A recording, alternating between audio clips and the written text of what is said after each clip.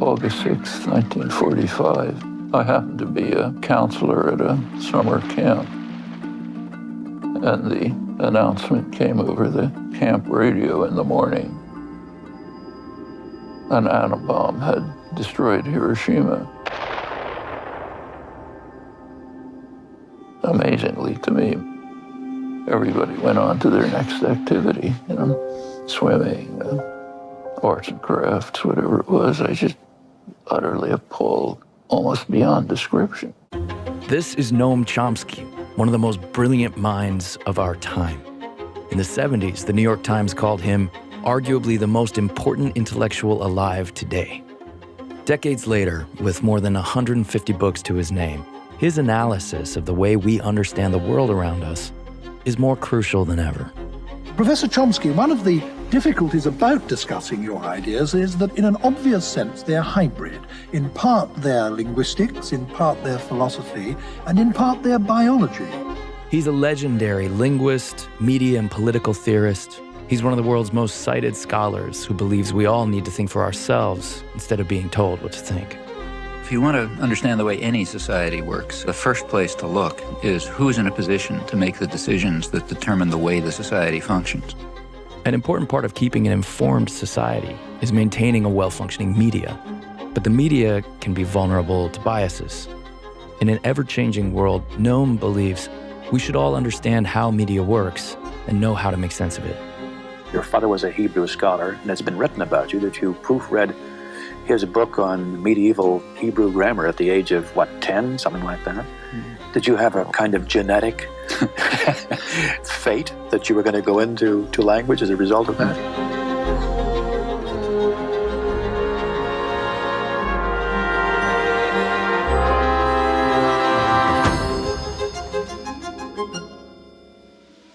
Human beings are a very recent species. Modern humans arrived on the planet a couple 100,000 years ago. That's nothing in evolutionary time. In this brief period, humans have changed the Earth enormously.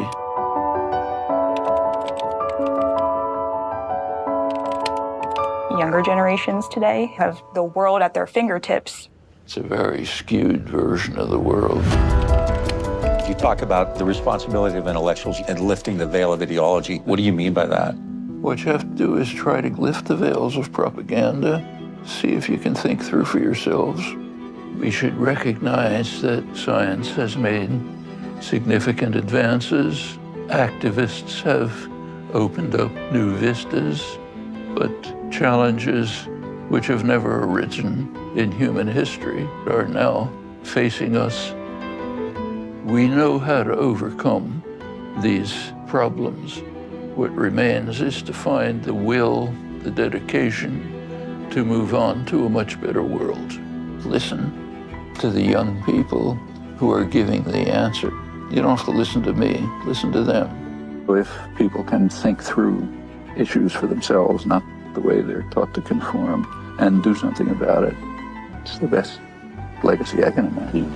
I would hope that these discussions inspire thought, curiosity, willingness to explore, be another step forward in human progress.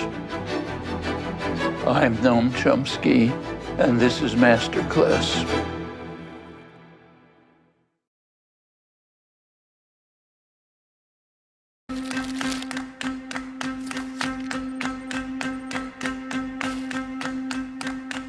My name is Jules Turpak. I am a young independent journalist who is navigating today's complex media landscape.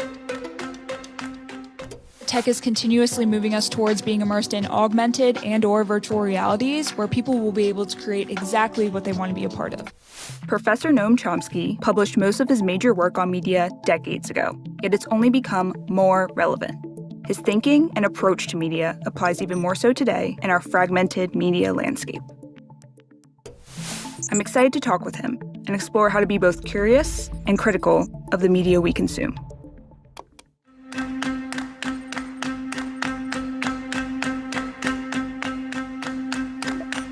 The tried TikTok for the first time last week. I'd love to hear about your experience. All I could see was a lot of teenage kids having fun dancing. In a world full of daily quotas and sensational headlines, specifically within social media, how do you assess what media is worth giving your attention to? First thing I do in the morning is read the New York Times or Washington Post. It used to be mostly news. Now it's more columns and opinion.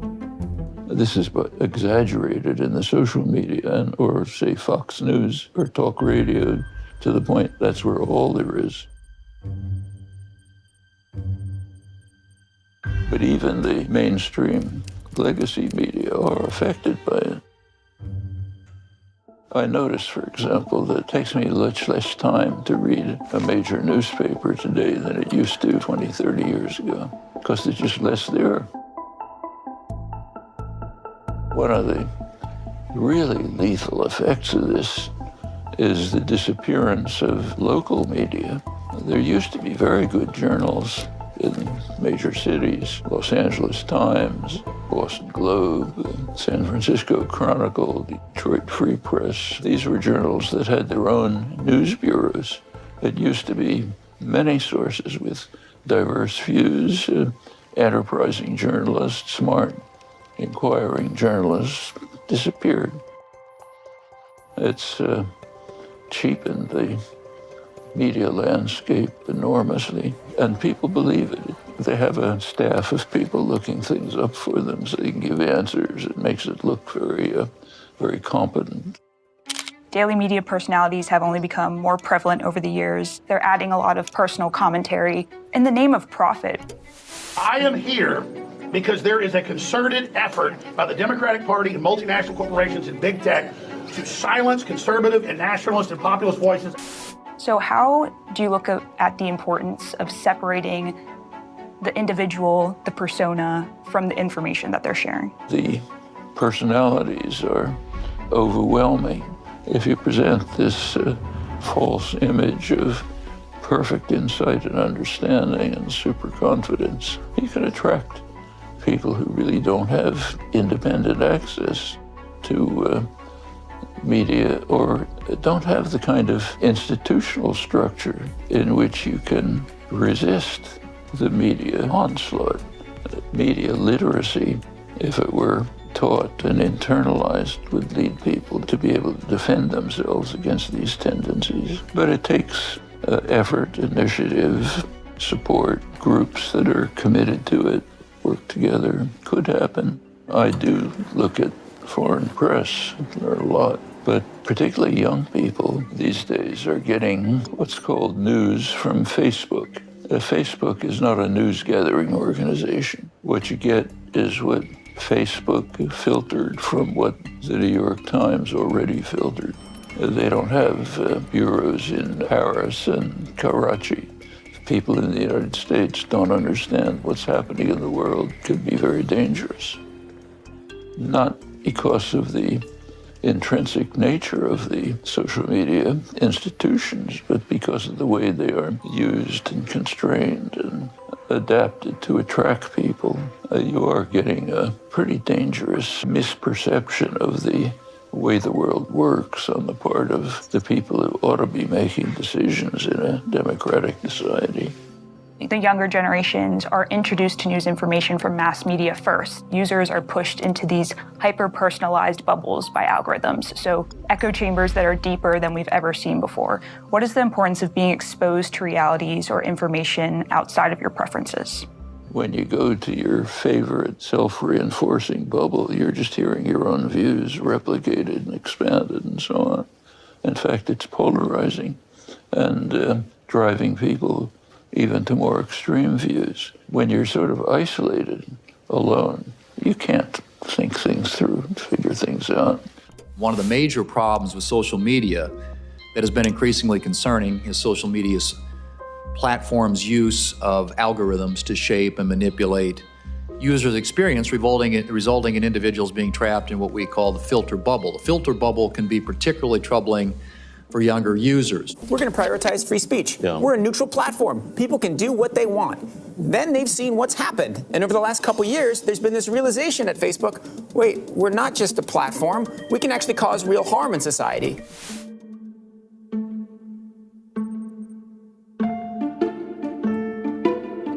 We have this device in our hands at all times, and people have gotten in the habit of recording strangers, which is legal, but now people are in the habit on platforms like TikTok, where there's a lot of virality at play, of also posting these videos that they recorded of strangers, and these strangers not being aware that they are online being seen by hundreds, thousands, maybe millions of people. What do you think about that the average citizen is also kind of inducing surveillance capitalism?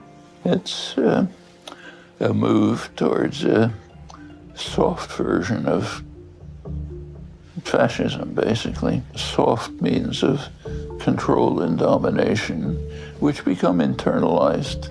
They just become your understanding of how things work. You don't question them. A little bit like having a job. You just internalize the idea that I've got to be a slave for most of my life. You don't question it. That's the goal of all power systems, whatever they may be. So, yes, those are things we're moving towards. They can be resisted, and should be. For example, I don't have an iPhone, but the iPhones could be constructed so that nobody has access to what's going on, just you. I'm sure that's technologically possible. Those who manufacture them don't want to do that. They want control and domination. But popular movements and forces could compel that to happen. In fact, they could develop their own, which don't have these properties. And the same across the board.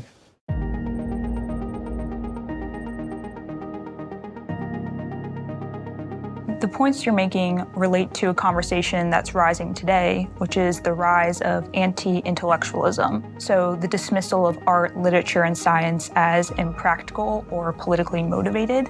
And hand in hand with that today, the internet has created this desire or almost expectation for super concise information that is instant. And when people go into more deeper elaboration of topics, some people feel like that's unnecessary or not a need. What do you think the harms are of these sound bites and short form media? Means you don't understand anything. You learn slogans. Nothing is that simple. Everything you look at, whether it's advanced science or what's happening in the world, is going to be embedded in complex, multi-factor situations. And you have to explore them to find out, to try to understand. If you just take a slogan, you'll be able to repeat something in an exam, but you won't know what you're talking about. It's having an effect on, which you can detect actually, on narrowing the conception of what's happening in the world to a very constricted framework and perspective. There's a kind of a confluence of things happening in modern society which are atomizing, separating, dumbing down, directing people into superficial things of life. In principle, the internet does give access to a very wide variety of information. It could be used as a way to educate and enlighten. And for some people it is. If you look at the whole internet output, you get everything. On the other hand, if you look at the consumers of the internet, they're getting a very small part. Uninformed people making irrational choices. It's a very interesting phrase if you think about it.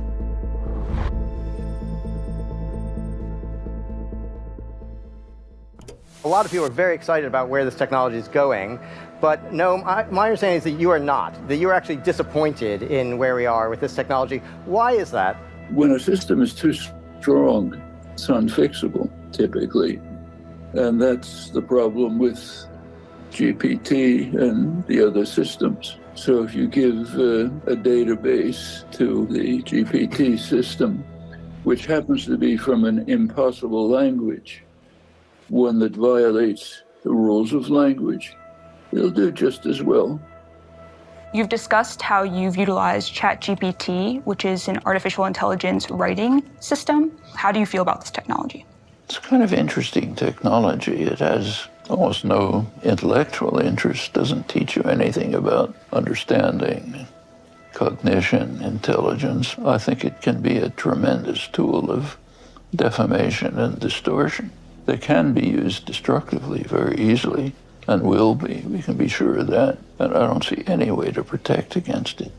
Social media users, especially on TikTok, have adopted something called algospeak, where they use secret words or phrases in posts to get around strict content moderation. So Panda Express stands for pandemic, or leg booty refers to the LGBTQ community. Users know what the code words mean, so they can talk about topics that otherwise would be moderated. What do you make of this type of self-censorship, and how do you think that users should critique this use of power by platforms? Sometimes it's actually comical. It's used by power systems all the time. One of the proposals of the right wing in the political system is to stop talking about employers. They're not employers, they're job creators. You go to Walmart's and you want to know how to find something on the stacks. You talk to a person. It's not an employee, it's an associate. You talk to associates, and the job creators are sitting in the background somehow. Another way of saying it is you're talking to a worker, an employee, a wage slave, and the boss is in the back, but you don't use that terminology. And the same thing is being used, as you say, by young people trying to get around the censorship of the algorithms. So yes, sometimes these techniques are used for domination and control. Sometimes they're used for liberation. And it's a shame that you have to use them. So you find all kinds of ways of cloaking reality to support power or to avoid power. These are techniques that are used to oppress and to defend oneself. We should understand all of it, all a way of either imposing control or evading control. Professor Chomsky, thank you so much for your time and wisdom. Thank you. Pleasure to be with you. Hi, I'm Bob Bazanko, a professor and scholar of United States history. This year, I was fortunate to meet with someone I've admired for years, Professor Noam Chomsky. He's been working on issues of propaganda, mass media, and corporate control of media for well over a half-century now. He's unrivaled in his authority and expertise. Ownership of the world economy, is now a dramatic index of a country's power. Now we're in a new landscape that's clearly changed the way we receive information and the way information is used for political reasons.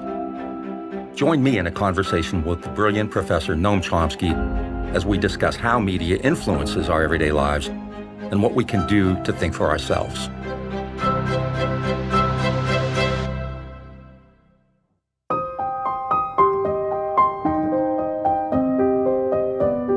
In the United States, there is this massive effort to try to control and manipulate behavior and understanding. And it works to some extent. That's why you have people believing state propaganda, highly manipulative approach that works in all societies. A project of intellectual self-defense would be very valuable from elementary school on. These are the kinds of things that children should be learning about right away, how these effects operate, how to defend yourself against them.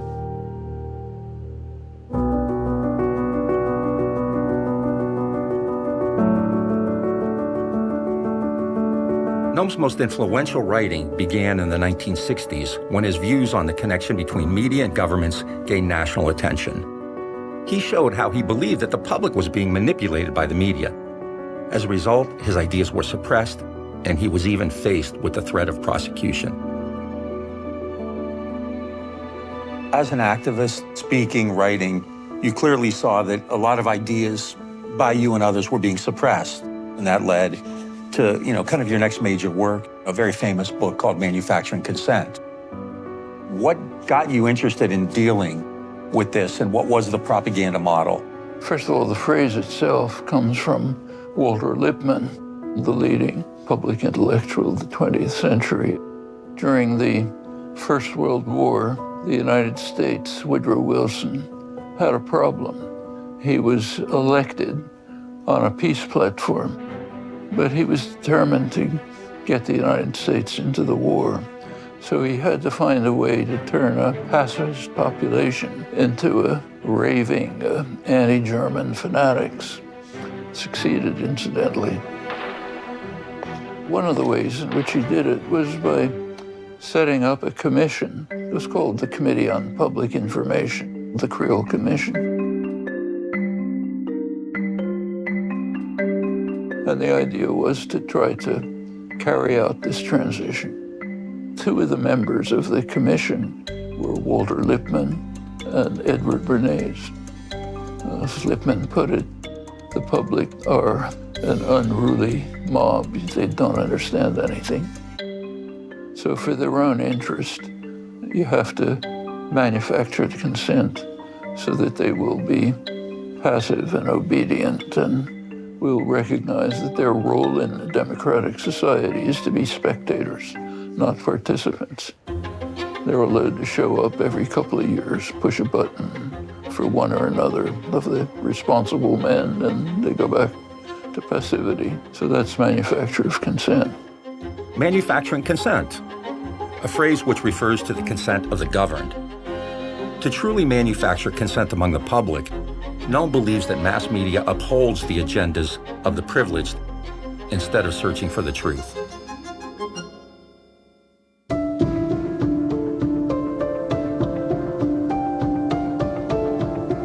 One of the most important contributions in manufacturing consent that you and Ed came up with is this idea of the 5 filters that you use to analyze media. And we might not even be aware of them, yet they shape how we receive information.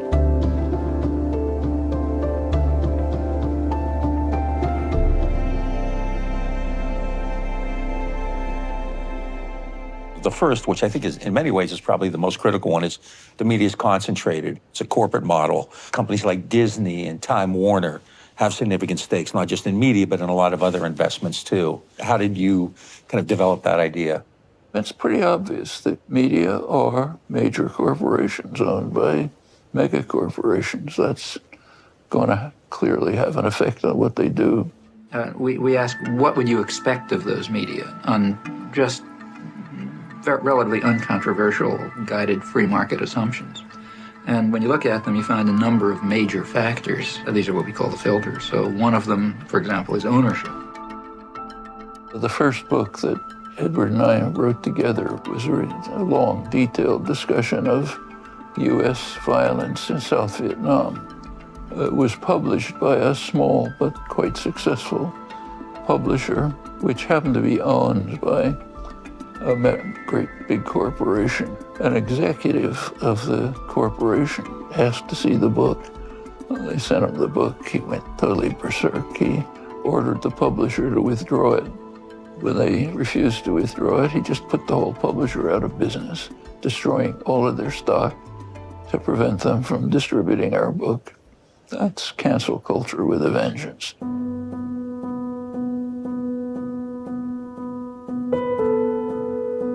If you go back to the 19th century, to the 18th century even, there was a very wide proliferation of media. In fact, the founding fathers thought that the media ought to be subsidized. That's what the post office is for. Almost all of its business was distributing media at very low cost because they were trying to have a wide variety of independent media. By the late 19th century, the media moved to an advertising model. Their funding is not the subscribers. The funding is advertisers. So what we have in the first place is major corporations, which are parts of even bigger conglomerates. They have a product which they sell to a market. The market is advertisers, that is other businesses. What keeps the media functioning is not the audience. They sell a product, people, to other corporations. They're closely tied to government. So they have a lot of influences which shape the expected framework of how the media will present things.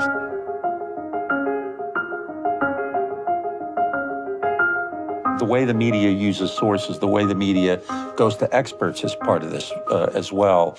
And I think, to me, the example that keeps coming up would be in the run-up to the Second Gulf War in the early 2000s, when everybody just accepted, without really questioning, the presence of WMDs. For more than a decade, the United States and other nations have pursued patient and honorable efforts to disarm the Iraqi regime without war. We have sent hundreds of weapons inspectors to oversee the disarmament of Iraq. Our good faith has not been returned. The media fell for it completely. They just repeated the propaganda. And there was a big effect, you could see it. So the war was overwhelmingly opposed around the world. Virtually nobody supported it, except in the United States. It's just reflexive to repeat what power systems say.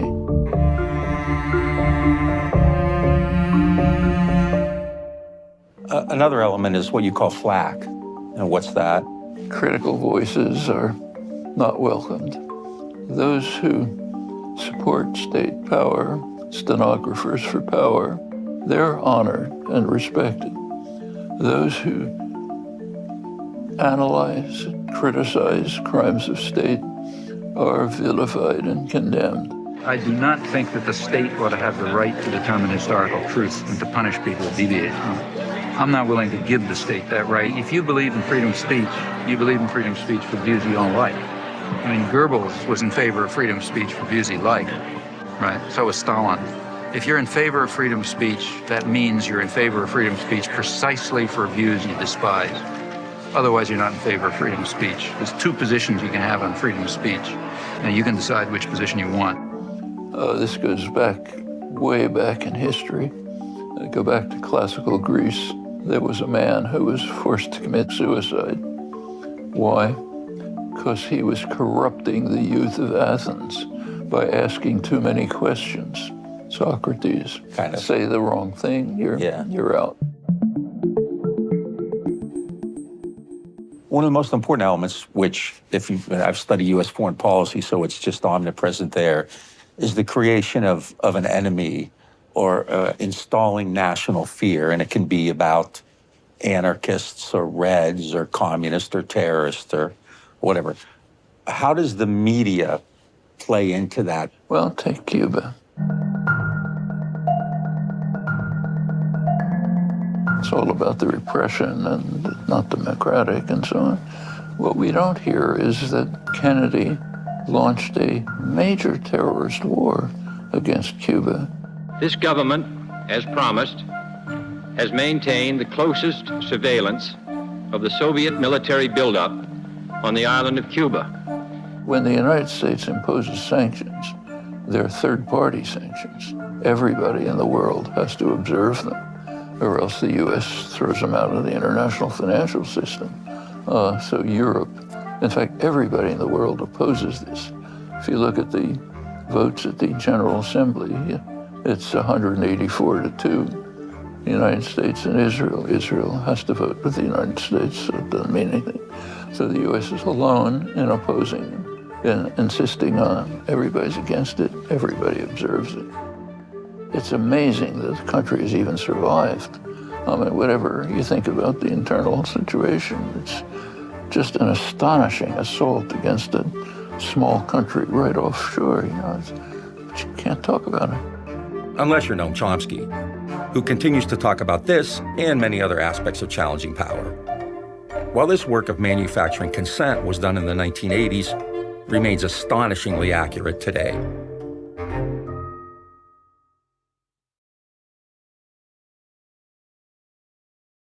You don't have to talk truth to power. You don't have to tell the CEO of ExxonMobil that use of fossil fuels is going to destroy humans. He's done that for 40 years. You have to talk to the powerless. And you don't talk truth to them.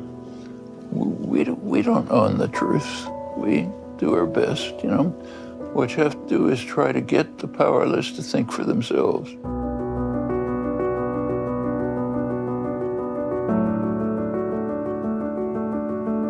Noam Chomsky's work had been academic. Then he got into the streets and into people's living rooms. all in his lifelong search for the truth, which, by his own admission, is not absolute. With the Vietnam War, Noam once again took a very different position from the status quo.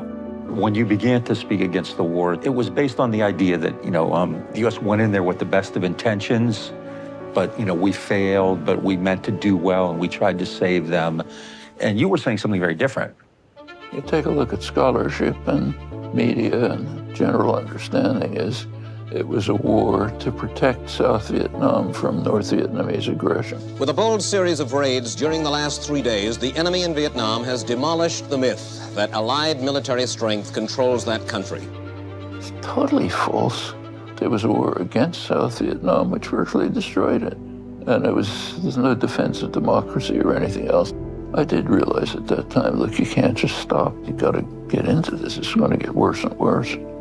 So I started trying to give talks, literally in somebody's living room, or maybe in a church with a couple of people. You couldn't break through the propaganda in the media. You could see it changing over the years. I think it's largely an effect of the activism of the 1960s and its aftermath. There's been enormous changes since the 60s. It didn't come by magic. A large part of the country has just changed, as it has on women's rights, civil rights, came by a lot of popular activism in the streets and organizing. Students, young people were in the forefront.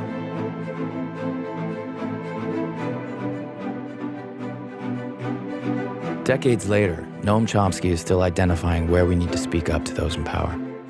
What do you consider to be the common goal or goals that people should rally around this decade?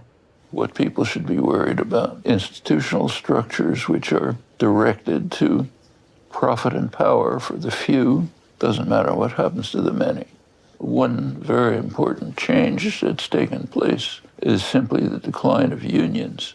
When you're in a group of interacting people who have common interests and concerns, you can develop opinions. When you're sort of isolated, you can't think things through, figure things out. Noam's focus on the many instead of the few brings us to one of the most urgent and collective problems we've ever faced. And right now it's leading to the point where organized human life on Earth is severely endangered. It may sound crazy, but take a look at this. The Environmental Protection Agency says at least 36 states are projected water shortage states in the next 5 years. We keep extracting this oil, we're going to push the climate well beyond safe levels of temperature increases. Those communities who are the poorest, those communities who are Black, Indigenous, are often hit most harshly around the climate crisis. Climate scientists who've been warning by the end of this century that the Eastern Mediterranean is heating more rapidly than the rest of the world. Temperatures will have risen 5 degrees Celsius. Sea levels will have risen at 2 to 2.5 meters, 10 feet roughly. What happens when sea levels rise 10 feet? All the settled areas are inundated. When you think of these colossal issues for humanity, the average person may feel, again, that these issues are larger than life. They may feel hopeless and powerless. But you instead seem to be motivated to tackle these issues rather than discouraged. We actually, for every serious problem we face, there are feasible answers. They have to be implemented. Now, that's the challenge for today. We're racing to disaster when we know how to avoid it.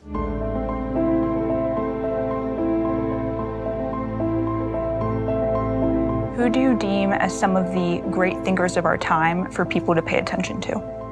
My friend Howard Zinn, late Howard Zinn, one of his most impressive comments, I think, was about the countless unknown people whose actions lay the basis for which great events later happen. Those are the people we should be honoring and respecting. I've seen them all over the world.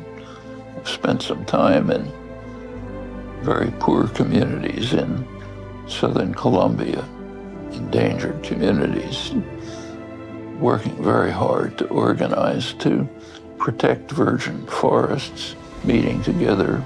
That's impressive. There's a lot of that around the world. And that's what we should be respecting and honoring. Grab the opportunities that there are. We can save ourselves, make a better world. Ask the people who are doing it, young people. Plenty of young people are conscious. The ones who are out in the streets demonstrating are young people. Sunrise Movement in the United States, global student strike, those are all young people. When Greta Thunberg stands up at Davos, the meeting of the rich and powerful, and says, "You have betrayed us," she's absolutely right. These people are going to go as far as they possibly can. As long as they can get away with it, they will continue to invest in fossil fuels. They will continue to throw people under the bus for their own gain. Our generation has betrayed them. We're saying, we just want to get rich. We don't care what happens. You can suffer. They can be overcome. We know what has to be done. Going back to truth with power, we don't know the truth. We can do our best to find it, but it's going to have to be worked out by people in their own activist struggles.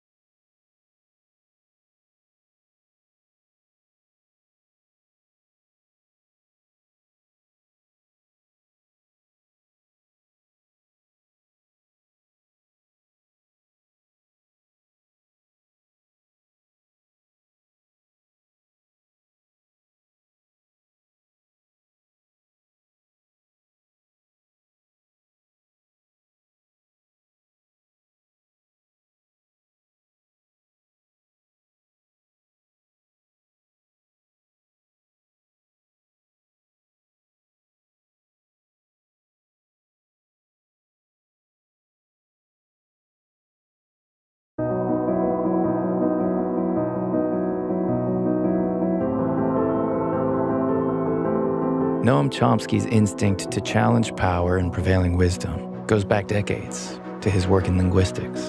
Dr. Chomsky, if we do, in fact, by pursuing or expanding upon your studies, learn more about man's intelligence and how it functions, will that contribute to a better life?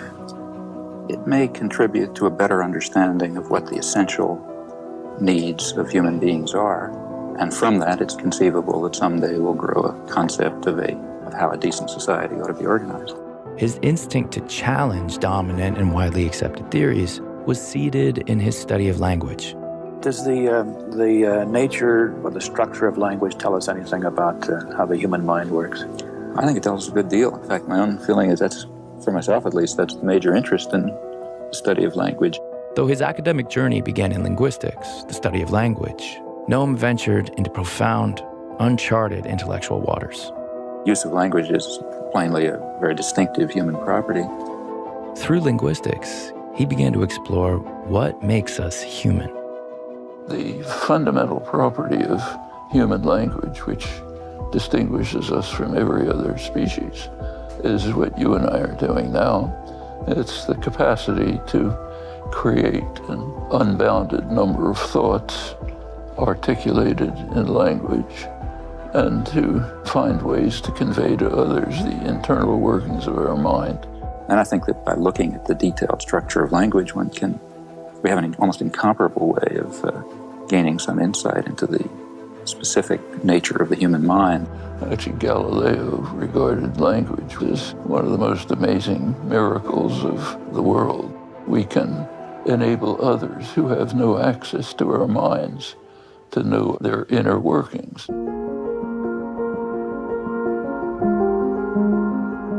I've spoken to people who said linguistics can be defined as before and after Chomsky. Your work in linguistics obviously challenged the status quo, which would become a theme going forward. When you began studying linguistics, the prevailing thought in the field was based on behaviorism, best associated with B.F. Skinner. This is Dr. B.F. Skinner, professor of psychology at Harvard. His area of particular interest is behavior. What was Skinner's idea? Language is, as he put it, a matter of habit and training.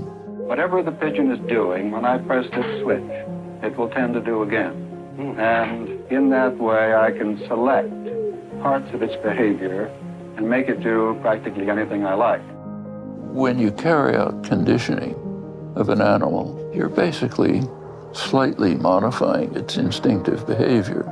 We designed a little piece of apparatus in which two pigeons could play ping pong. If it goes past one pigeon, the other pigeon can eat, and if it goes the other way, the other pigeon eats. So you can get pigeons to peck at balls and make it look like ping pong, but that's because pigeons peck. It's basically telling you nothing about the animal's behavior or certainly human behavior. So your point was that language is innate, it's organic, right? It has to be innate. Well, first of all, it's worth mentioning that most overwhelmingly people learn language without training. I mean, if you simply immerse a child in a situation in which language is spoken, he acquires this system. Skinner's lectures, they were considered the answer to the nature of human behavior and human language. A couple of us were skeptics. There was myself, Morris Halley, and Eric Linneberg. Out of that came the critical review of Skinnerian behaviorism. When you came out with this idea that language is organic and innate, what was the response from the behaviorists? Incomprehension. Your rather revolutionary theory, it caused a considerable furor. In fact, up till today, there are all kinds of efforts to try to show that somehow it's acquired. That has to be built in. If it's not there, you can't learn it. That's just a point of logic. It's like knowing that the numbers go on forever. You either have that capacity or you don't. There's no way to learn it by learning that the numbers get bigger and bigger. You can go on to 83, but you're exactly where you were when you were at 1. Noam Chomsky wasn't just ahead of the curve, he bent the curve with his thinking and his theories. You need an innate ability to generate more and more things without limit. But it's still being debated today whether the capacity for infinite generation could be acquired or innate. It's not a question. So it's not over. The struggle goes on like a lot of other struggles. No surprise that Noam is drawn to issues that don't have a tidy conclusion, and instead require us to think for ourselves.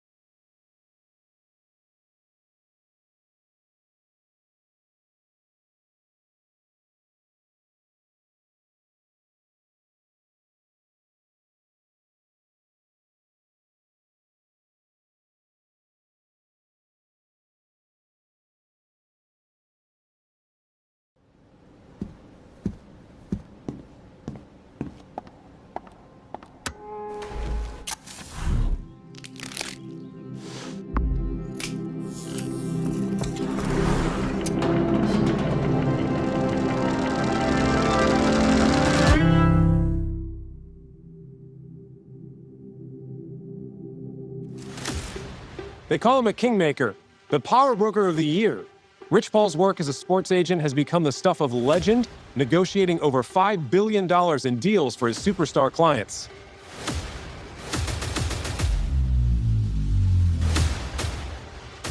You don't have to be a sports agent to be a great negotiator.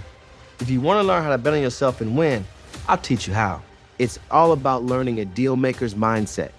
Buying a house, getting a car, asking for a raise or a salary bump, every one of these is a negotiation. And I'm about to give you my entire playbook.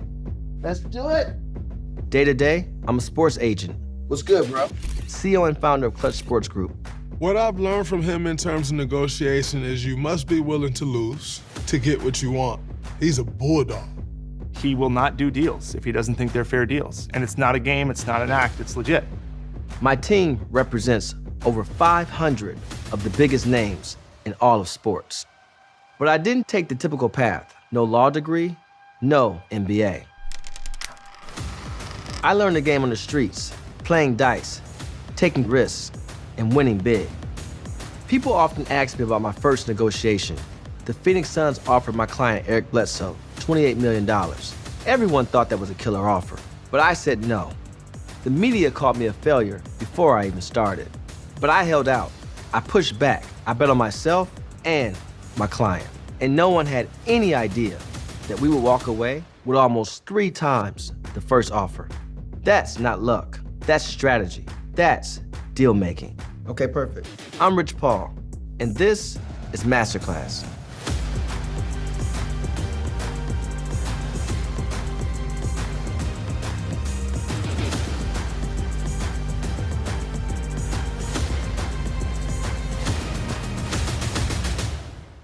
Think of me as your agent for this class. What I give to my clients, I'm now giving to you. Whether it's a raise, a deal, or a major life decision, my playbook will give you the tactics to walk away with more money, leverage, and power. In this class, I'm breaking down 9 game-changing lessons to help you close better deals in business and in life. My Dealmaker's Mindset will teach you how to build trust, spot opportunities, and negotiate with confidence. First, we'll start with preparation. Then, we'll go through the art of making an offer with anchoring. Next, I'll take you through the foundations of deal making. I'll also demonstrate how to set the benchmark and know your worth. You'll learn how to read people to win the deal. And then we'll get into how to assess your strengths and star in your role. You'll learn how to always control the narrative while pushing the deal in your favor. And then I'll get into mastering influence and tactics with hidden plays. And finally, I'll show you how to close the deal and win. And at the end of some lessons, I'll drop quick AI tips to help you prep for negotiations. From research to deal-making scenarios, these tools can give you an edge. I never publicized my strategies before, and you're definitely not going to see this on the news. It's nowhere else but here.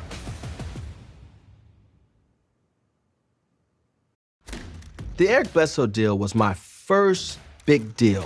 It was the beginning of my career on my own. The pressure was on. The good thing for me is I was built for the pressure. The first offer to Eric Bledsoe was 4 years, $28 million. I knew Bledsoe deserved more, and we had leverage. The Suns needed a point guard and had money to spend. I used these key moves to nearly triple the first offer. So the first thing I do is you want to build trust. The second thing is you want to survey the landscape. And last, but definitely not least, the third thing is you want to lead with value. We'll get into all of these tactics, but let me take you guys back. Eric Bledsoe played basically a half-a-year basketball at the University of Kentucky. He was the last recruit to sign on to what would be the #1 recruiting class in the country, but no one really knew his name, and no one really knew his game. Everyone in the league, because of his short resume, felt like this was a fair deal. But as you know, there's not much fair in business. For me, I felt like it was a lowball. I didn't even flinch when advising Eric to reject this deal. I had the ultimate trust in him. He had the ultimate trust in me. When you talk about currency, you have to equate trust with currency. Having trust is the ultimate pass. Trust keeps deals together and builds a reputation that opens doors down the line. We had so much trust that one would think this is not client. This is more so like brother. How do we get here? I cared about everything from how his apartment looked, to the furniture he bought, to how he was treated on teams, to how injuries was treated. It was a constant communication amongst us because in these moments, touch points are so important. With Eric Bledsoe, my currency of trust was so high in his bank that he trusted me on his first ever contract. Turning down a $28 million deal was a bold risk for a first-round pick, when the going rate for a point guard was about 10 to 15 million at the time. In our business, there's always going to be the public optics of it all. And in this case, There was a lot of negativity around Eric, myself, the deal. I was crazy. I was over my head. It was all these things. Eric was making the biggest mistake of his life, the biggest mistake of his career. He's not as good as some other point guards that may have been all-stars and got paid the same money. These were all things coming out in the media. Everyone was doubting him and doubting us. With that being said, that's how you like it. That's where you want to be. That's where I'm most comfortable at. You got to have blinders on when you're negotiating deals. Can't be distracted. It's like a lion, you know, when the flies are just like kind of flying, it's just have that still, that stare locked in. That's what you have to do. And what I learned going into this negotiation was stick to your principles. We kept our blinders on and all we saw was that finish line.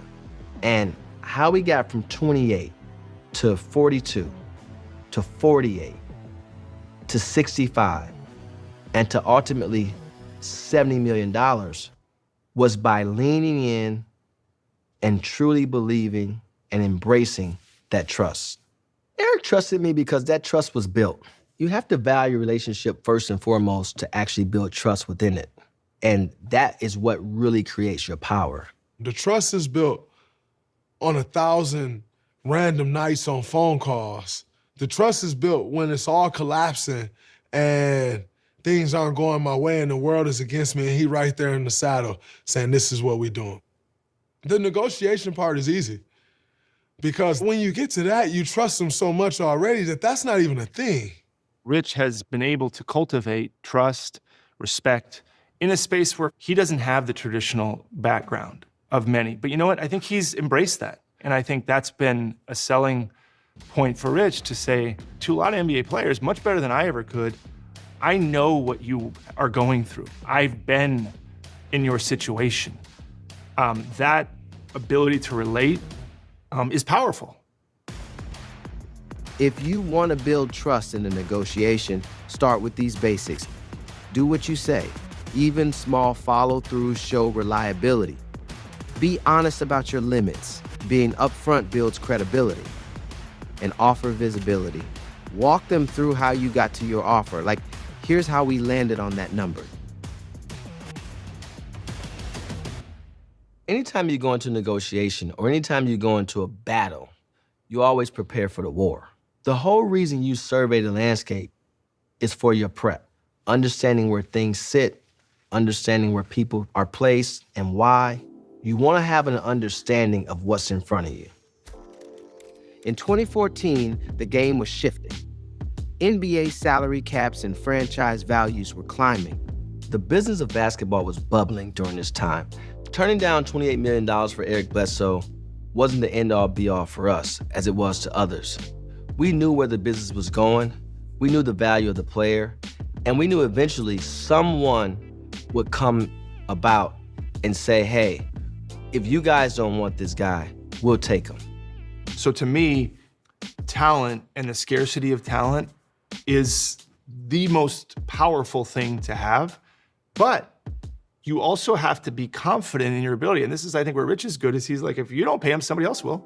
When surveying the landscape of any negotiation, when you get in that room, you have to identify the decision makers within the room. You also have to know a little bit of what they actually want to hear. Why are you here? And when we talk about a room, let's give some context. The room could be anywhere. The room is wherever your feet are. That could be in a car, that could be in a boardroom, that could be on a train. If you're in the room together, identify who in that room actually has the ink in their pen. And in most cases, you should know them, but you can also think someone is making the decision and they're actually not. So when you're walking into those rooms, it's important to be aware. It's important to survey the landscape. Ask these questions to survey your landscape. Who's really calling the shots? What do they want, or what are they afraid to lose? And understand the timing and what's happening in the market.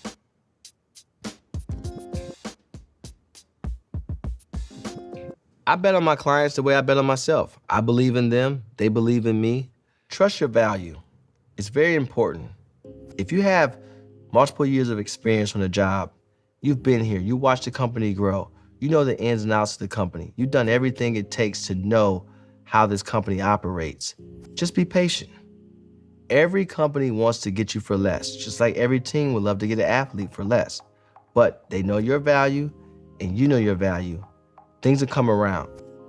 The thing that was in our favor that we noticed was, regardless of how long we went, Phoenix still called back. Sometimes they initiated the call. So we knew the value. I mean, he was closing games. He was playing on both ends of the floor. He was a great teammate. The teammates loved him. He was exciting. Don't get caught up into the market because that allows you to disconnect from what the true value is. The market is one thing, but the value to this team is something different. Now, in some cases, the market and the value aligns. But in other cases, your value for this specific team could exceed the market value. Exceeding market value means you bring more than just stats. You lift the team, inspire morale, and add impact beyond your role, whether you are an athlete or an employee. Words don't mean much. You'll learn this as you continue on in life.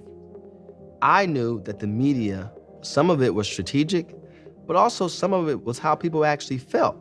They didn't value Eric Bledsoe as a 5-year, $70 million player, and that's okay. You are worth what you negotiate. Always give value before the ask. Show your worth before you say it. Know the team and prove you fit. Lead with impact. Bledsoe made plays that spoke louder than words. So should you. Own your power. Don't chase the market. So when Rich talks about value, he leads off with, this person, your team doesn't function nearly as well without this person. Hey, without this person, it's gonna be hard for you guys. He leads with value, I think, from the perspective of, why would you not pay this person? Look how important they are. Can we agree on their value to your team first before we talk about money? Then you can move into the other part. But you start with money, it's kind of like, whoa, it's like skipping a step. It's like going straight to dessert, or that's why people have appetizers instead of just going straight to the entree. You lead into it, and I think value is a good lead into it. Remember, trust is currency, so use clear and open communication to build it. And be sure to survey the landscape by understanding the players, market, and timing to win the deal. And finally, lead with value by knowing what you bring to the table.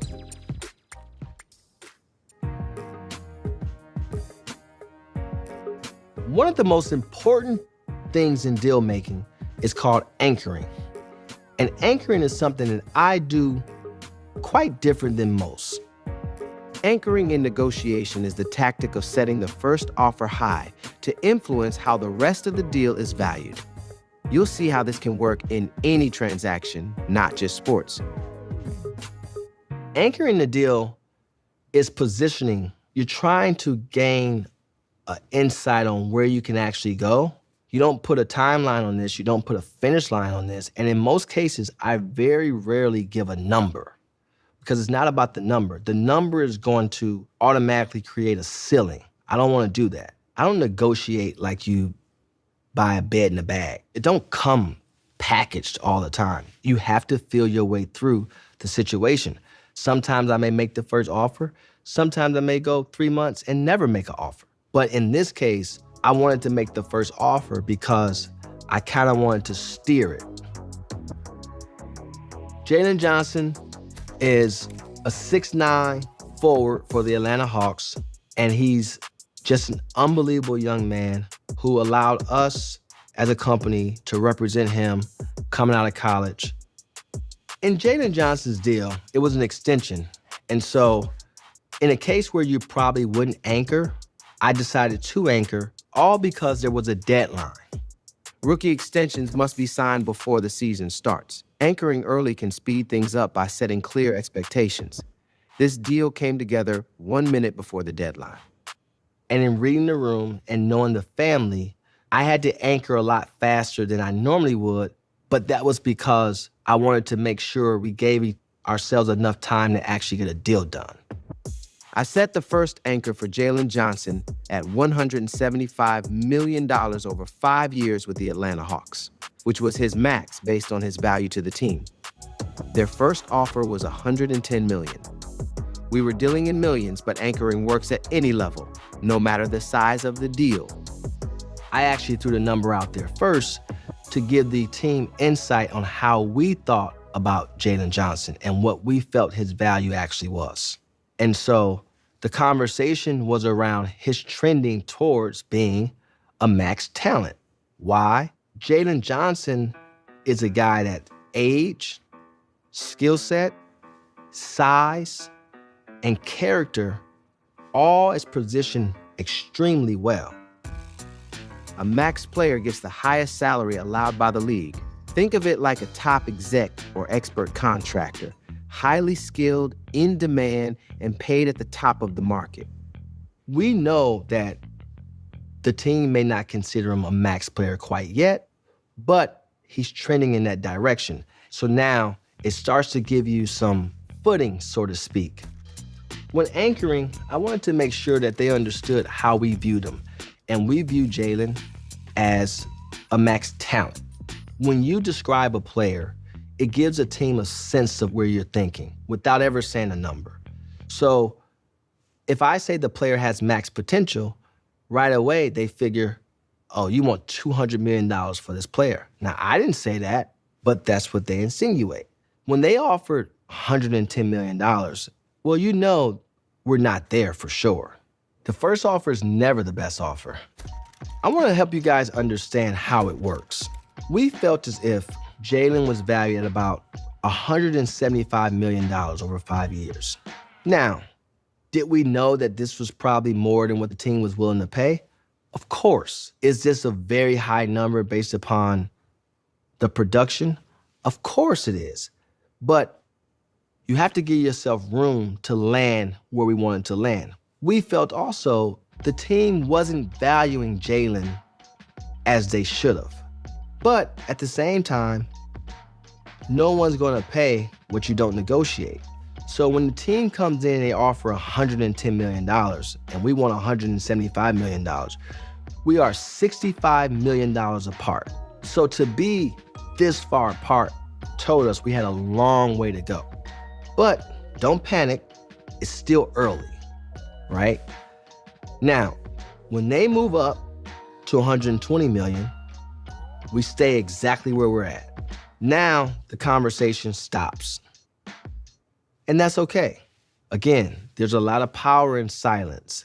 Just because you're not communicating doesn't mean the deal isn't moving. Numbers are numbers.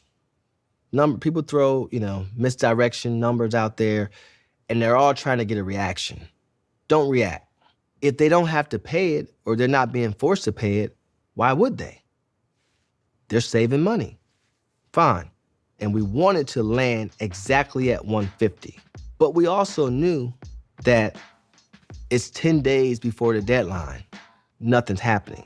The team, if they can get you to sign this deal prior to the deadline, they will do that. They're betting on the anxiousness of who? The player.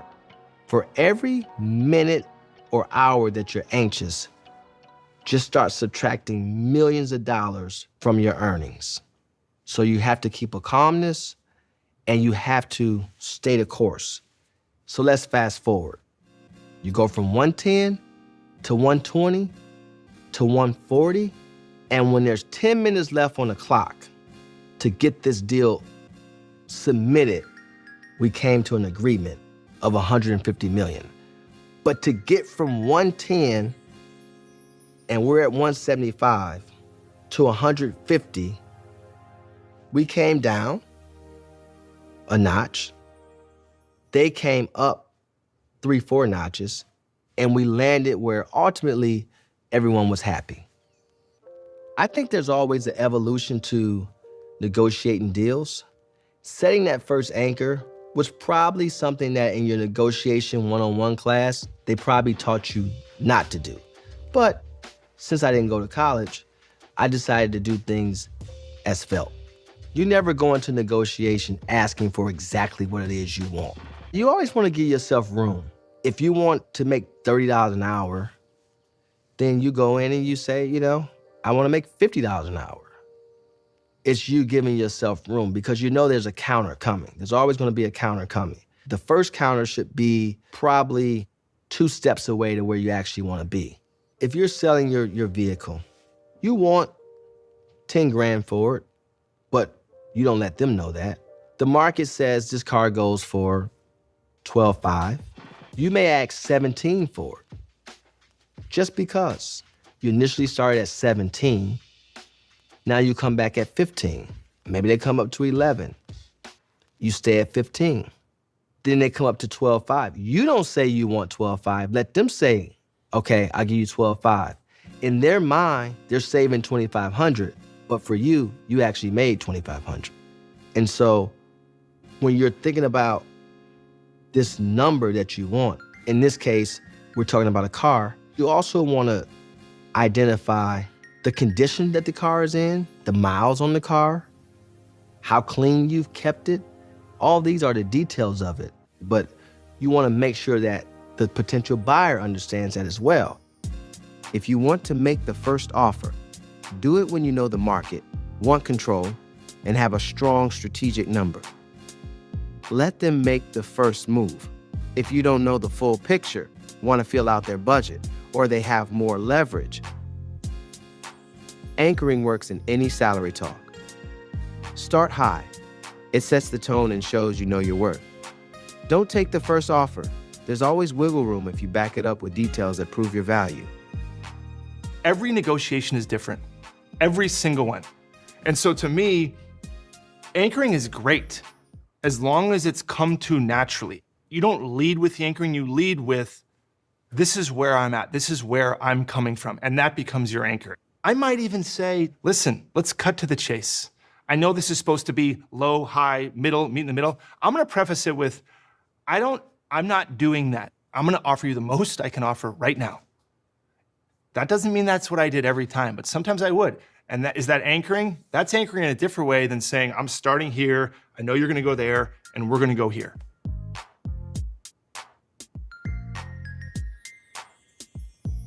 There's something you really need to focus on, and that's knowing your worth. In the real world, what that equates to is just really valuing your positioning, even in a corporate setting. If you're going into a job interview, 1, be you, be authentic. 2, yes, my resume says X, but also in your dialogue, in your communication, go into some visuals that you can paint to help the person in front of you understand just your range of doing so, because sometimes your resume caps you. Don't be so caught up into what the paperwork actually says. Yes, my resume says X, but I also have the ability and the capability of doing Y. You 1,000% have to tell yourself and believe what your value is, because all the time, most times everyone won't see it. Unless you're Steph Curry, LeBron James, people won't always see your value. And so you have to be okay and comfortable in your own skin with what your value is. You have to know what it is that makes you special in order to lean all the way into that, right? Like, oh, this thing right here adds the most value for me. The most important evaluator of my value is me. And you should always understand that. Number one, in order to tell yourself about your own value and what your value is, you have to put the work in. Because if you don't put the work in and you're gonna tell yourself you're of some value, you're lying to yourself.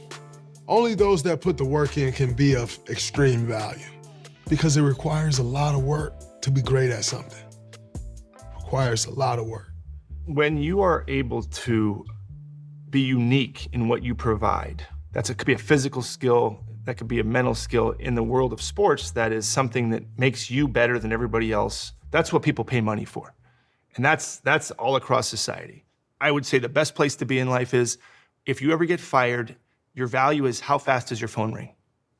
That's your value. That's just simple. That shows you how meaningful you are in your space. When you're evaluating yourself, everyone looks at your salary. Everyone wants to know how much someone else is making. Today, more than ever, people share their salaries. There's a lot more information out there. That information is important to you. But you also got to evaluate the fact that I may be underpaid.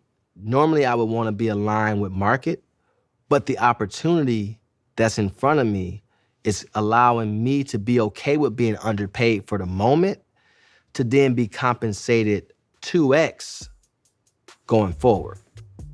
To know your value in negotiations, you should research market value and anchor high. Highlight what sets you apart and track your salary versus industry trends using AI. Knowing your worth gives you leverage. You can use AI to check the market, learn the other side, and prepping for smart moves.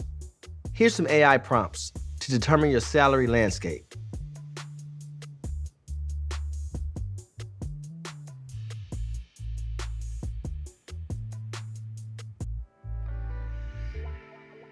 The Phoenix Suns made the first offer for Eric Bledsoe. Their first offer was 4 years, $28 million.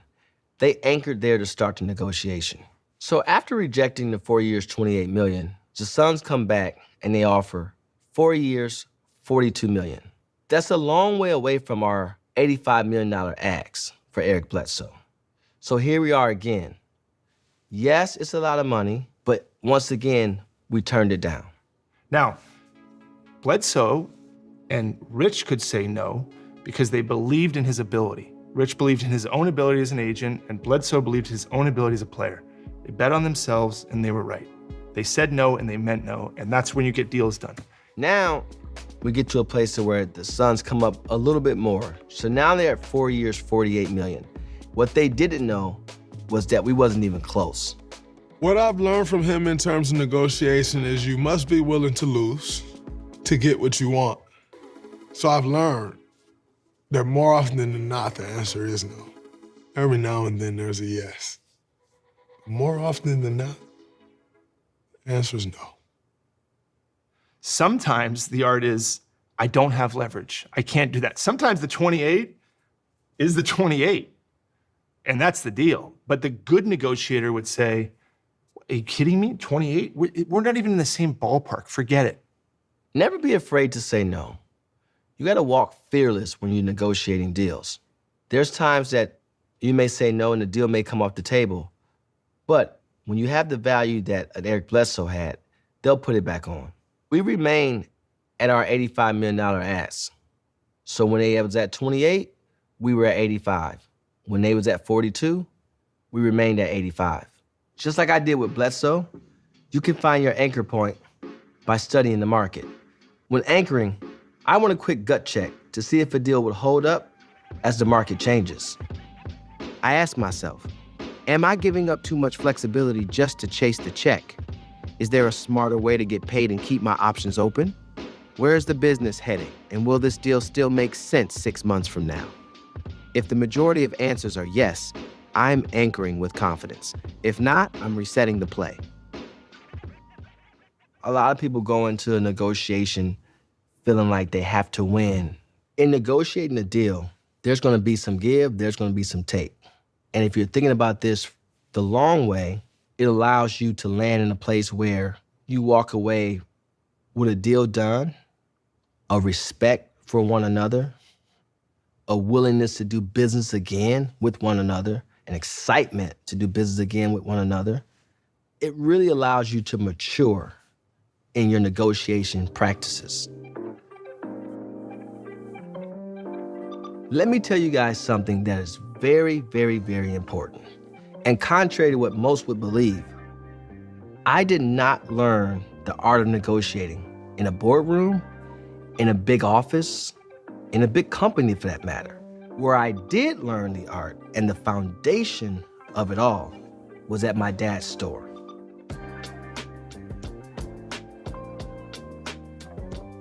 Growing up in Cleveland, Ohio, it was tough, especially in my neighborhood of Glenville on the east side of Cleveland. Violence was high, poverty was high, unemployment was high. You didn't know what you didn't know, though, and so because of that, you started to pick up on things. Sometimes it's so important to do more by doing less and really being observant in your space. As consumers came into the store, you wanted to make sure that they were able to buy as much as they could with what they had. I started to really understand that, hey, if someone's coming in the store with $10, how do I maximize their spend? By knowing the customer, knowing the product, what you have available. You start to learn their habits, Some like Coke, some like Pepsi. In any negotiation, remember, you have to pay attention to detail. Oftentimes, people come to a store, you see people get in line at a restaurant, they wait till they get in line to decide what to buy. Identifying that person, you have to help them. Let's now lead them. You like this? Okay, let's try this as well. Oh, don't forget about this. Kids coming to school every morning. If they bought a bag of Funyuns, well, they definitely gonna need a peppermint after that. That's called cross-selling, where you offer the customer another item that goes well with what they're already buying, like selling you an armchair to match your new sofa. Upselling is suggesting a better version, like making your coffee a large for 50 cents more. Either way, it helps the sale, and ideally, everybody wins. When you talk about reading people, the first step to reading someone is acknowledgement. Just acknowledging that they're there, number one. And there's nothing to gain. Today, there's absolutely nothing to gain, but this is all a part of building that rapport, building that trust. So a deal may not come for a year or so, maybe it's even 2 years. But imagine the equity you have once you get to the place of now we have to do a deal, and you've built up that bank of authenticity and being genuine and communicating and acknowledging. It makes the negotiation move a lot faster, probably move a lot smoother. Working at my dad's store taught me to read people fast. You could feel what they wanted the second they walked in. I think reading the room is one of the most important skills someone could have. Growing up the way he grew up, everything is constantly changing. The scene is constantly changing, the characters are constantly changing. You have to be able to read it. 'Cause if not, you get blindsided fast. He's taken all of those qualities from the life he once lived, brought them to this business side. When I was young, my dad always taught me the importance of appearance. He taught me how you just never knew what the day brought, so you always needed to be prepared. Everything matters. How you look, how you speak, how you conduct yourself.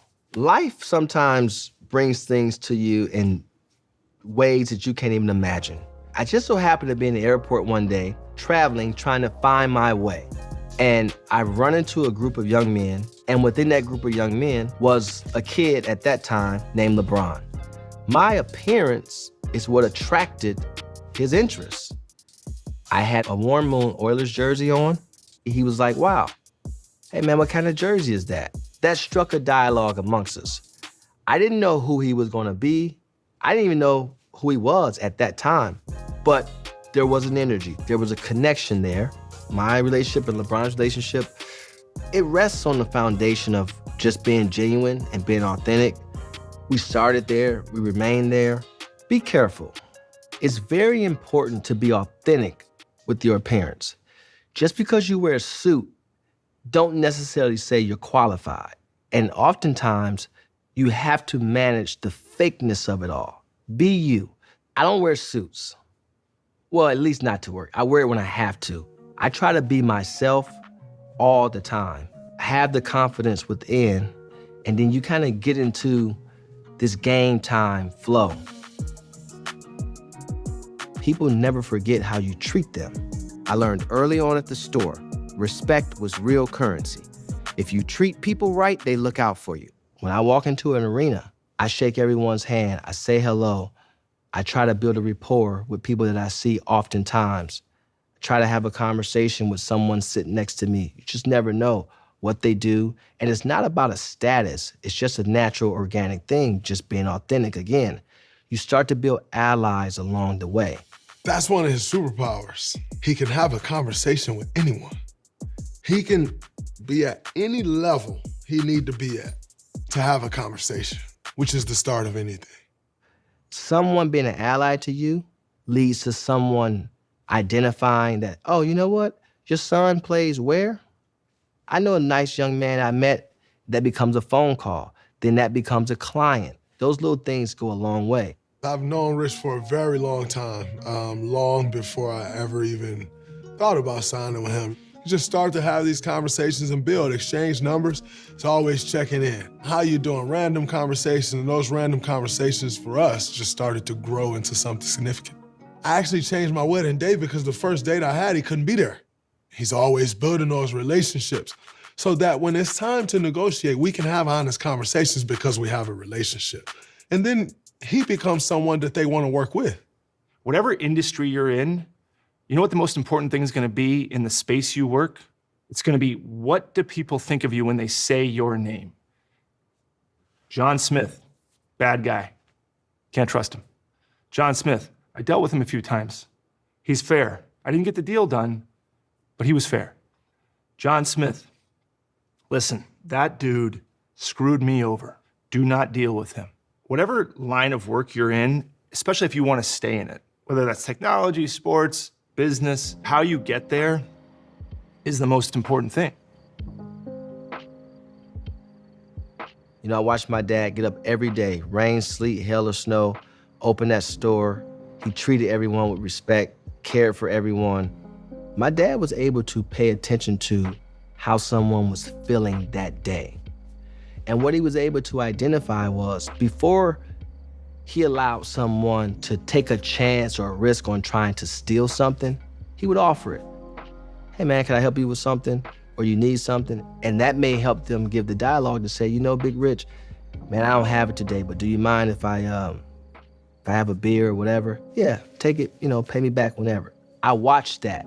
Today, it's the same thing. I understand players not gonna have it every night. They're human. They're not gonna make every pass the right way. They're not gonna make every shot, but there's a way to lead up to that conversation. Is everything okay? Is there anything I can do for you?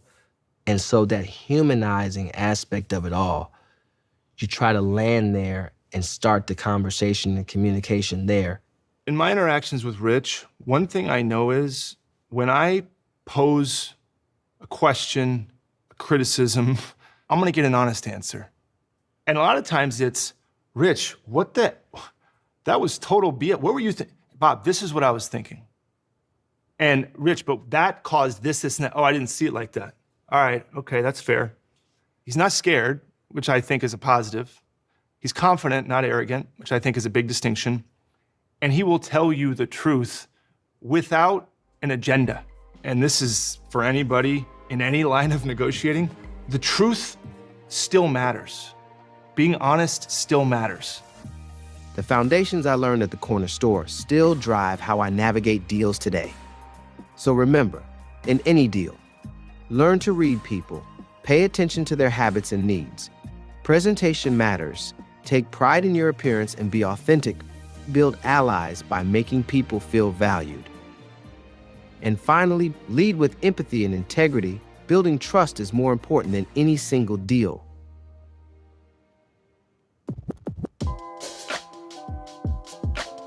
In this lesson, you're going to learn about player empowerment and how that translates to everyday life.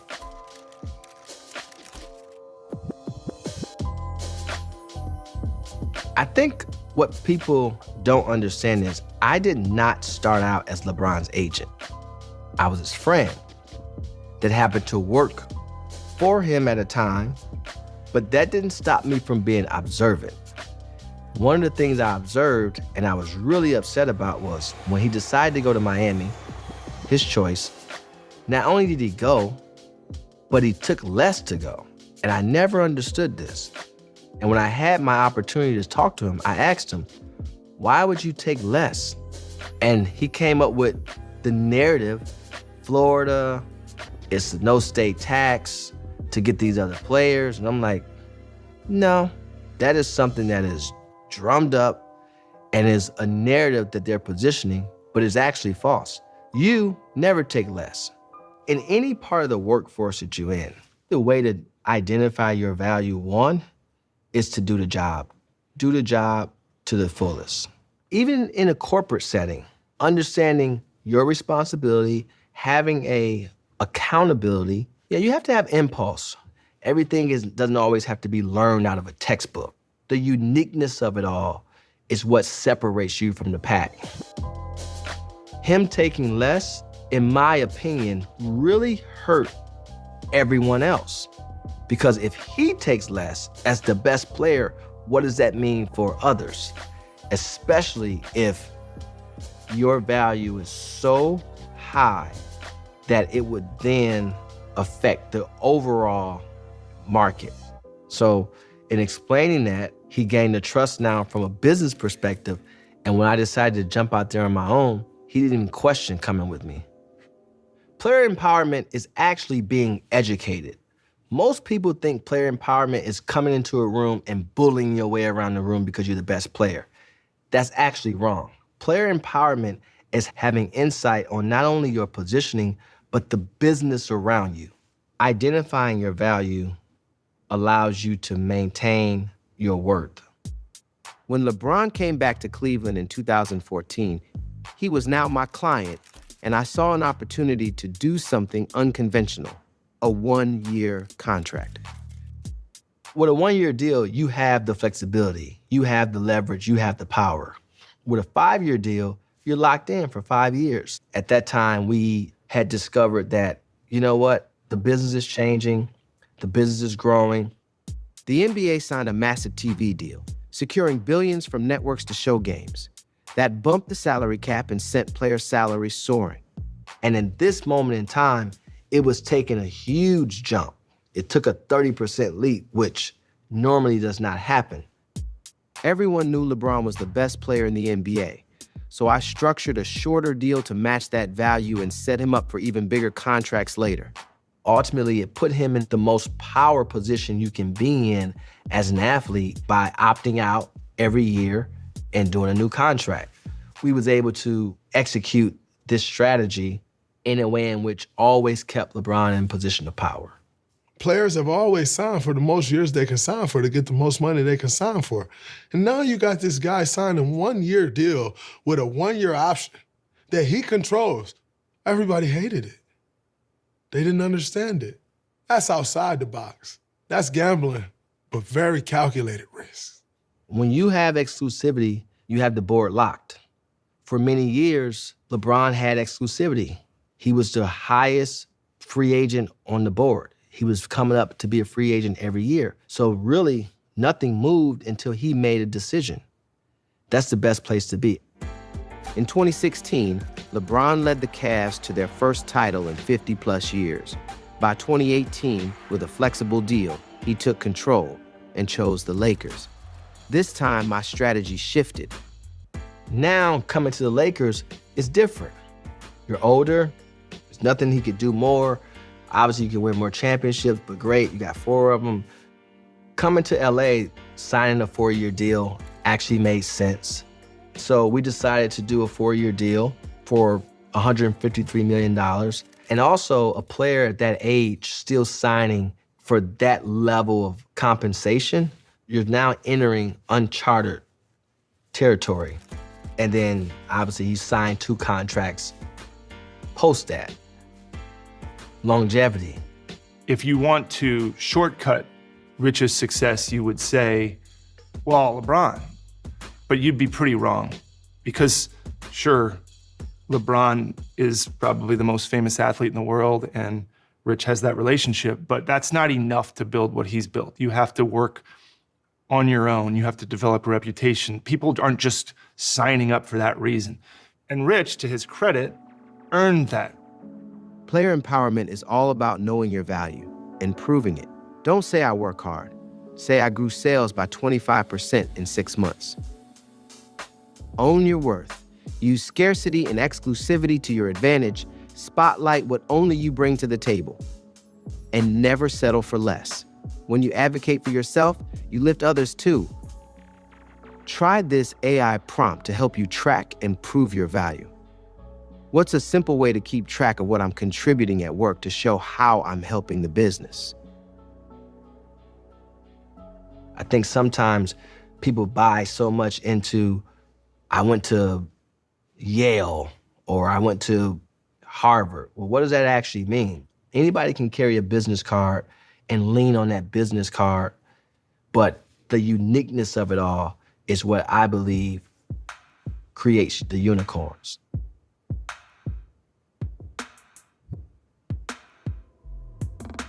Being aware is something that is a necessity. I don't care in business, I don't care if it's in life. I always tell my daughter this, you have to be aware. In this lesson, I'm going to teach you how to be aware in verbal and nonverbal situations. Awareness is something that allows you to really gain insight without ever saying a word. It could be something as simple as an anxiousness, a stress, an overhearing of a conversation. Reading people gives you insight. That insight will allow you to strategize in a way that ultimately become your game. Back to the Jalen Johnson deal we were on earlier. Fresh out of college, Jalen Johnson was negotiating his first NBA deal.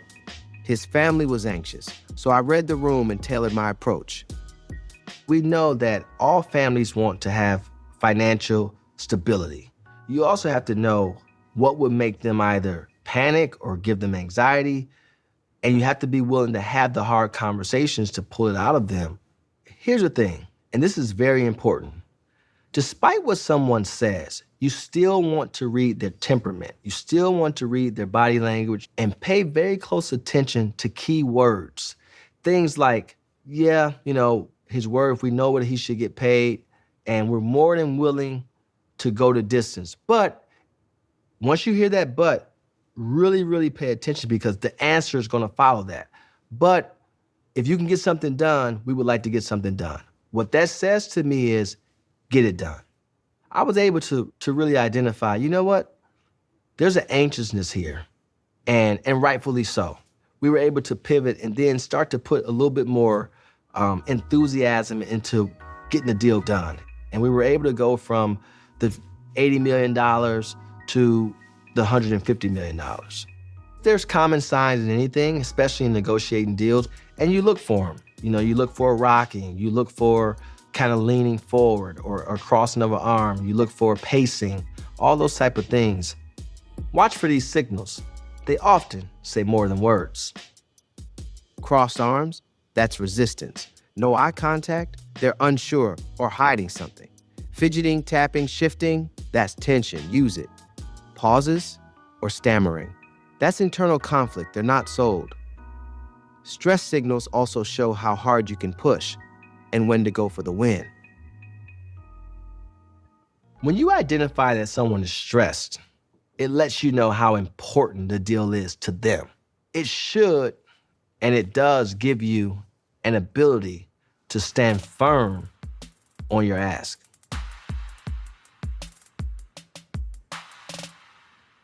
Oftentimes, you have to identify when the energy is starting to get low or when someone is starting to not really pay attention, especially when you're coming up to make a key point. In a 2-hour presentation to a 19-year-old kid, they really only want to hear, 15 minutes of it? And that 15 minutes of it likely is, what's the plan for me? Or it's going to be something that is attributed directly to them. And because of that, you have to create something that grabs their attention, or you just call on the name of them right away and say, hey, what do you think about this? Even just calling someone's name allows you to regain their attention. I think the most effective way to negotiate is in person. You know how many times you text message somebody and go, actually, I didn't mean that. It just didn't come across the right way. Well, that's because you texted them. Do not text negotiating things, okay? You do it in person, and in person, you get to see the truth. When I asked Steph Curry, do you want to play with Kevin Durant? This is the difference, okay? If I do that in a text message, do you want to play with Kevin Durant? Sure, or yes, no, maybe. I can't really understand that, but if I say to someone in person, do you want to play with Kevin Durant? Yeah, I do, definitely. Or yes, or this type of yes. Yeah. Very different. You don't go in the office, you're remote working all the time, it's gonna be tougher. So if you really wanna have a negotiation and have a chance at reaching a deal, you do it face to face. So how can you tell they're invested in a negotiation? Look out for interest cues. Nodding, taking notes, asking questions. That's someone locked in and leaning your way. Don't just listen, watch. The deal turns your way when their body says yes before their words do. So picking up on these cues is really vital to your success. Growing up, I was a gambler. I really shot dice a lot. If I was winning, you would never know it because I never showed it. And if I was losing, you would never know it because I never showed it. That really put me in a great position. That emotionless mentality allows you to be laser focused and not distracted in negotiations. Many people would say Rich is hard to read. I might say he's not hard to read. He's just not scared. He will not do deals if he doesn't think they're fair deals. And it's not a game, it's not an act, it's legit. Yeah, you have to be able to manage emotions in everything, in life and definitely in business. Having the capability of managing your emotions allows fear not to ever set in. It really allows you to maximize the situation to come out on top. There's several different ways to do this. Body language, tone, not showing excitement, my expressions are even keel. And it's not fake, it's not something that is choreographed. It's just a very natural, organic positioning for me. These kids are now becoming semi-pro, professional. The hardest negotiations I have on a daily basis is with my own kids. The emotion of it all. See, in business, I have no emotion. But when you're negotiating with your kids, you only negotiate from a place of emotion. So that's a difficult thing for me. It really is. So the hardest thing to do is, obviously with your kids, is say no. My advice to all parents out there negotiating with their kids is, you gotta have a hard line. You really do. I mean, there is a time and place for when you need to be vulnerable and when not. But as far as negotiations, there's no time for that. That's the wrong environment for vulnerability. Here are some ways to stay neutral, no matter what's on the table. Lead with facts, not feelings. Logic over ego. Stay composed and lead with strategy, not emotion. Talk less, reveal less. Power doesn't need volume.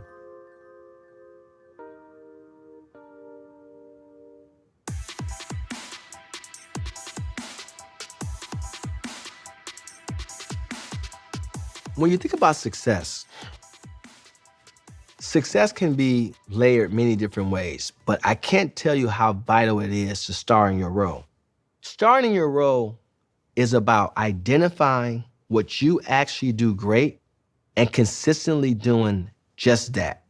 Do exactly what the team needs you to do, and don't veer away from that. In this case, we're gonna talk about a client that I really have the utmost admiration for, and that's Kentavious Caldwell-Pope, better known as KCP, championship guard for the Orlando Magic. So in KCP's case, he had two jobs: make three-pointers and defend. If you do these two things at a high level, it allows you to maximize your positioning while starring in that exact role. The greatest thing about KCP was he didn't allow an ego to get in the way of his opportunity. He identified that, hey, I'm not the star player, and that's fine. I'm gonna star in my role and have an ability to be positioned for the long haul. After 5 years with the Lakers and earning $15 million annually, KCP, thriving as a star in his role, was traded to the Denver Nuggets. And now he's starring in an impactful role, which led to a championship. Now what happens? All of a sudden, the Orlando Magic needs that exact player to align with what they already have.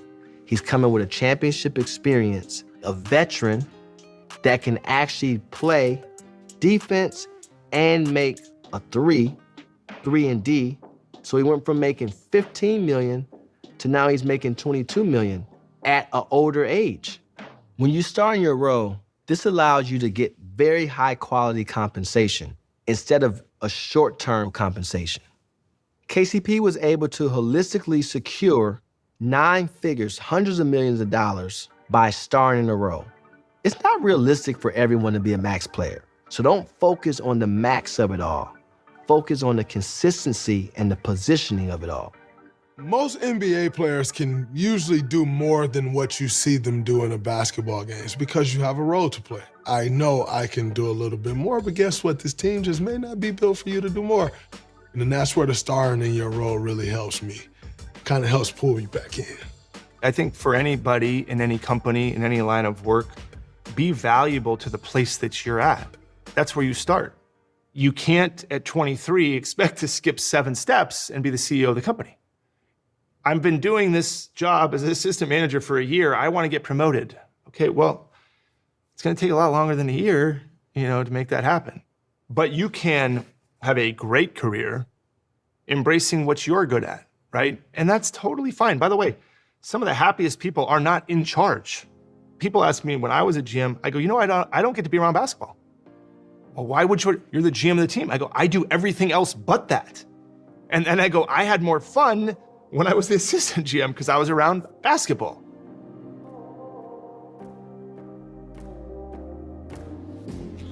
Specializing in something is extremely important. If you happen to be a great plumber, be a great plumber. Be the best plumber you can be, because if you try to be a good plumber and you're just a good electrician and you're a good carpenter, then you're trying to do all these things, but the work is going to be average. And when you specialize in something, you're able to say, I'm the best. And this also allows you to charge top dollar because of the execution. When you execute at a high level, that's how you build. You build that clientele, you build that customer loyalty. It's always key to identify what you do best. Then you smash the gas, you bear down, you double down, and you stay right there. Most people try to veer off, but why? Star in that role, identify your strengths, and focus there. But no, I was just checking in. I was just checking on you. See if you need anything. It's important to protect yourself. Protect yourself sometimes is just saying no to things that are outside of where your strengths are, your genius zone. It's gonna put you in a position of longevity. And when you have longevity, your compensation is gonna follow. You're gonna make more for a longer period of time. Find your genius, lock into that genius, and concentrate. So what do you do better than most? Double down. Say no to what's outside your genius zone. And use what I call the fit first test to know if it's worth your time.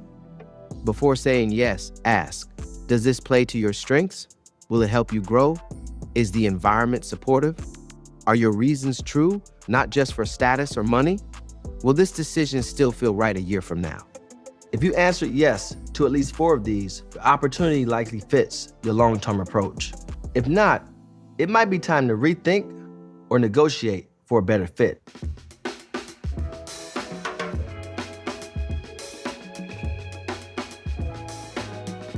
In this lesson, we're going to learn how to shape a narrative in our favor so we can maximize our value. This is all about shaping the perception of what others may see. Creating and controlling the narrative can sway exactly which way the negotiation goes. Throughout this process, we'll strategically manage the information within negotiating the deal.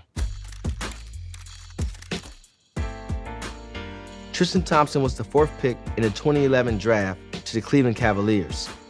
Tristan was not seen as your typical scorer. It wasn't this sexy game where he's averaging 30 points a night. That wasn't it. He was a workhorse. He did all the dirty work. He got extra rebounds. He was available every single game when others weren't. He made hard screens. He did things that didn't necessarily show up in the stat sheet, but they equated to wins. And we wanted to lay our hat right there. What we identified was Tristan was irreplaceable, despite what his stats looked like, despite anything as it pertains to analytics. He was simply irreplaceable. You have LeBron James going back to Cleveland to win a championship. He's made it very clear, I'm coming back here to win a championship. You have Steph Curry growing into this superstar, and there's this budding rivalry building. But the rivalry can't continue to build and head towards its climax without the proper pieces.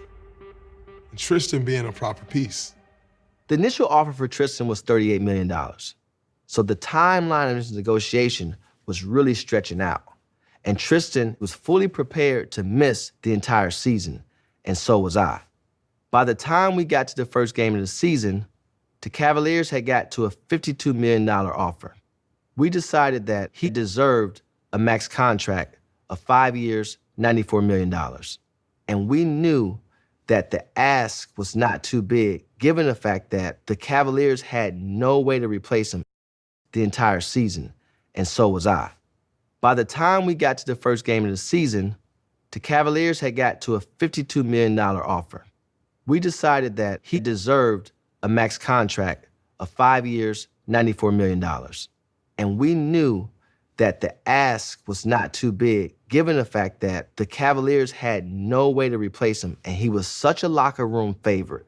He was such a great teammate, and he was such an Iron Man on the floor. But nobody thought that Tristan deserved a max contract. Luckily, the game swung our way when Draymond Green, a fellow free agent fresh off a championship, signed a 5-year, $82 million deal with the Warriors, a rival team. That deal shifted the conversation around Tristan's value. When Draymond was able to secure his deal, that was great. It was great for us. But what I knew is Tristan actually cared. He did not want to be embarrassed or thinking that he caved at all. So I had to find a very creative way to get the message across to show that us accepting a 5-year, $82 million deal is not caving. It's actually the smart thing to do, given that we was at the point of no return. So what I decided to do was I identified a media member that I trusted, and I gave him permission to put out that we were nearing a contract that would secure Tristan Thompson 5 years, $82 million, fully guaranteed. Why did I do this? Because I know my client and I know what he cares about. When Tristan saw the reaction of the NBA circles and his peers, specifically one guy in a tweet, a player said, "He got how much?" That immediately gave him comfort and confidence that not only did people think he wasn't worth the 94, people thought that he really won a negotiation by being able to secure an $82 million contract. He called me, he said, "Bro, let's do it." Perception is power.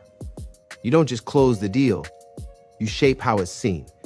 Tell the right story to the right audience, and it changes everything. I needed to change the narrative, not for others, but for Tristan, that yes, we're asking for 94, but 82 million is a hell of a deal for anybody for that matter. And it's not you giving anything up. You're actually gaining. Tristan is one of the best offensive rebounders I've seen, but I was averaging like almost 15 points, almost 10 rebounds, and 7 assists. I don't think Tristan Thompson and I should have got the same deal, but that's the mastery of Rich. Knowing the Cavs want to compete with the Warriors right now, they can't go out and sign a player to get better. They can only get better within their own players. Rich understood that. Rich got Tristan way more money than he would have gotten. Way more money. What people don't know is the Tristan deal was taken off the table 3 times. We don't want to talk, no deal. 3 times. During this process, you have to control the narrative. Media carries a lot of weight in this business.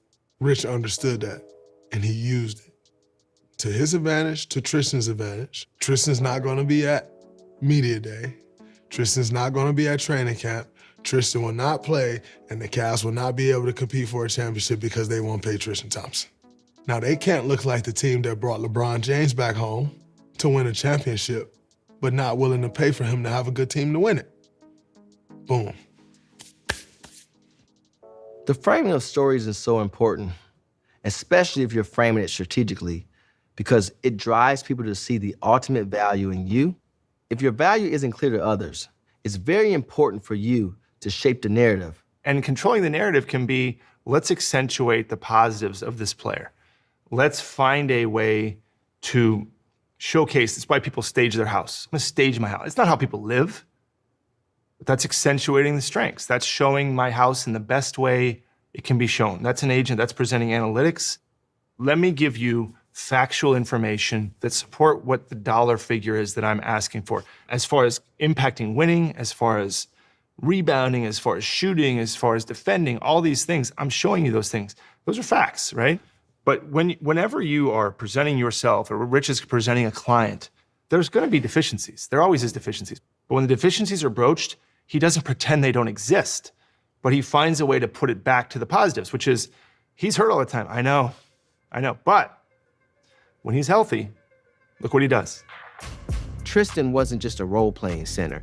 He was the backbone, the anchor for the league's biggest star. That's the story I ran with. When creating a visual, you're actually creating a narrative.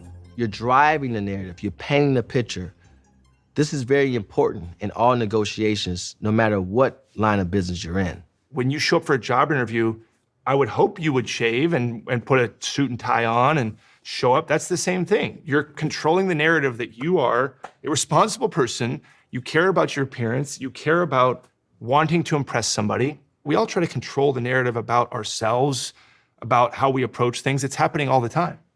You can shape the narrative in any landscape by using several tactics: social proof, testimonials, and being creative. To shape the narrative in your favor, align yourself with what's needed. Paint a picture to maximize your value with data to back up your ask, just like I did with Tristan Thompson.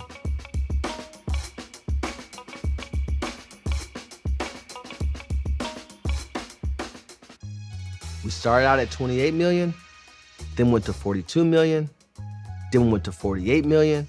We're now at a place where the new season is approaching. We've gone weeks without speaking.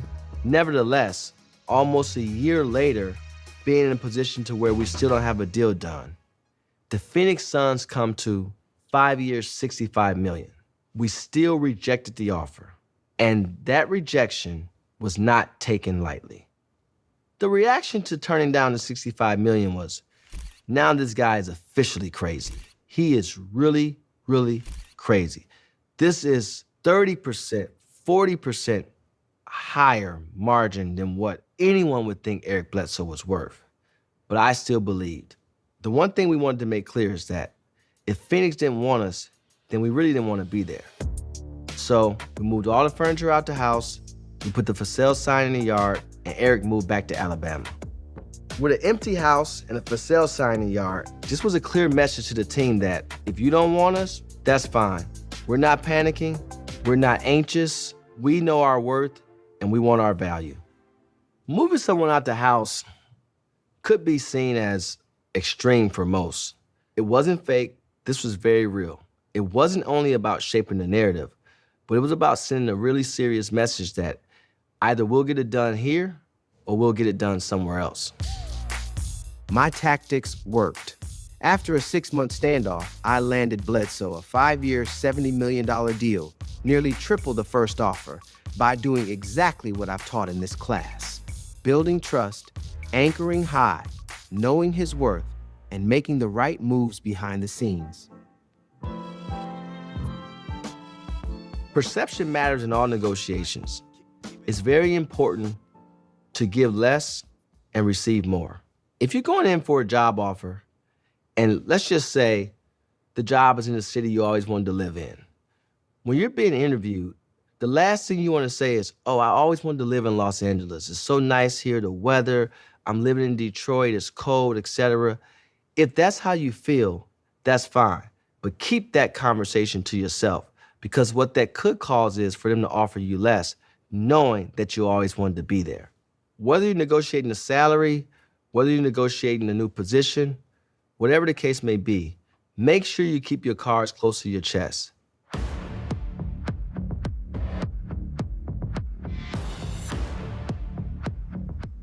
In this lesson, I'm going to teach you how to master influence and tactics with hidden moves.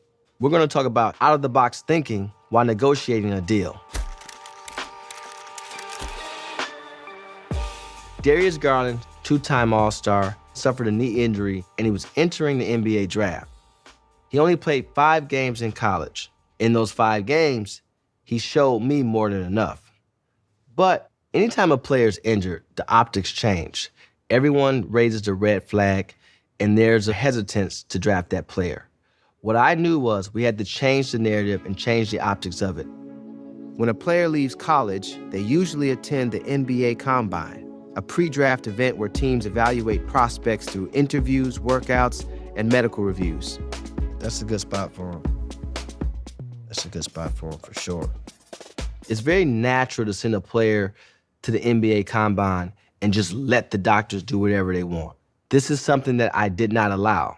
The last thing I wanted to do was rely on a team to determine his health. So I did something outside the lines. I decided to have Darius Garland skip the NBA Combine altogether and assembled my own team of knee specialists to evaluate him. We were able to identify 6 high-level, NBA-experienced doctors to talk to any team when the time came about this injury and reassure them that 1, the surgery was performed right, 2, it healed properly, and 3, this guy will come back better than ever. Sometimes to win the deal, you have to break the mold, challenge the status quo. This was something that most agents wouldn't do, process doesn't say do. The media picked up on this right away, and then the rumors start to happen. Some believed that, hey, you know what? Maybe he had a setback on his medical. Others believed Rich has a promise from a team. This is definitely something that his parents was really uneasy about. I explained to the family, let them say whatever they like, whatever the case may be. I didn't rebut, I just let the conversations and the rumors swirl. Most don't like to ruffle feathers.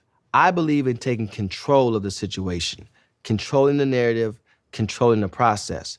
Remember, you have to pay attention to detail, and you have to be willing to lead with no fear. One of the tactics that you used to be able to use during this time was, if I didn't want the player to go to this team, I wouldn't share their medical. The goal was to make sure Darius got to a team that we felt like he fit best on. In this case, Darius was a top 10 pick, so I identified 3 teams that we felt like he would fit on, that he can maximize his opportunity. The Lakers, the Cleveland Cavaliers, the Chicago Bulls. I secured private interviews with each of these teams and selectively shared his medical review from our own panel of doctors. So this gave us complete control of the process. Never do things just for the sake of doing it. It has to come with strategy. I thought he fit well with the Cleveland Cavaliers. Because of that, he was able to maximize on opportunity. The end result was Darius was able to secure the highest contract in the history of the Cleveland Cavaliers organization. My tactic to bypass the pre-draft process worked so well, they changed the rules. Sometimes there's not a rule, and they make a rule because you exploited an area that people thought didn't exist. That's constantly happening in every space.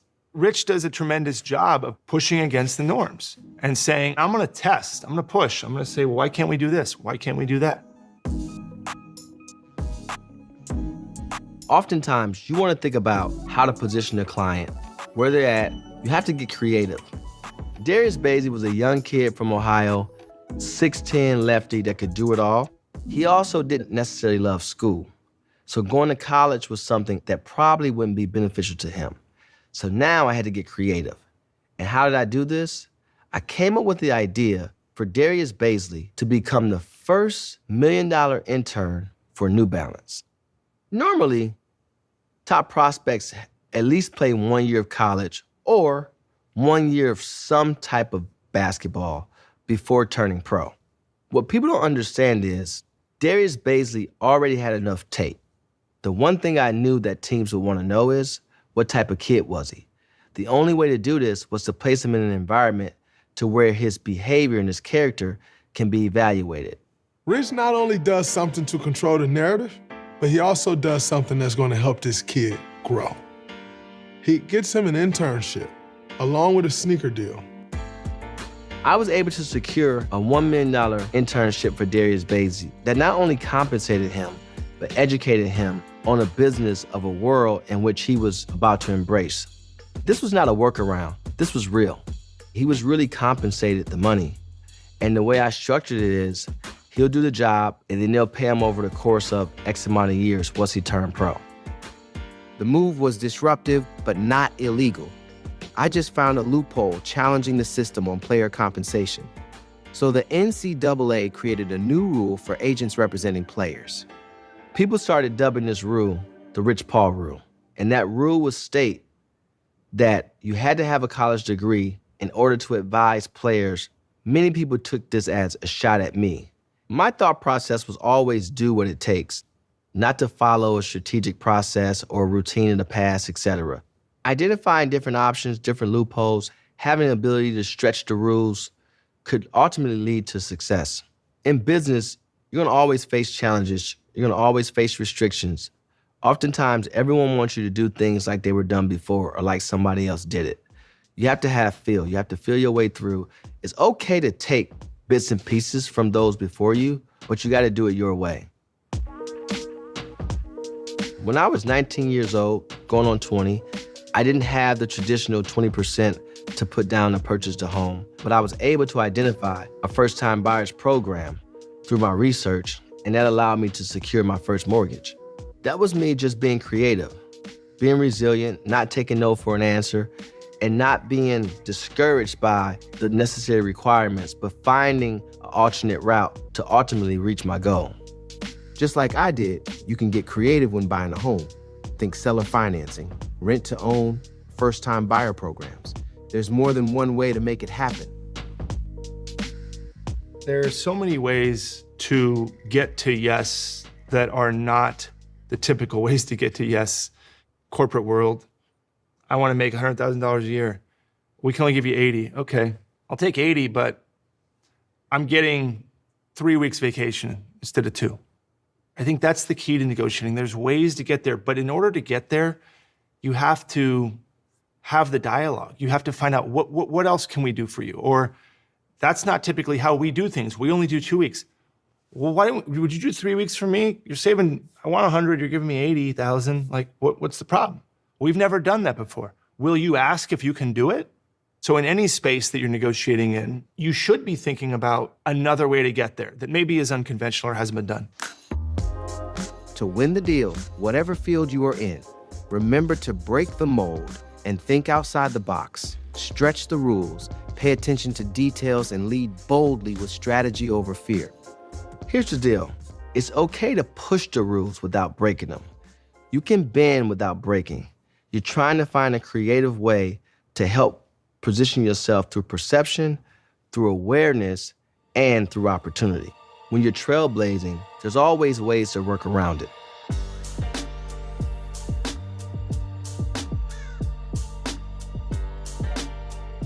When closing the deal, you have to realize how far you can actually go. I'm going to teach you how to say no and trust the process for better opportunities. We'll use things like the take it or leave it tactic that allows you to understand when to walk away or when to take the deal. Tyrese Maxey is an all-star guard with the Philadelphia 76ers. Talent-wise, Tyrese Maxey was probably a top 5 talent. Fit-wise, he fit tremendously with the 76ers. Tyrese wasn't necessarily perceived as a max player right away, but from the moment I saw him in the gym, I knew one thing for sure, that in due time, he would reach that max player temperament. You have to back your ask with future value and follow through. Throughout the course of the season, Tyrese had a hell of a year. So I was insinuating there's no way we're taking anything less than the max. So the work was still yet to be done.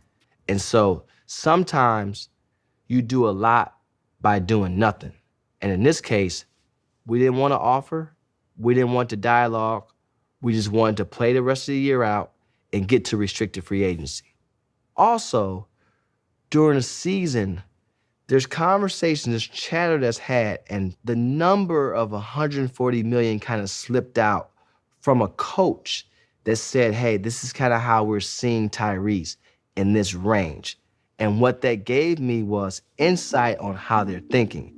That's that asymmetrical information that's needed to stack in your memory bank when preparing in detailed fashion for a negotiation.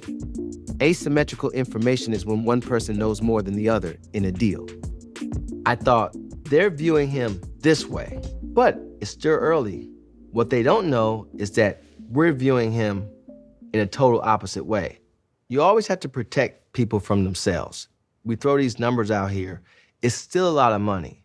And I never wanted to put Tyrese or his family in a position to where they would have to see a number come out publicly and explain to others why they turned down $140 million. That just sounds crazy for anybody with a brain. You turned down $140 million, why? Most guys would try to find a reason to convince the family to take the money because at that point, their job is done. But what I didn't want is, and I explained this to Tyrese, yes, is it a lot of money? Yes. Could you take a lot of money right now? Could we get a lot of money right now? Yes, we could. But I guarantee you, it would not be your worth. We decided to wait. Let's let things play out. You have to practice the art of patience. Wait for your worth and know when to hold. My cause for pause, me telling the team, hey, let's hold on, let's not discuss anything, was me understanding that Tyrese was a max player. We just had to get there. The new TV deal was about to raise the salary cap, so I gave the Sixers room to build their roster, then timed it perfectly to lock in Maxey's true worth. By leading with value and being patient, ultimately, by that time, Tyrese was positioned for us to maximize what was in front of us. And we was able to secure a $204 million max contract for Tyrese. I think what makes Rich effective is he's not afraid to not do a deal. He's not afraid to say no. He's not afraid to walk. And he's good at that. Every single negotiation you have in your life, you're coming to it with a different amount of leverage. That's a fact. It's sometimes you have none, sometimes you have everything. Negotiating with Steph Curry, no leverage. Zero. You want to negotiate with LeBron James? Zero leverage. Why do you think LeBron James got player option, player option, player option, player option? Why did he get that? Leverage. If you don't know your leverage or not, then you better figure that out or have people around you help you understand that. Because if you come to a situation, first thing you figure out is how badly do I need this to happen? People call me and they say, if they don't pay me $1 million, I'm just not going to take it. And they go, what do you think? I go, will you leave? No, I don't want to leave. Then you have no leverage. And they go, what do you mean? That's not fair. And I say, are you willing to leave? No.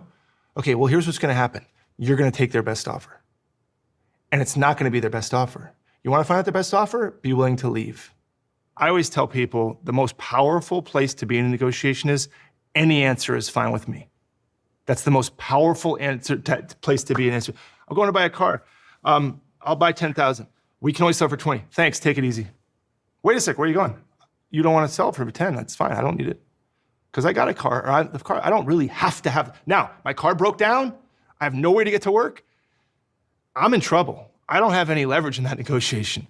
To me, it's all about showing up to a negotiation going, I'm okay with other outcomes.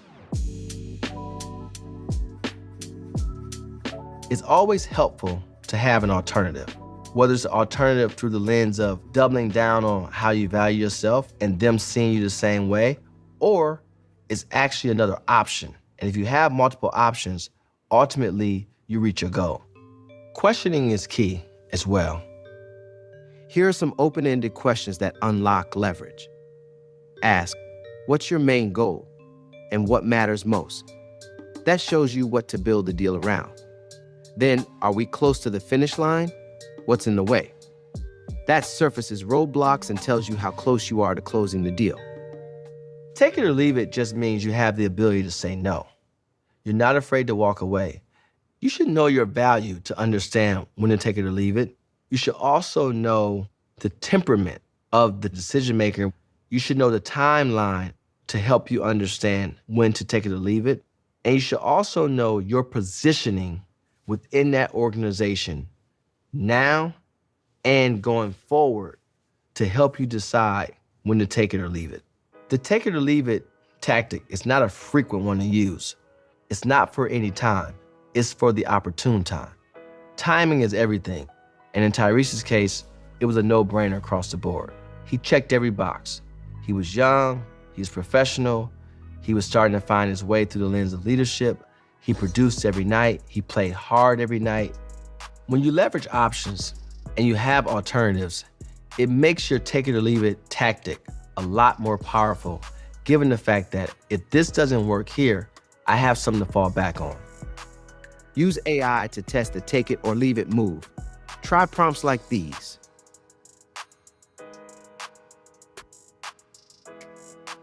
When using take it or leave it tactics, back your ask with future value. Use silence as a powerful tool. Be patient, hold firm, and wait for what you're worth. And let your options speak by showing strong alternatives. That's the space you want to get to. You want to say, I don't have to do deals. There may be a time in your life where you're beginning where you just have to get a deal done. And maybe it's not even a good deal, but that's the time of your life. You may have to work for a boss you don't like. You may have to take money that less than you deserve. If you're smart and you work hard and you work at it, you will hopefully get to a point where you don't have to do that anymore. If I can advise you guys on anything, especially your first big negotiations, surround yourself with those smarter than you. Don't be afraid to surround yourself with experience. Don't lean on getting the credit. Really embrace on getting it done, maximizing it. The opportunities that you get, they come few and far in between. And so when you have value, you have to maximize that value. When you have a moment, you have to maximize that moment. You know, really challenging yourself to stay true to yourself, despite what anyone has to say, will help you as you go along this journey and find your pathway to success. Success is definitely not just about closing deals. It's also about evaluating what worked and learning from each experience. I hope you guys will walk away with a better understanding of how to approach a negotiation, how to identify the decision maker in each negotiation, and how to, most importantly, close the negotiation. All things matter. What you learned as a child could be just as important as what you learned in a university. I also hope that you walk away with an understanding of your value, your positioning, and your worth. And when you concentrate and you invest in that and you embrace that, you tend to have success.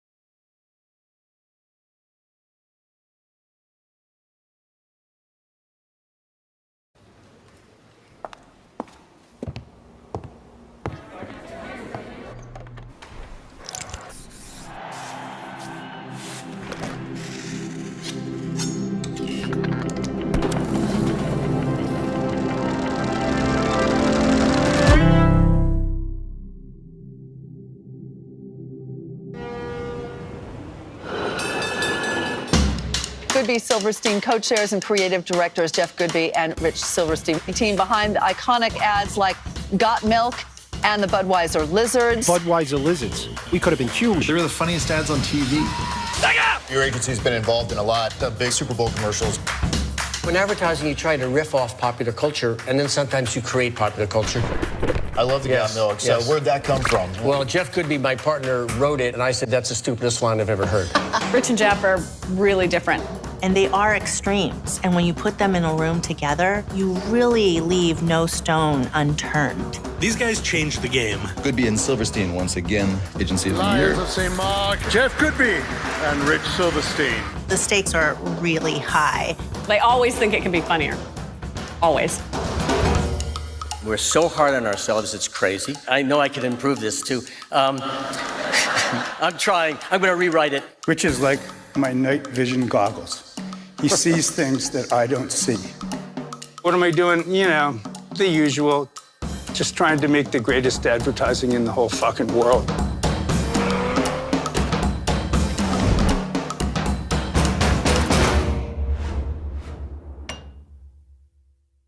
So welcome to our masterclass. This is chapter 1. It's called What is Advertising? We're told. Is that a good title? I don't know. I don't know what. That's a little You have to vague. answer it. I guess like we have that's to. that's yeah. why it might not be a good title. What is advertising? You know, it's funny. I never even asked that question to myself. That's true. But maybe they here we would are, like it. And by the end of the day, you'll have the answer. And I promise you, or your money back, we'll make sense out of it. No, we won't. Masterclass going, rah, rah, rah. Can't give the money back.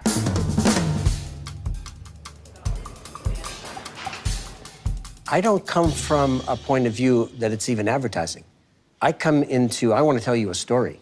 And it will be represented by the brand. And we understand it's commerce. It's art-serving capitalism. Jeff and I came up with this theme that no one in this whole office understands. They don't like it. No, but art-serving capitalism. We want to be artists in a business world.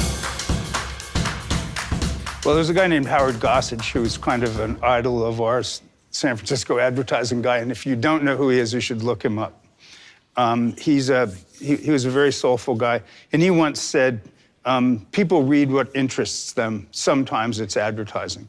And so we try to make things that are not advertising. You know, from the very beginning of our company, we've tried to make advertising that doesn't look like advertising. Yeah, you're selling stuff, of course. You're going to get measured on that basis. But in the end, you want to be remembered things that are human. You want to be remembered for things that are funny and beautiful. You don't want to be remembered for numbers, you know?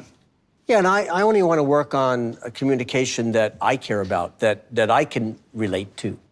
People always ask us what advertising is to us, and we have a much bigger view of what that is than most people do, I think. I mean, I've often said that advertising, in the biggest sense, is a corporate-funded study of what people love and hate That's good. and think is beautiful. And we get people to pay us money to study that stuff. Don't it's say amazing. that. Yeah, that's true. Listen, Jeff and I are students of the world. I mean, of music, of theater, of art, of food. More food for him. I only toast. That's why I'm so much bigger. Yeah.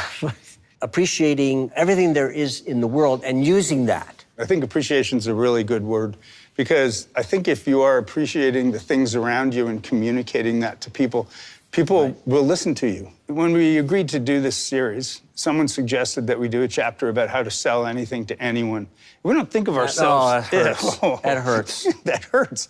We're not in that business. We're in the business of like making things that you want to see. The idea of how to sell anything to anyone presupposes that people are the same, and they're not. They're not the same. We try to make things that spread over a large group of people, but we take their humanity into account as we make them. But advertising is so fluid that there is no consistency that this is what you should be doing. It's ever evolving, except for storytelling and telling the truth and doing something with heart. That's forever. I think that we're doing this masterclass for the future, for you, because we want to hire you someday, and we want to find the best people. That's essentially it. It's very self-serving. We're going to find the best people, and they're going to work for us. I think we're doing this class to just help people present themselves. Don't even go into advertising, but walk in the door, have a point of view, get it across, you have to go in like you know what you're doing. Everyone is insecure. The whole world is insecure. The jerks of the world are the most insecure. And so if we're all insecure, then what we have is honesty. Just speak how you feel. If they don't like you, that's okay. You got to believe in yourself. Yeah. I mean, sometimes that takes a long time to get that way. Yeah. You know? We didn't have it. No. But when you believe in yourself, you don't have to fake it. You're not faking it anymore. I think that you are is you. key. Yeah. And you are you is good enough. I mean, it's good enough. And that's a therapy session right there. Thank you, Dr. Silverstein. Thank you. That helped me. I want to tell you, Jeff, that was really good. Hey, I'm Goodby. And I'm Silverstein. Welcome to our masterclass.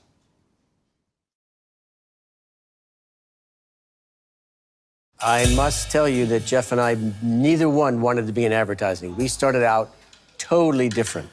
We were not going into advertising. I mean, I fell into it because I came to California and I couldn't find a job. How did you start? I thought advertising was the evil empire. There's no question when you're a designer that you were going to touch that area. And there's no such thing as advertising schools then. None. You just fell into it. Who am I? Well, I always think it's interesting to kind of explore where people come from and why they ended up the way they are. And in my case, I think I'm a little bit of a combination of my mother, who was a painter, and my father, who was a business person. Who is Rich Silverstein? Oh my God, that's a tough one. I always like to tell people that I'm dyslexic, but I didn't know I was dyslexic. I was just confused. And it's like everything's jumbled and I didn't know. But I have this amazing photographic memory of imagery. Like, I mean, I just see shapes. I see typography as voices, you know? It's like that movie, I See Dead People. I see type and I see spaces. And it's a gift, you use it. I went to Harvard, I was an English major. People think that doesn't have anything to do with this, but it actually did. I mean, I love having people come here that have a general education, that kind of know who Shakespeare is, you know? It's not a bad thing. It's a good thing to know more about life rather than less. I went to Parsons School of Design. If a student wants to learn something, you go to the most chaotic place to go to that's really, you know, vibrant. School was really New York City. That's very important. Your environment, use it. I worked in Boston as a reporter for a suburban paper for a couple of years, and then my wife was from California, and I moved out here because she didn't like living in New England very much. So we drove across the country, literally in a Volkswagen bus, parked it in a campground, came into town every day and interviewed at places until finally we got jobs. This company couldn't have been started without San Francisco. There was just something about the air here, the liberalness, the openness, the, hey, we can try anything, spirit of San Francisco. And it was Jack Kerouac, it was Rolling Stone, it's Grateful Dead, it's rock and roll. And I think Jeff was drawn here and I was drawn here. So I got a job at Rolling Stone, not knowing anything about rock and roll music. But I cared about design, and I cared about what the newspaper magazine looked like. My claim to fame at Rolling Stone is making a center spread with Annie Leibovitz shot David Cassidy naked, and I cropped it, and I kept too much pubic hair in, and Jan kind of yelled at me. It's kind of funny. That's it. That's what I did at Rolling Stone. No, but here's what you learn at Rolling Stone. Don't linger on anything. Move fast. So I was going around from agency to agency, and I had these newspaper clippings with me, and they never really connected with any advertising people until finally Charles Martel at McCann just terrifically and blessedly told me, you have to make a portfolio. So I went home to my mother-in-law's house. For a couple of weeks, I wrote ads. He said, you know, pick 3 campaigns that you think are really good, make believe you work in those agencies, write more ads. Pick 3 that you hate, make believe you work at those agencies, write new campaigns for them. Pick 3 companies and invent 3 new products for them. And then the most important thing was, he said, write a 1-page autobiography so that you don't have to use your resume anymore, and make it funny so that people know you'd be fun to work with. So what I did was I made believe that I was writing like an encyclopedia entry for myself. And it was all true, you know, went to Harvard, grew up here, all true to the day that that interview would take place. And it would say, you know, he began work at, and then I would change the name of the agency, J. Walter Thompson, on this day. And then the rest of it was total baloney. Like, you know, I made myself like the crown prince of the advertising world in the rest of it, you know. I won all these awards, and, you know, my ideas were picked up and made into movies and TV series, and it was total baloney. That's what was funny, you know. It was so outlandish. And you do have to have a little bit of, like, perspective on yourself, you know. That made fun of me in a way and said that I wouldn't take myself too seriously, and that's a really important thing to get across. I started working at J. Walter Thompson as the most junior copywriter there. J. Walter was not the best agency in the city. It was big, but not the best. And they had plenty of work to do. And so for me, it was really good because being in a place that wasn't like top drawer, they started to give me really good assignments quickly. You know, I got to do like TV commercials and big assignments very early on. So when you start out and you don't get a job, don't give up. I would suggest to anybody, if it doesn't feel right, move on to the next job. Until I felt comfortable, where I found Hal Riney and Partners and Jeff Goodby, then I settled down. This visual sense that I had when I collided with Jeff Goodby, who was a writer, it just meshed. So I don't have to do everything, nor does he have to do everything. I just do my strength, he does his strength. It works. We didn't consciously try to find a yin-yang. We didn't. We were put together by Hal Riney, who said, you two are going to be doing Billy Ball. And that was it. He separated me from the partner I was working with and said, you're going to work with this Silverstein guy I just hired, and you're going to work on baseball. And I said, okay. I love baseball. He didn't love baseball. I hated baseball. I didn't know anything about it. But again, that was perfect, you know, to have people be different about this thing, but be tolerant of each other. Because I would have done something that was way too inside, and he would have done something that didn't know enough. So somewhere in the middle, we made this thing connect. So we went over to pitch the upper management of the Oakland A's, and they had this crazy manager, Billy Martin, most volatile guy in baseball, always fighting with umpires, getting ejected from games. But it had kind of a crazy brilliance to him, you know? And our idea was, what if we flipped it? So Billy was actually well-behaved and polite. Billy comes out, and Caddy seems to be bothered by something. Remember Leave It to Beaver? What was the name of Wally's best friend? You know, sometimes when you're doing a pitch and you're so excited, you go, they're going to love it. And you just look at the face and you go, oh my God, this is not going well. Yeah, you could tell. I want to save some time. Is it the same concept? Because I want to address the concept. They said, do not use him in the advertising. Okay. Thank you. Thanks. We went back over to Hal Riney, our creative director, and said, they don't want Billy in the advertising. And he said, well, what else do they have? And I was like, nothing. And he said, we're going to use Billy in the advertising. He's out, Billy.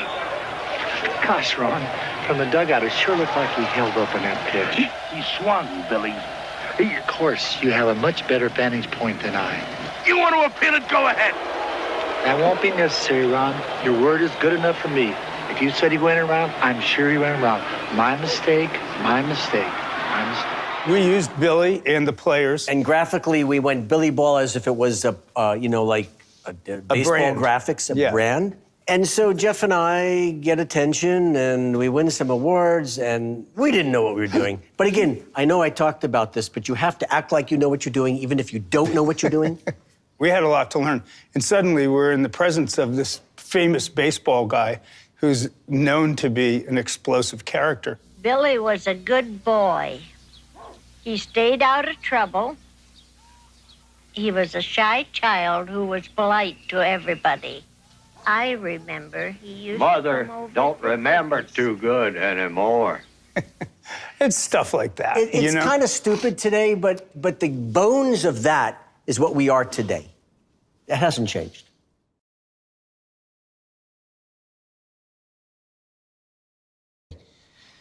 There was this restaurant that, it's a chain, Chevy's Fresh Mex, would make the food fresh every day, and then the next day make fresh again. And we went, okay, well, there's the insight. Let's make a commercial fresh that day and throw it out No one had ever done it. We, you know, again, not knowing what we didn't know, we said, why can't we do this? Yeah, it was pretty amazing because we'd get up at 4 a.m, be ready, start shooting things. They'd shoot pictures of today's paper and have people talk about the day so that you knew that it was really shot today. Free lie detector test. 1 day only. Can you tell me today's date? June 20th. This commercial was made today. June 20th. We call this Fresh TV. We'd cut it together by 10 o'clock or 11 o'clock and make 3/4-inch big clunky copies. But we actually hand-delivered them to TV stations in San Francisco. We bounced it off a satellite to LA. Did we? Yeah, and it played in Los Angeles. And it's true. People were like, how did they do that? It was very scrappy, but again, it was very honest. And what was the truth? We exploited the truth of the product, which was it was fresh that day. At Chevy's, our guacamole is made fresh every day. We call this Fresh Max. And these films look like... Oh, they're crap. They're terrible. But that wasn't the idea. Yeah, that's right. Who cares? We shot it that day, we're gonna throw it out. You have to think that way. Have you ever cheated at golf? Yes, I have. Chevy's, Fresh Max. Do you usually cheat at golf? No, rarely. You have to be enthusiastic, and when you're enthusiastic about an idea, somebody else will be too.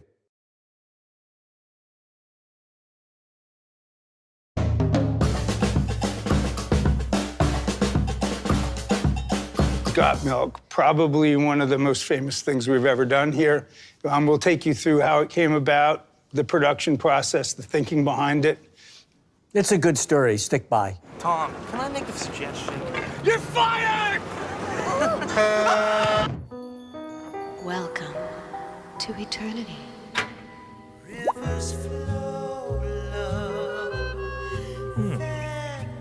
Heaven. Yeah. Wait a minute. Where am I? Got Milk?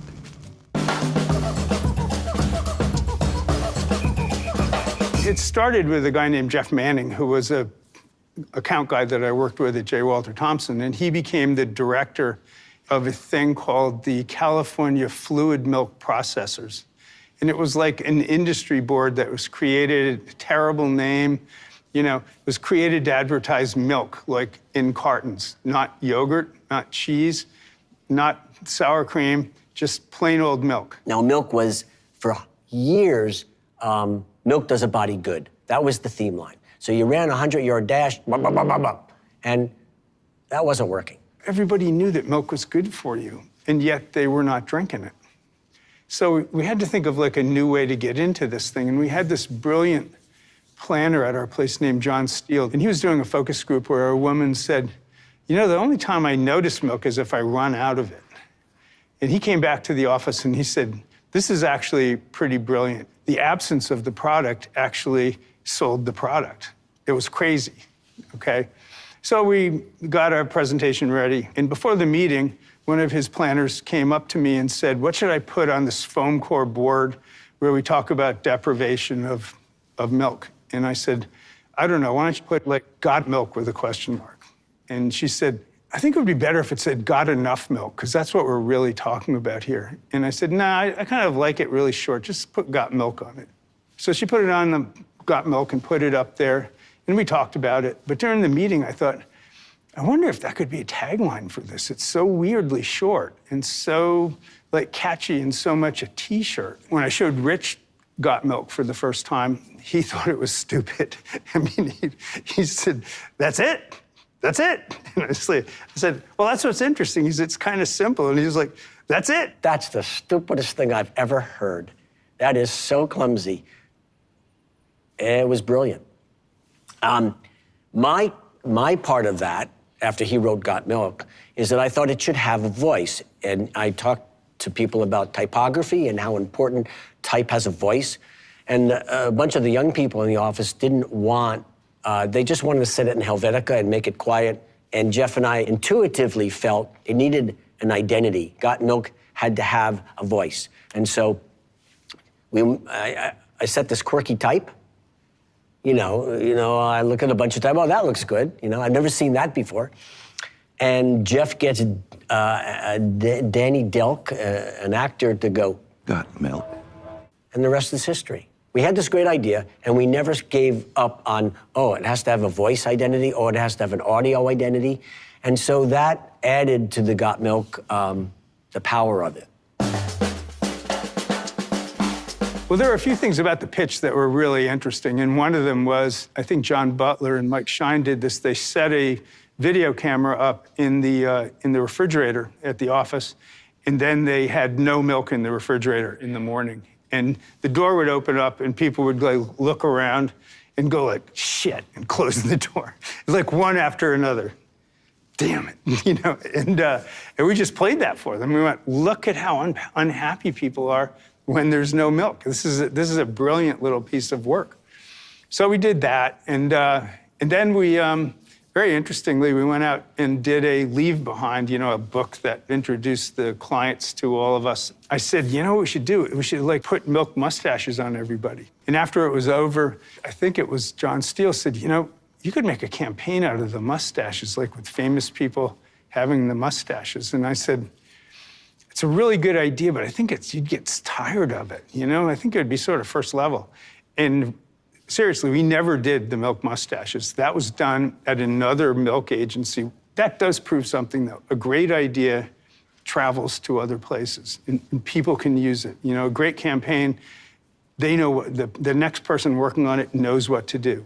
After the meeting, I went to the creative department and I said, have any of you guys seen this this movie that Spielberg made? It's called Duel, and this guy in a car is being chased by a big semi, and you don't ever see the driver of the semi, and it's really frightening. It's a horror movie. It's the first film that Spielberg made. A few of them had seen it.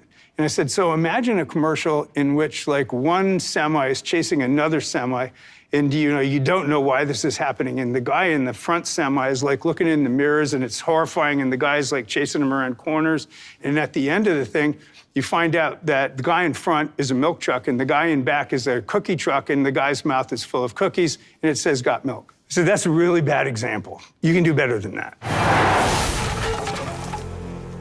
You all right, mister? And so they all went away and did better than that. The first spot ever produced for Got Milk was Aaron Burr, and it's still the best spot. The way that I remember it, and everybody remembers Aaron Burr differently, but the way that I remember it was, I happened to be reading the biography of Aaron Burr at the time. Michael Bay shot it. Now, Michael Bay was a great commercial director until he became ginormous director of Transformers. Michael Bay put a lot into that spot. Okay, so the script was pretty bare bones. This thing about Aaron Burr and this guy who, if he ever got a phone call about this subject, he was the expert. But Michael Bay put all these nuances in, the car in this giant loft, and the painting, and the actual gun, and the actual bullet. And it's if this guy doesn't know Aaron Burr, who does? And Michael said, oh man, we can just dress this thing within an inch of its life. Let's cast a guy that's interesting and unforgettable, and he did. Let's make his apartment interesting and unforgettable, and he did. And then he said, let's have things that are exaggerated. So you look up at this guy at one point through a glass of milk. That glass was actually something he had specially made. It was a glass this big. It had lots of little wide-angle details like that. And what it taught me was, everybody added something to that as it went along. And, and of course, it started with John Steele and the strategy. And every single piece of that added up to the memorable thing that it is today.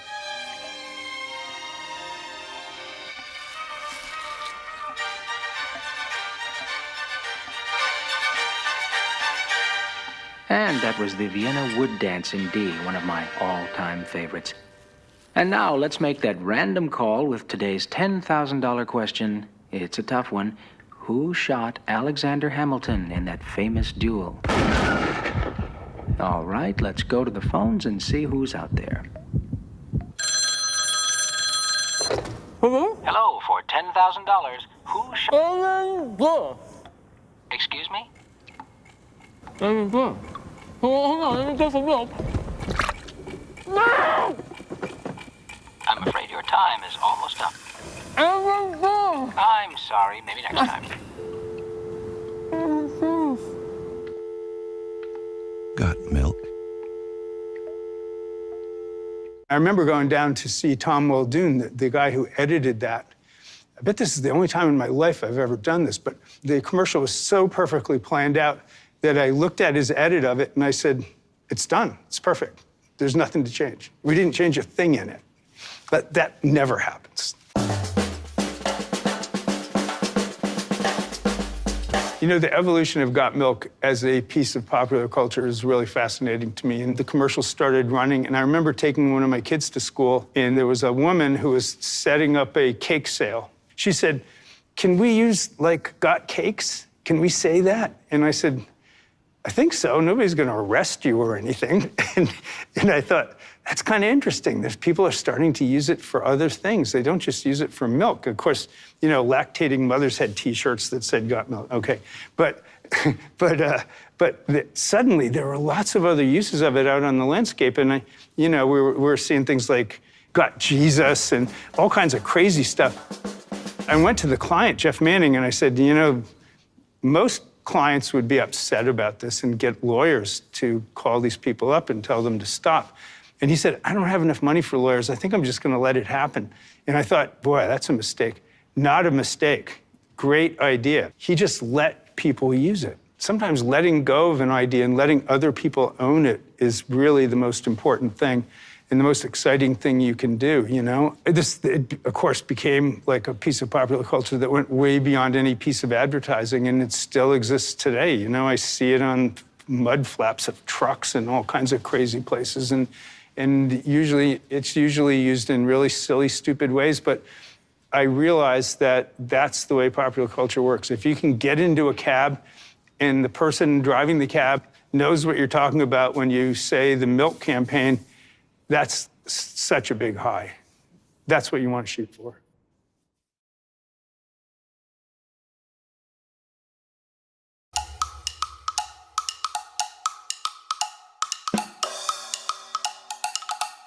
There's a tendency on the part of advertising people, and you should resist this tendency, to believe that only their ideas can be good ideas, right, and that the client can't ever have a good idea.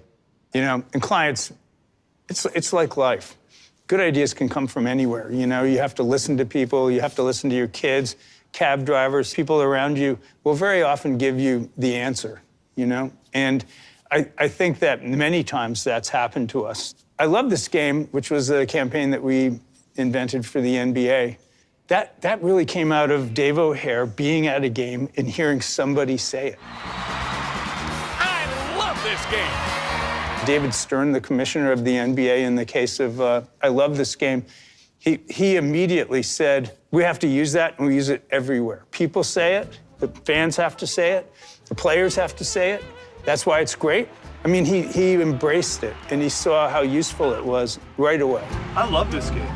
Yeah. So you have to like listen to the world, and you do have to listen to clients. The other night I was listening to the broadcast of the Warriors, and the guy who was broadcasting it said, who are these guys? And it is a great line for the Warriors. I thought immediately, we should use that. And I think that if we have anything to say here, it is be on the listening side. One of the most famous things we've done was this thing, Sega Scream, which was the same scream over and over at the end of every Sega commercial. You'd hear a voice go, Sega! Sega!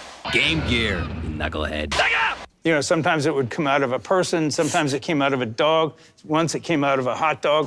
Sega! Where did that voice come from? Well, I think Rich had commissioned this design place. An animation house. How can you make a 3 to 5 second commercial? Yeah, we wanted to make a 5-second commercial. Turned out nobody would let us do that in those days. Right. The visual was just this kid who was like a straight arrow. He had a tie and jacket on, and in 5 seconds he turned into this like punky gamer guy. They made that film. The animators made that film, and they had a guy in the animation house who yelled Sega. And he's rich now. He has a house in Hollywood. Yeah, he's got more money than anyone. No, I don't know. But But he yelled Sega, and we used it for years. Yeah. We used it. In fact, when we were out shooting commercials for Sega, this is the power of something that actually resonates socially.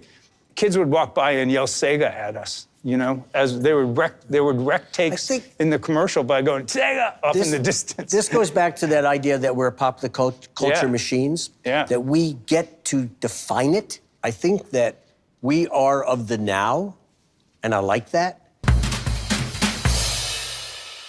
We have this thing that we call mass intimacy that is like a message to millions of people that resonates with you alone in this really intimate way. So to me, what is mass intimacy?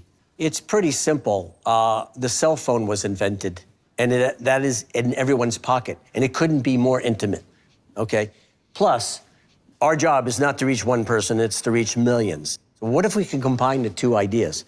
You take your phone out of your pocket, that's one-to-one. But 1 million people are getting the same one-to-one. That's mass intimacy for us. Our job wasn't to make it manipulative. It was to be honest. I'm talking to you. Because if I'm not talking to you, you just dismiss it. We try to do things that we would like to have happen to us. That's what it's really all about. Which is why we'll only take brands that we want in our house, that we want to drive, eat, work with, because we so deeply believe in what we're doing, we're not going to make it up. Yeah, I think David Ogilvy once said, don't talk down to the consumer because she's your wife, which of course was a sexist way of saying it. It was 1955. But we feel the same way. We feel like we are talking to people that we know, the people that are like us, people that appreciate the world like we do. That's the idea here. We appreciate that we're coming into your home, into your pocket, into your computer. We do appreciate that. Yeah. So we want to do it with respect. Yeah. I like this. Yeah. But to do something that actually makes them go, wow, these guys understand me. That's the job. The job is to make it feel like it's talking to you. It's one-to-one. Yeah. Yeah. Highly intimate. Wieden Kennedy has always done a great job for Nike, and Just Do It is theirs. For a very little window, they asked us to get involved with them. And the first project was skateboarding. Well, what business did they have in skateboarding? Where's the authority of that? You know, they knew football and baseball. And two guys in our office were skateboarders. And Jeff and I were not. But they kind of told us that they get tickets all the time, that the police follow them, that public hates them, and it's a sport. And that was the insight. So they just played on the inside. Well, what if tennis players got arrested for playing on a tennis court? Excuse me! Oh, nuts! Hold your horses there, McEnroe. You see the sign? Do you see the sign? What sign? What if runners got arrested for running on the road? And so we flipped it around, and it immediately said that Nike understood. It had a spirit that the skateboarders loved. Oh, I used to run, you know. When I was 8, she almost hit that lady. They were watching this thing going, why am I watching this? And then at the end, a skateboarder comes in and it says, you know, what if we treated all athletes the way we treat skateboarders? And they went, oh my God. Yeah. That is mass intimacy to me. Yeah. That is an insight, an intimate insight into the way those guys were thinking. And that made this clothing, which was all small brands, suddenly relevant.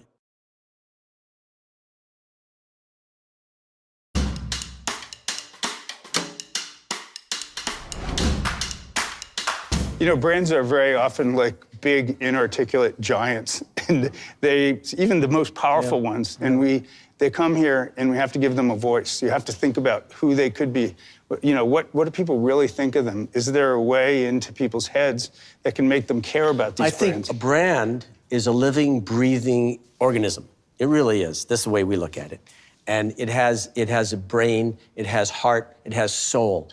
A consumer could go to many brands. We think they should go to the brand that they connect with best, and we try to feed that brand with emotion and truth. So we don't start a project without thinking about what does the brand stand for? Why do I want to buy it? And then I want to say exploit it, but I don't mean in an ugly way. I mean, we want to make it larger than life so we can, you know, push and pull and play with it. It is really interesting to think about what a brand is. I think that it's kind of a collection of knowledge that we all share. So, and our job is to kind of take that river of knowledge and form it into something a little simpler and a little more narrow so that it's easier to remember, it's more likable, it has a voice, it has mass, it has power to it. People have said brands make beer taste better. They make cars go faster. I think that's true. A great brand does that, you know? We took over Saturn, I think, in the early 2000s, a different kind of car company. That was their tagline. And I remember when we were pitching the business, Rich and I were like, that's too many words. We shortened it to it's different in a Saturn. And the thing that made it different was that they cared about the people inside. They didn't care about the cars. Right. They cared about the cars only insofar as they served the people inside. And so we wanted to make a commercial or communication that would somehow get that across. And Jamie Barrett had this idea of, what if there were no cars and you just saw the people? It's a crazily bold idea for a car company to no not show cars the in the commercial. And so people are walking on the street like as their cars. Their cars. I remember the director teaching people how to walk like a car. Yeah. So they sort of do this little car waddle. Well, you saw people like in traffic. You saw people with flashlights like it was nighttime and they had their headlights on. You saw kids getting a ride to school in a bus, trailing behind the bus driver. It was all about the DNA of Saturn, which was people first. Yep. And we just exploited that. And at the end of it, it says, when we make our cars, we don't see sheet metal. We see the people who may one day drive them. Introducing the redesigned L, the View, and the all-new Ion. It's different in a Saturn. And that was the idea. It was a very human way of portraying this technological big industry. A lot of times, clients are a little afraid of going back to heritage. We have never been afraid of taking the best of the past and bringing it forward. We've literally brought back taglines that were used in the past, like the ultimate driving machine. We've put a lot more emphasis on that for BMW than they had in the past. For Porsche, we actually brought back from the dead, there is no substitute. You know, things like that have, again, they have value. And it is like a big river of knowledge. You have to form it. And we believe that things that happened in the past are part of that river. You know, and you can use them. It's a good question when you go back to heritage. Sometimes you don't need to, and other times you should never leave it. And sometimes there are things about a brand heritage that you have to get rid of. You know, you realize that they're a problem, that they've held them back. You know? That's right. Sometimes you have to keep coming back to sell an idea, you know? I mean, if you believe in it, you just have to bring it back. And one year when we were working for Budweiser, we decided to do something with the Budweiser Clydesdales. And of course, that franchise was not made by our company. And we wanted to do something different with it other than the usual kind of, here's the so regal, don't touch it. Yes, so regal, don't touch it. And so Steve Dildarian, another really talented guy, had this idea of a little donkey who was dreaming of becoming a Clydesdale. Since I was born, I dreamed of being a Budweiser Clydesdale. Only problem is, I was born a donkey. I tried to sell that thing 3 years straight. They would not buy it. They just would not buy it. Until finally, we somehow got the cost of it down to $500,000 or something. The third time around, they bought it. We said we'd produce it ourselves. We produced and directed it ourselves. And they bought the thing, and it was a big hit on the Super Bowl. Part of what you learn from that, I think, is be persuasive again and again, and eventually it might work. Don't be obnoxious. Eventually, if I hadn't sold it in the third year, I think I would have had to stop.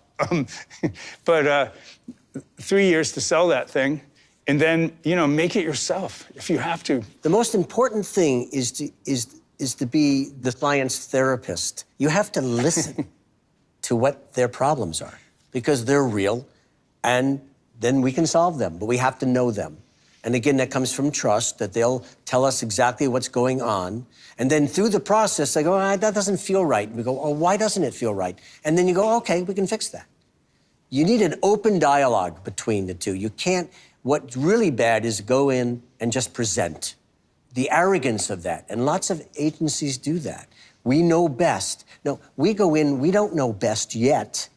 And sometimes clients spend all their time thinking about their product. So they know a lot more about it than you do, and sometimes they know too much. And many times you just have to go, no, don't worry about that. That's a great thing. Our you have job to be a human. is to distill what they know into a magic word or words. More than ever, I think people make their choices about brands and companies on their beliefs in the world, their values in the world, what they're willing to take a stand for or on. That has become more and more important to people. And I think strategy has the opportunity to really sharpen that point of view so that creatives can, deliver that point of view in the most unexpected, surprising, entertaining ways. One of my favorite pieces of work this year was our ET reunion spot for Xfinity. Elliot, you came back. The ET spot really gives a human face to a company, Xfinity and Comcast, that normally doesn't have a lot of that. Holiday movies. Xfinity is the center of the home that brings us all together and gives us something to share. We wanted to hit those iconic moments that brought that emotion forward. Trust is a really important piece of this business. We're in a client relationship business as we are in an audience relationship business. So we have to do our homework. And then we have to add on top of that the ability to arm a client with confidence, the confidence that it is not risk that they are taking, but that we have vetted all the possibilities, and therefore the only risk is actually not to do it. Because the worst thing that can happen for a brand is to be invisible.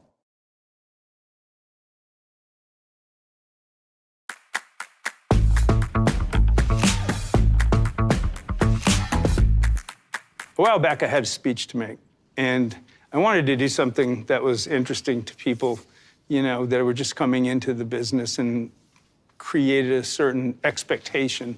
I thought back to when I was a kid, and me and my friend Alec would smash pumpkins and throw eggs at Mr. Mastretta's house that was a White House at night, and we loved the feeling of going out and seeing it there the next day.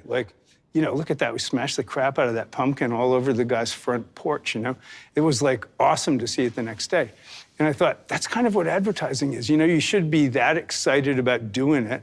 It should feel kind of naughty and like it's the middle of the night and you're doing this thing and it's gonna be unleashed on the world tomorrow. And you should look forward to that moment when it's unleashed, So in that sense, advertising is like vandalism. It's loud in your face, and it's still there the next day. That's why it's like vandalism. When I talk about vandalism, I talk about how there are rules for vandalism and rules for creativity. And of course, there are not really rules for creativity, but here are the rules. Number one is don't copy, steal. Okay, what does that mean? It actually comes from Picasso, I think, who said, amateurs copy, artists steal. So be aware of things around you. One day Dan Wieden told me this story, and I think it's been published, about how Just Do It came about. And he said, I'm just racking my brain for a tagline for Nike. And one day I'm reading this story about this guy, Gary Gilmore, in Utah, who's a murderer, and he's about to be given the electric chair. And they ask him if he has any last words, and he says, just do it. And I went, damn, that would be a good tagline. So sometimes the thing's just lying there and you have to notice that it's there. That's stealing, but you'll get credit for it in the end. Number two, part of your job is not to do your job. So I'm so old that I actually met David Ogilvy on a couple of occasions, famous advertising guy. He came to the office and I was just like a little cub copywriter, and he was sitting all by himself in this room. in this office that they'd given him, and everybody was afraid to talk to him. So I'd been a reporter, like, I'll talk to anybody. So I went in there and I said, "Hi, Mr. Ogilvy. I'm a young copywriter here, and he said, "Do you have any cigarettes?" And I said, "Oh, I'll get some." So I ran out, got cigarettes, came back, gave him the cigarettes, and he smoked a couple of cigarettes while we talked. I actually saved one of those cigarette butts and had it on my wall it was like, said, you know, cigarette actually smoked by David Ogilvy, and had the date. Anyway, so I had that in my office as inspiration for a long time. And at some point he said to me, "How many hours do you write each day, young man?" And I said, shit, this is a trick question. I should say like 10 hours. So I said, 8 or 10 hours. And he said, "Oh, my poor boy, you can't possibly write for 8 or 10 hours in a day. You should be writing for 2 hours. The rest of the day, you should be looking for things to write about." I thought that was amazing. It basically said, your job's to be alert all the time for things that you can use, things that you can write about. And it turns you into an appreciator of life in your own life. It's better for you to live that way. So it was an amazing piece of inspirational advice. 3, I say run toward fire. I think that the people who have this vandalistic spirit, they like to run into the fire. Like, they like to take chances. They're looking for things that are going to be upsetting or provocative or just in general get noticed. Let me get an out bar. Sure. $1. Appreciate you. A great example of running towards fire is something we did pro bono that took on the controversial issue of police shootings. Hey, stop right there! Show me your hand! Get out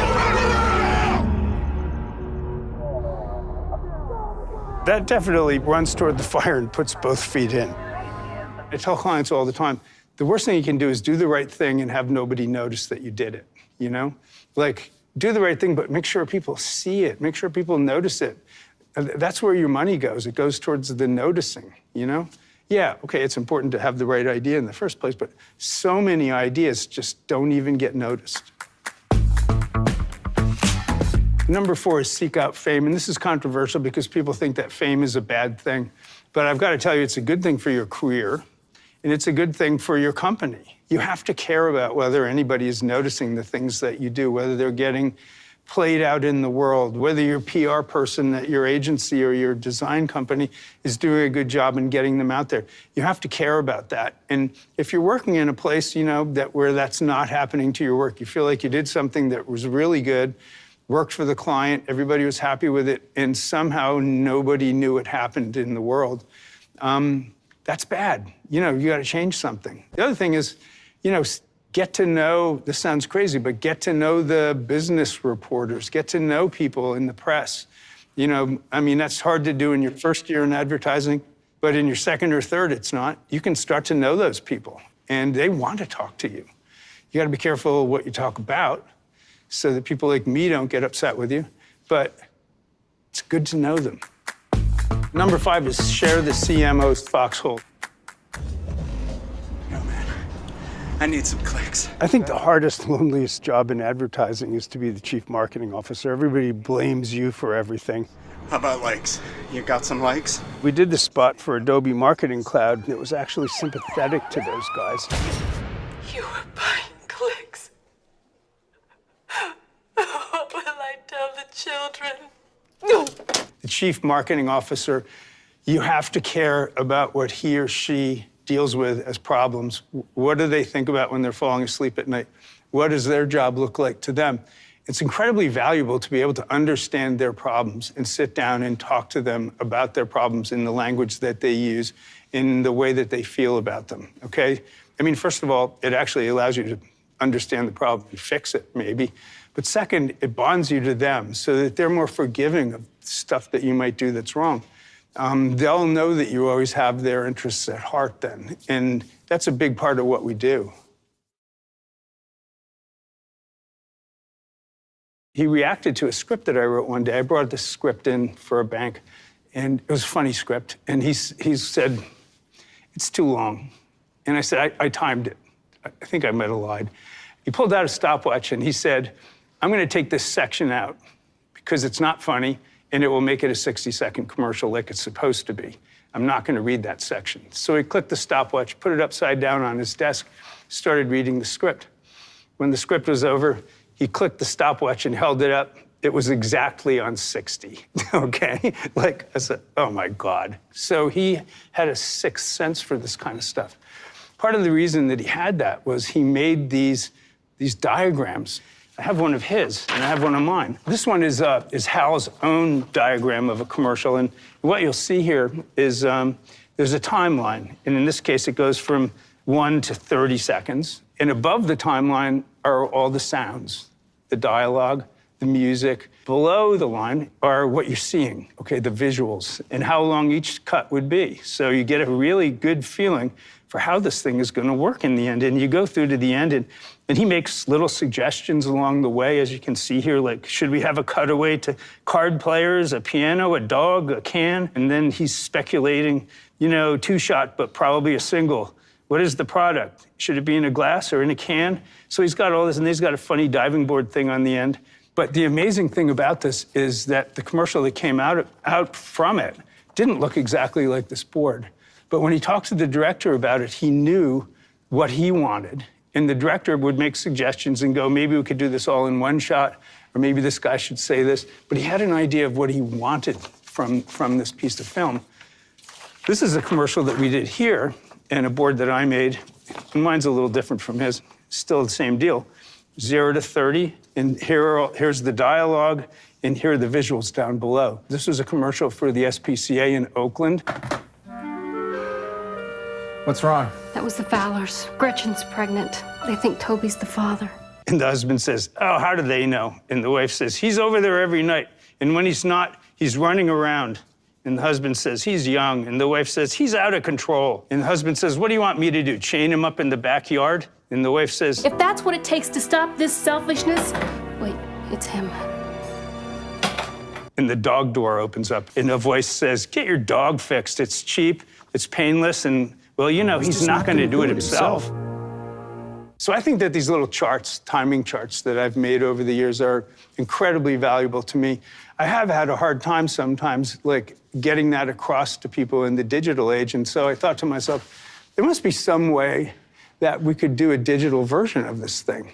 And suddenly it occurred to me, you've got this mobile device in your pocket that can make this thing, okay? And here's how you do it.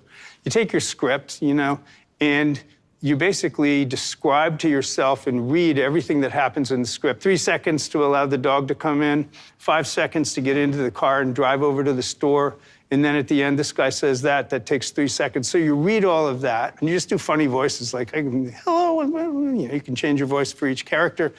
You can be the dog, you're the announcer, you do the music, make it 30 seconds long, so you have a soundtrack of your 30-second commercial. Then you sit down with a pad and paper, and you draw really bad drawings of each scene. So here are 2 people at the breakfast table. Here's a picture of the dog coming in the door.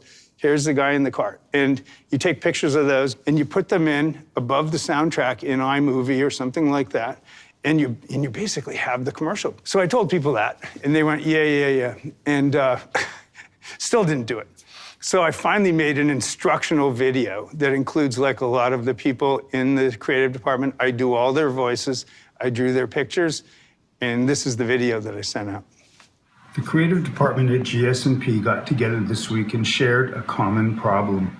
My 30-second commercials keep turning out 45 seconds long. Mine too. Yeah, same. And there was another problem too.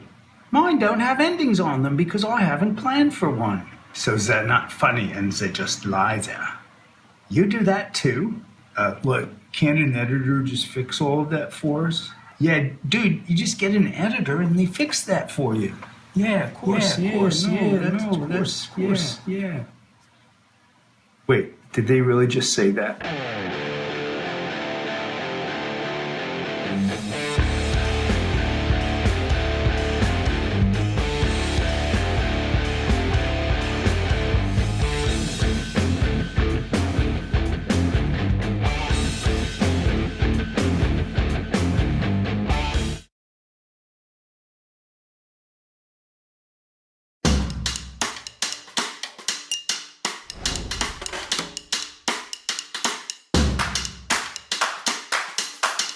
One thing that makes a great copywriter is to actually study the language. I know a lot of people think that it's cool to write in slang and vernacular, and sometimes it is, you know?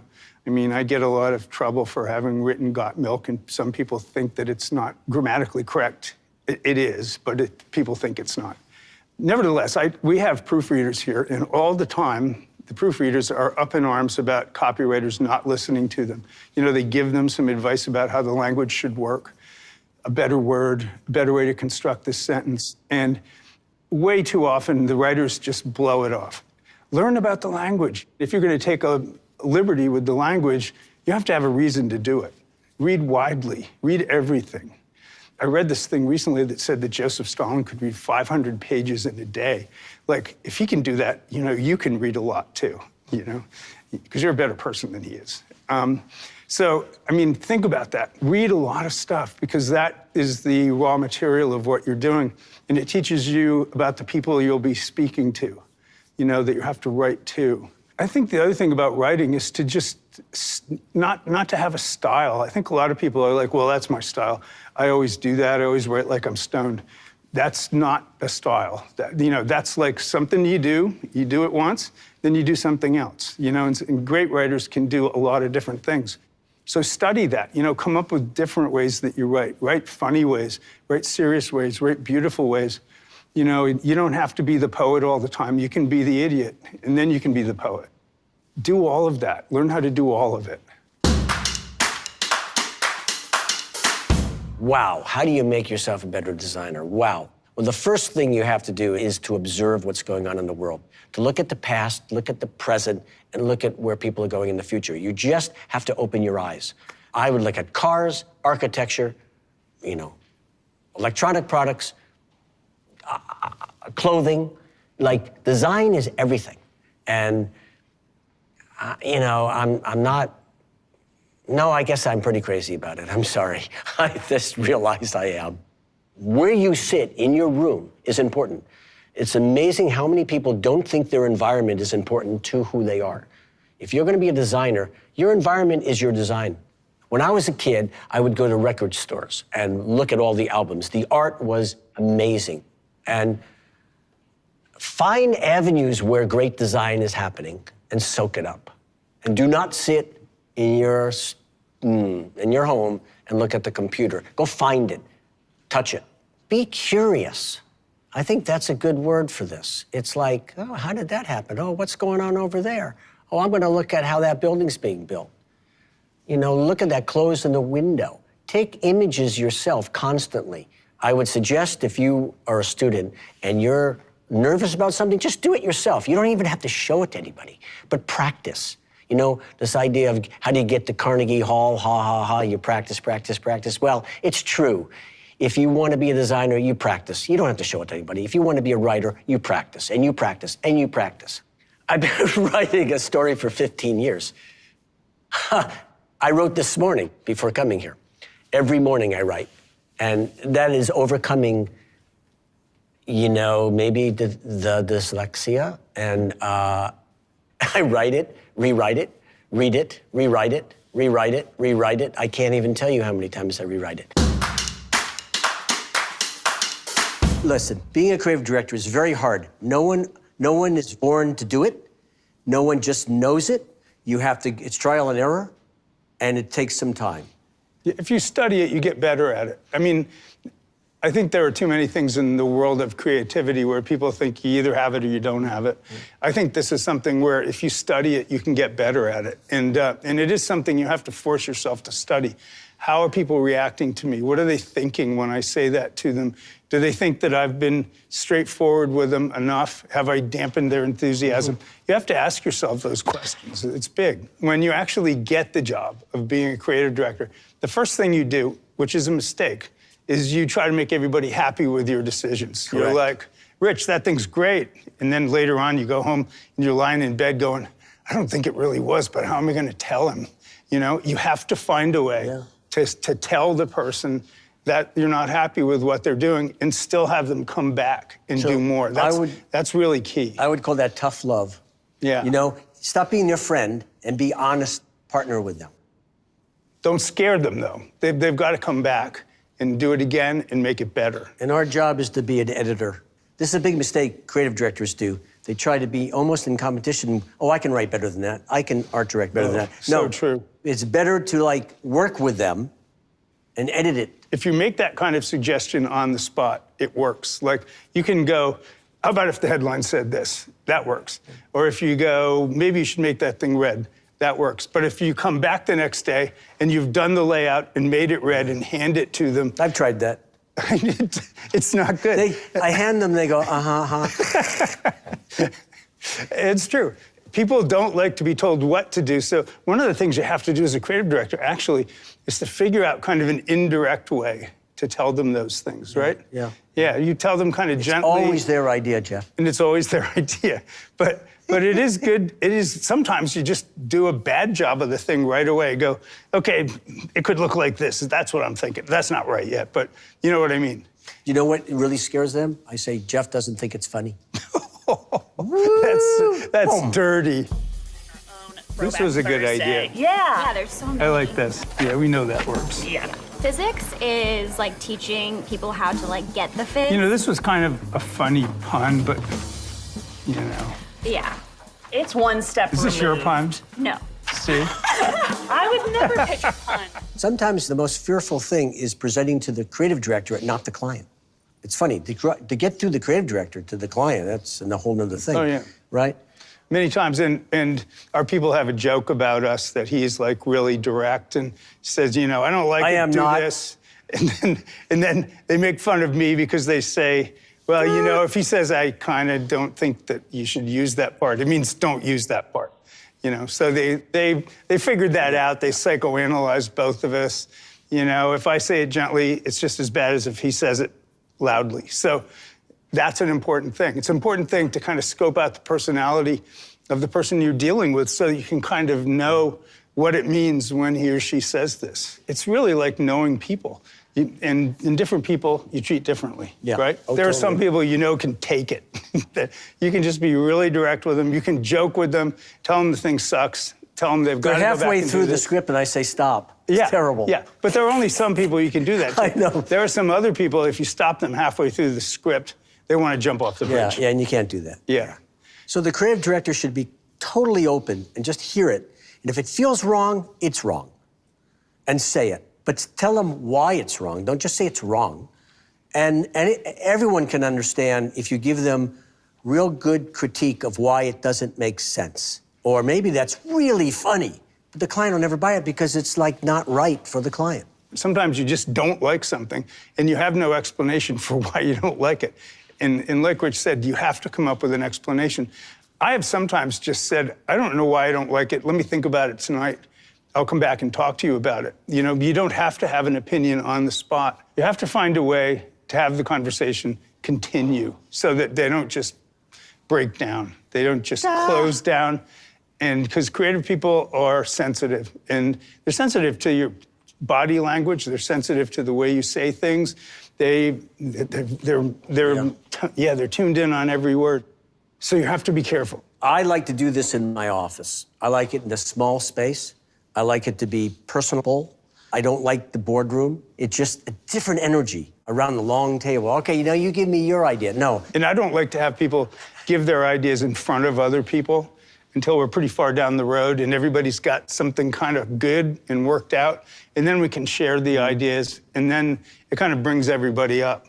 But if you're killing ideas in front of other people, it's really demoralizing. One more thing we haven't talked about, which is instead of just waiting for the Holy Grail, the answer to come back to us, I like working with them before they have the whole thing flushed out. Just talk about it. Just talk. It's better and easier to talk about ideas and, frankly, to kill things that aren't going the right way when they're still in rough form and people haven't, like, spent the weekend making it beautiful. I mean, that's pretty interesting to think about. It is. I think people, you know, they have a great respect for not wasting your time and coming in with things that are half-baked. And so there's a fine line between something that's half-baked and something that is crazy, but you want to get a reaction to it. And I think we try to invite the latter. Yeah.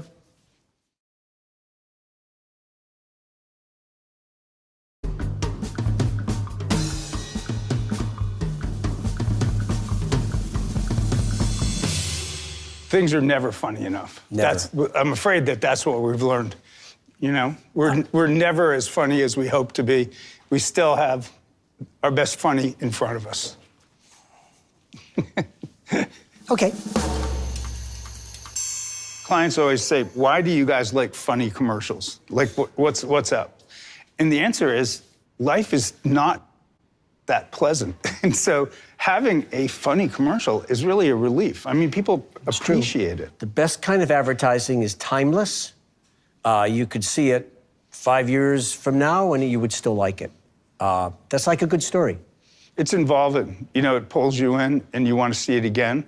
You want to experience it again. You can't get it out of your head. There are lots of ways of doing that. It can be funny, it can be beautiful, it can be disturbing. The worst kind, you know what that is. Everybody knows what that is. It insults your intelligence. It repeats things over and over. The kind of thing that where you get ads for things that you've already purchased. That's an insult to our integrity as humans. You know. It's so true, and like you have no right to go in someone's home and not entertain them or give them something of depth. Yeah. Insulting is this first-level drivel. Yeah. Sorry. No, there's a lot of first-level drivel in this business because it works. Bad advertising can work as well as good advertising. We just choose to do good advertising. Right. That's it. And it's kind of an arbitrary choice, to tell you the truth. That's right. Yeah. I love Kevin Bacon.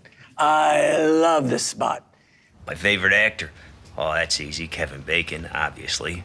To get Kevin Bacon to be in a commercial about Kevin Bacon, playing someone else who wants to be Kevin Bacon, talk about a perfect storm of craziness. There was this product from Google and Logitech combined. The Logitech review is just perfect for me because I just type in Kevin Bacon and it uses Google TV, finds all kinds of movies and shows and YouTube videos. What if Kevin Bacon, who had been associated with the title 6 Degrees of Separation and the whole idea of the whole world being, you know, within 6 degrees of separation of everybody and everything, that's kind of what this remote did. It took you to those things. So we went, okay, the first level thing would be to put Kevin Bacon into the commercial and just have him talk about this thing. A better thing to do would be to put a guy in who's obsessed with Kevin Bacon and would talk about this thing. And an even better thing than that would be to put a guy in who happens to be Kevin Bacon himself, playing the part of the guy who's obsessed with Kevin Bacon. So, yeah, it's the dictionary definition of meta. And it like folds in on itself. But, you know, he is so good at playing this guy obsessed with himself. It's of me and Kevin. I've never actually met him. I had it commissioned. Am I obsessed with Kevin Bacon? I don't know. Obsessed is a strong word. I think I'm a devoted fan. Being students of popular culture is so important. Stop making things up and look at culture to give you the ideas. My wife says if I watch any more Kevin Bacon, I might actually turn into Kevin Bacon. It's so funny. I think people can smell when you're trying to make something up that feels phony. So we actually come from the truth. As loony as it is from the truth.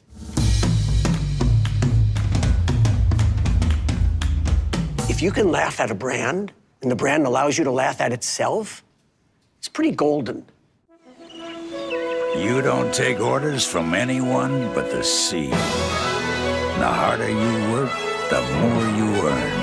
You were a fisherman and you worked hard all day, you deserve a beer at the end, right? You walk away with the two things nobody can take. Good friends and good corn. And you get corn, and you go, corn? And you realize it's a spoof on all the beer commercials you've seen. And it comes up, it would be weird without beer. And you're right, it would, you just get it. So I think spoofing is a great genre. Working in the zeitgeist of what's going on in the world, it's always a good thing. It's a good shorthand to get into a problem. Not a lot of clients are comfortable with humor, but I think it's timeless. And I mean, come on, think of slipping on the banana peel is, there has to be some kind of tragedy that we laugh at. You know, it's human nature to laugh. And it's part of makes us feel good. And again, if you can use it in advertising, Jeff and I just eat it up. We don't have enough of it.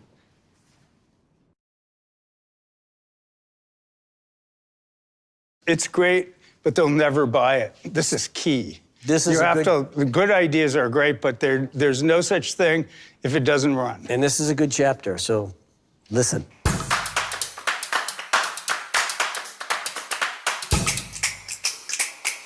Well, how do you sell a crazy idea? That's a really good question. I think one of your first jobs is not to think that it's that crazy. Yeah. You know, make sense out of it. You go like, okay, it is crazy. Here's how we're going to make sense out of it. Here's why it works. I don't think we even think the word crazy. Yeah. We goes, whoa, that's pretty good. Or, oh, I don't know. I don't know if they can buy it, but boy, that's pretty interesting. And so you work it through. And in a way, you can't really sell an idea if it's crazy. I mean, this sounds antithetical, but you can't really sell an idea that's crazy. Clients won't buy it. They'll see that it's crazy, and it'll just show that you think it's crazy too. So you really need to make sense out of things before you go to the client with it, at least in your own head. The strategy is very often your friend. That's an important thing to learn. If the client has agreed to a strategy that it's for the bold, like Doritos, you can do some pretty bold stuff, you know? You're asking for it. You push it back on them and say, but we all agreed on bold, so this is pretty bold, isn't it? Yeah, and people tell us that this is working. People say that boldness is our thing.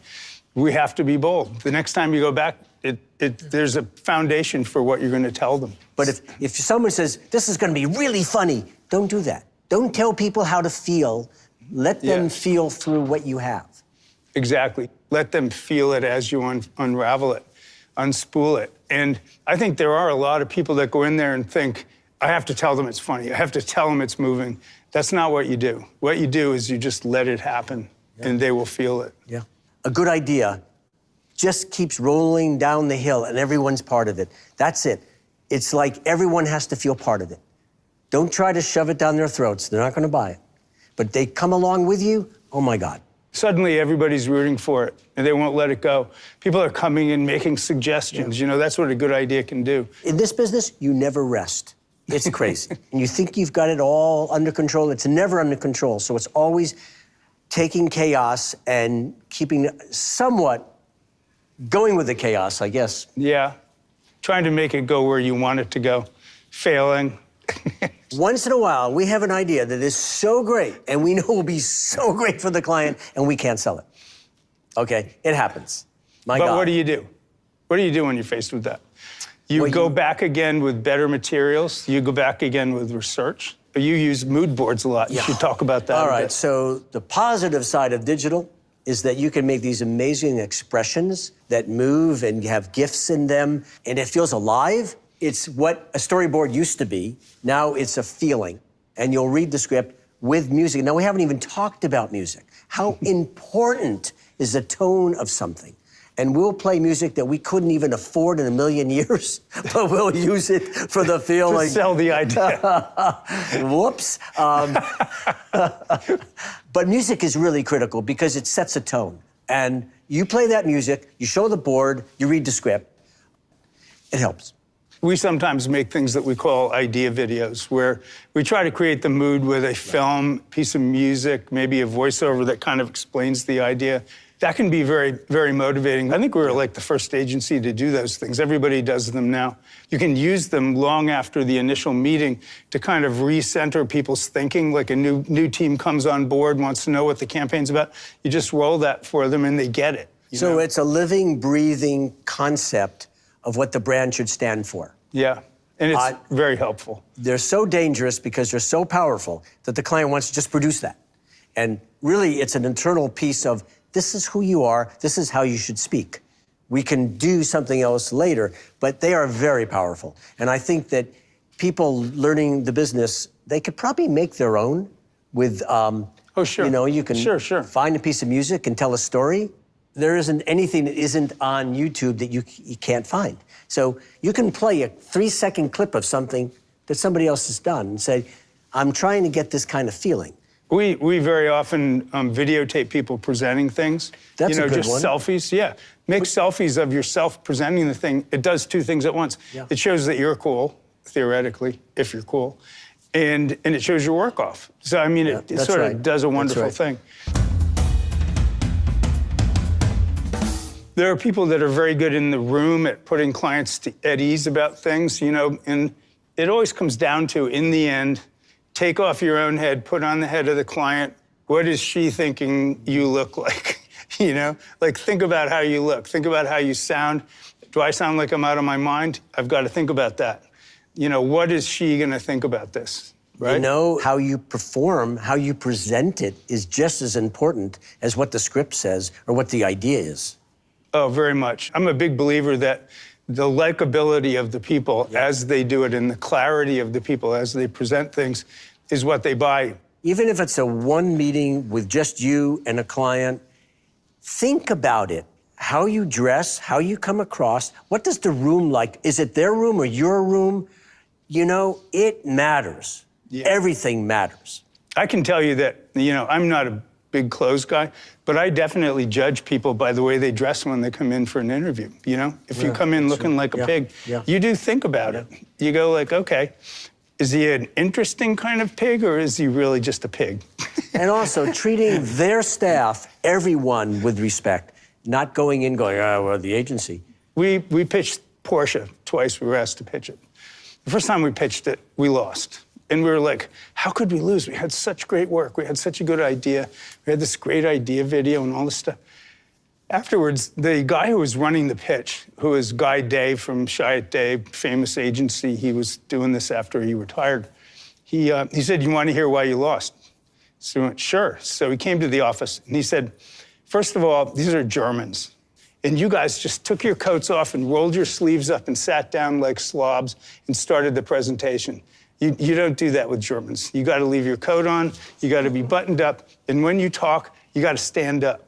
He said, you don't talk from your chair, all droopy. You stand up and you talk to them and you hold the room. And then he said something that I think was the number one best thing.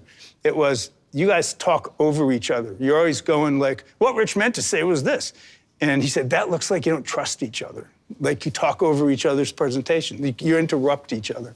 Let the person do the thing. If it's not going well, you got to buy it.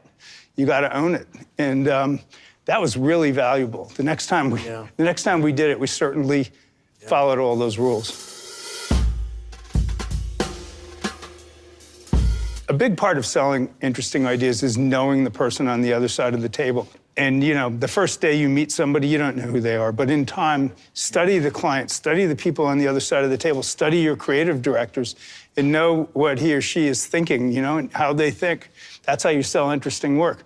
You go, okay, this person needs a lot of explanation. This person doesn't need a lot of explanation. This person is very visual. This person likes to hear stories, likes to close their eyes and just hear a story. So there are different people on the other side of the table for all these jobs. You have to take that into account. One way to circumvent this is to know the big boss. Yeah. We knew the Got Milk client very well. I went fishing with him all the time. We knew the guy. He was a pain in the ass. But, he had great ideas. He made connections to things that we would have never made connections to make that campaign bigger. I was thinking back to when we did the Emily's Oz commercial for Comcast. Here was a commercial that was about a blind girl and how she could use this audio tool to watch movies. And it was a beautiful commercial. We had her listen and imagine The Wizard of Oz, and then we built the set, and we put her on the set, and we had her be Dorothy, and we listened to the way she described what the scarecrow would look like. My scarecrow has wooden teeth. His fingernails are really long. And Brian Roberts, who's the CEO of Comcast, the biggest guy there, he loved this thing, and he loved our rough cut of it. And he called me up and said, we need to get somebody famous to do the voiceover. I think we should get Robert Redford. And I was like, we can't get Robert Redford. Everyone has a favorite movie. Now, people with visual disabilities can find theirs. Introducing the first talking guide. He calls me up and says, we've got Robert Redford. I know him. So, having somebody at the top that champions what you do and understands what you're trying to accomplish is very important. You know, that doesn't mean it has to be the head of Comcast. It can be the head of your department, your design department in college, you know, but get to know those people. Get to know the people that you have to please. Woo. The biggest fear, you graduate from school and you want to get a job. It's pretty scary. I look back at myself and I go, maybe I was fearless, but I was really insecure. But this fearlessness of, I interviewed at every place I could possibly interview and showed what I had. And somehow it worked. And I think I've said this before, you make your own luck, you just got to keep at it. You know, if you were an actor and you were called for casting and you don't get it, you don't stop, you go to the next casting and the next casting until it hits. No one knows exactly where they're going. And I did say, if it doesn't feel right, change it. But if it does feel right, I think if you keep working at it, something will happen. If you want it and if you believe in it. You know, you don't know what you don't know. You just can't over worry about it. You just, if you want to be a designer, go interview with a whole bunch of designers. Just keep doing it. If you want to be in advertising, interview as much as possible. Ask people why they don't like it or why they do like it. I think when I came to San Francisco, I probably interviewed with 15 designers. I don't even know why I did that. Nobody told me to do it. And then I landed a job. And then it's up to you to keep it going.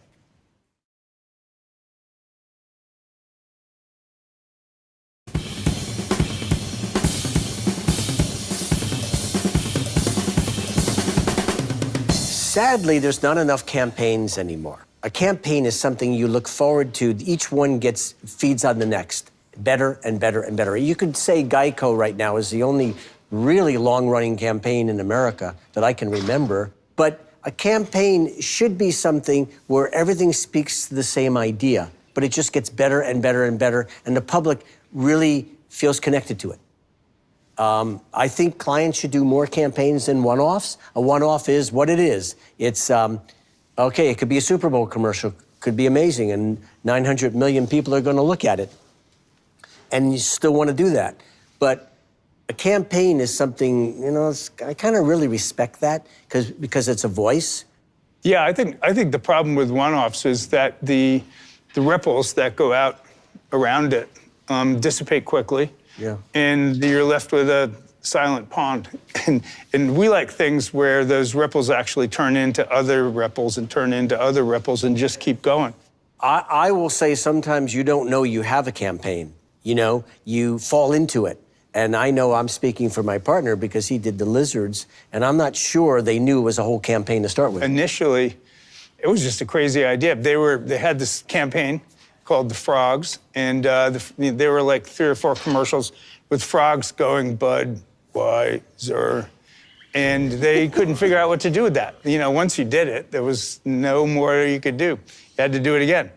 And so I was in St. Louis, and they told me they were going to kill the frogs, and I was like, it would actually be fun to like kill the frogs, have some characters. So they came up with the idea. They came up with the idea in that sense. It's like listening to the world around you is the most important thing. August Bush IV said to me, we're going to kill the frogs. And so I said, oh, that's a good idea. So I was on the plane. I came back and I told these guys excitedly that we should come up with some characters. I suggested raccoons who would try to kill the frogs on the Super Bowl. And they wouldn't really succeed, but don't worry. And these guys said, no, we should use lizards. Lizards are cold-blooded, they're mean, and they would be the ones to kill the frogs.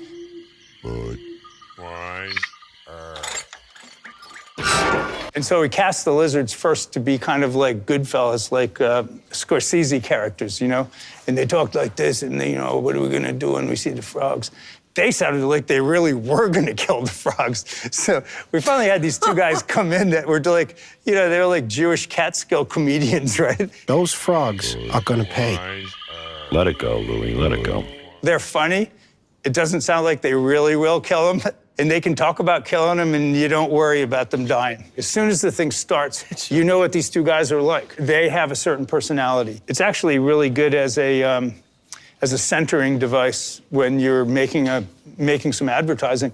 It's good to be able to give your people an idea of what's expected of them. Okay, so you know that, the idea is to piss Louis off, and Frank tries to calm him down. Oh, boy. Why? Why? Louis, What? just say the line. That's what I'm doing. No, you're not. You're going, why? These are my interpretations of the part. This isn't Shakespeare. You're replacing a stressed-out frog. Bud. Lies. Every commercial has to do that. We know he's like this, he's like this. We have lizards. We got some other characters. It's familiar and comfortable. It's familiar and comfortable. And that's a really important management device for us, because we can say the next thing has to be like this. Oh, my. Bud? Whoa. Louis. Frankie, eventually every frog has to croak. That's not funny. I laugh when I'm sad. I don't think the client realized how it could get in the zeitgeist of the public so fast. Yeah. And so when that happens, you've got to look at it. You can't just throw it away. You better look at it. They only planned to run a few spots on the Super Bowl. We actually ran 4 spots on the Super Bowl, and there were 4 of the 5 top-rated spots that year. It was amazing. And then after that, they kept do another one, do another one, do another. We did it for years. That's a campaign. It was on the hold. When you called the brewery, they were the hold music. You didn't get music. You got the Budweiser lizards speaking to you. That's a campaign.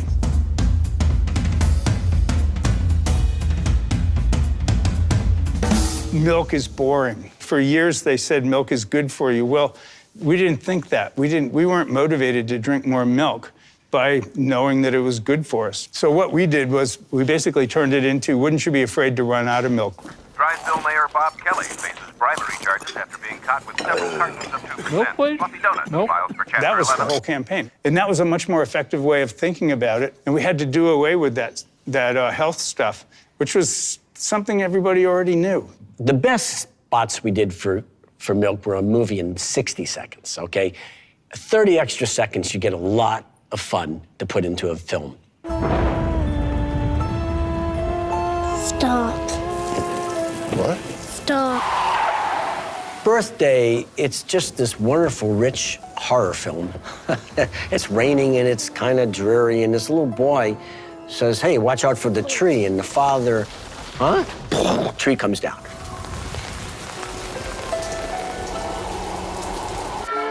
Everyone's having a great time with this big chocolate cake. He says, don't eat the cake. Don't eat the cake. Wow, what's wrong with this kid? Whatever. And there's so many references. There's the Dan Arbus twins, Like, where'd they come from?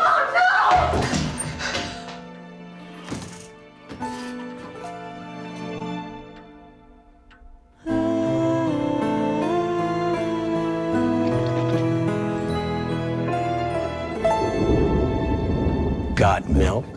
And so there it is. You go from script, which is great, then you go from all these references of film to actually shooting it, to editing it, to the music. It never ends. We never stop working on a project until enough already, it has to go. You never give up. It's always could be made better, just a little bit.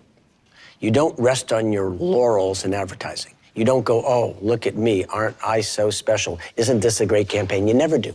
You're just doing the next ad.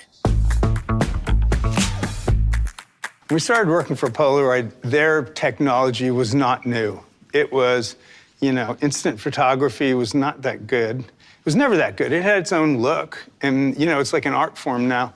But by the time we started working for them, people were no longer going, I'm going to take the wedding pictures with a Polaroid, or I'm going to take an important picture with a Polaroid. They were basically using Polaroids as evidence that something had happened. Look, here's the damage to my fender.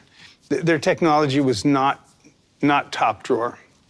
We went to a meeting in Kendall Square in Cambridge at the big Polaroid Center, and we go in, and the guard is giving Silverstein some trouble about his ID and whether he's going to let him into the building. And Rich said, what did you think? I was going to smuggle some technology in? which was an incredibly insulting thing to say to Polaroid at the time. Anyway, so people were using this as evidence of things, and one of the things we did was just start making communications that were about that. You know, we made a picture of a dog taking a poop on somebody's lawn. The headline in this print ad just said, "It's your dog," you know, or something like that. So we were having fun with Polaroid to see how each story developed. We've got Mom in neon over a storefront, and we've got a letter from Wow Productions. "Dear Hungright Sign Company, you morons." So, like, we had great images for print, but for the TV spot, we kind of thought about a cartoon. Let's, like, take a live-action imagery, but make it a cartoon. And we love putting dogs. There's two things you have to do in advertising that's successful. Okay, here it is. A dog or a baby. That's it. So you found a way to put a dog in the spot, which is the hero, and the dog is getting yelled at for making a mess of the kitchen, but really it was the cat. So the dog decides it's going to catch the cat. Very bad dog. And he looks at the cleaver, so you, as the viewer, go, the dog's gonna kill the cat? And then you see a Polaroid camera and you go, I don't know what that means. Oh, dear. And the line was, "See what develops," which my dad still thinks is the best tagline we've ever done. So sometimes the theme line suggests how to make the spot. See what develops. So see what develops in the storyline. So you watch in the spot, what is the story? How does it develop? We were working on Polaroid, and we had this idea sitting around that what if by mistake something happened that because of a Polaroid that would change society? No, non voglio quello. Più basso, più... This fashion designer was taking pictures of all of these models that he had designed dresses for, but he was sick. And in the middle of all these models, there's a nurse, and the nurse kind of walks through one of the pictures. He stacks them all up and sends them to this fashion show.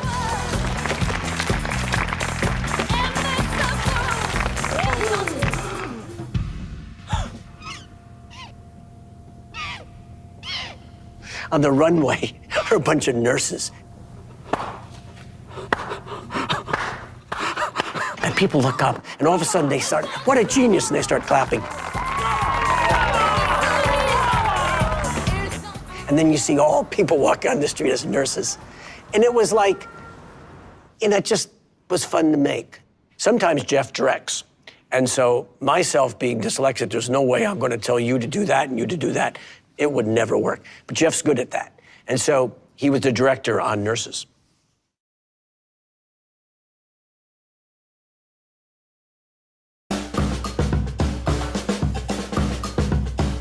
We have, over time, learned not to necessarily pin all of our hopes on the Super Bowl like people used to do, but it's big. I mean, come on, it's the most famous thing that you do. The stakes are so high. Yeah. It's so expensive. The CMO's job is on the line. Yeah. Oh my God, everything is elevated. The spots are expensive. The media is expensive, and the public is the largest public on the planet. And there's a great thing that happens, I think. I've always drawn the distinction between advertising that you kind of see all by yourself, like a print ad or something, or nowadays something online that you're zooming through and you see it, and then you're lonely and you go like, oh, that's interesting. And something you know everybody is looking at right now at the same time as you are, at the exact same moment. It's awesome. Yeah. I mean, if you can't get into that, then you shouldn't be in advertising. That is what's fun. It's the Roman Colosseum. It's up or down. And it's down, well, it's jobs, everything's bad. It's in front of everybody. Yeah. It goes down in front of everybody. I don't know if I can say this on camera, but it used to be hitting the nuts. Everyone laughed. That was the Super Bowl idea. But it's got to be more than that. We had really big success with E-Trade, like 3 or 4 years running. E-Trade riffed off the idea that Super Bowl spots are very expensive. So at the time, it was $2 million. Now it's like 4, 5. More. And more. What do I know?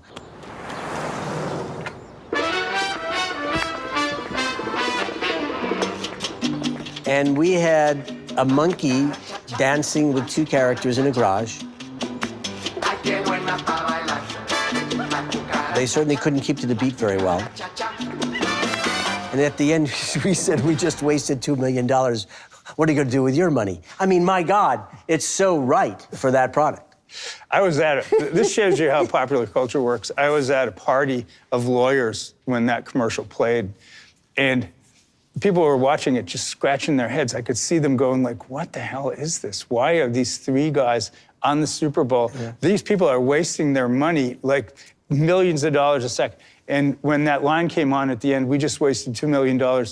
They went nuts. Yeah. You know, that's what you want. And in subsequent years, we did more outrageous things for E-Trade. We did something with an emergency room where the emergency room doctors are saying that this man who's come in... He's got money coming out the wazoo. And that's just that joke over and over for 30 seconds. It is. Out of the way, this man's got money coming out the wazoo.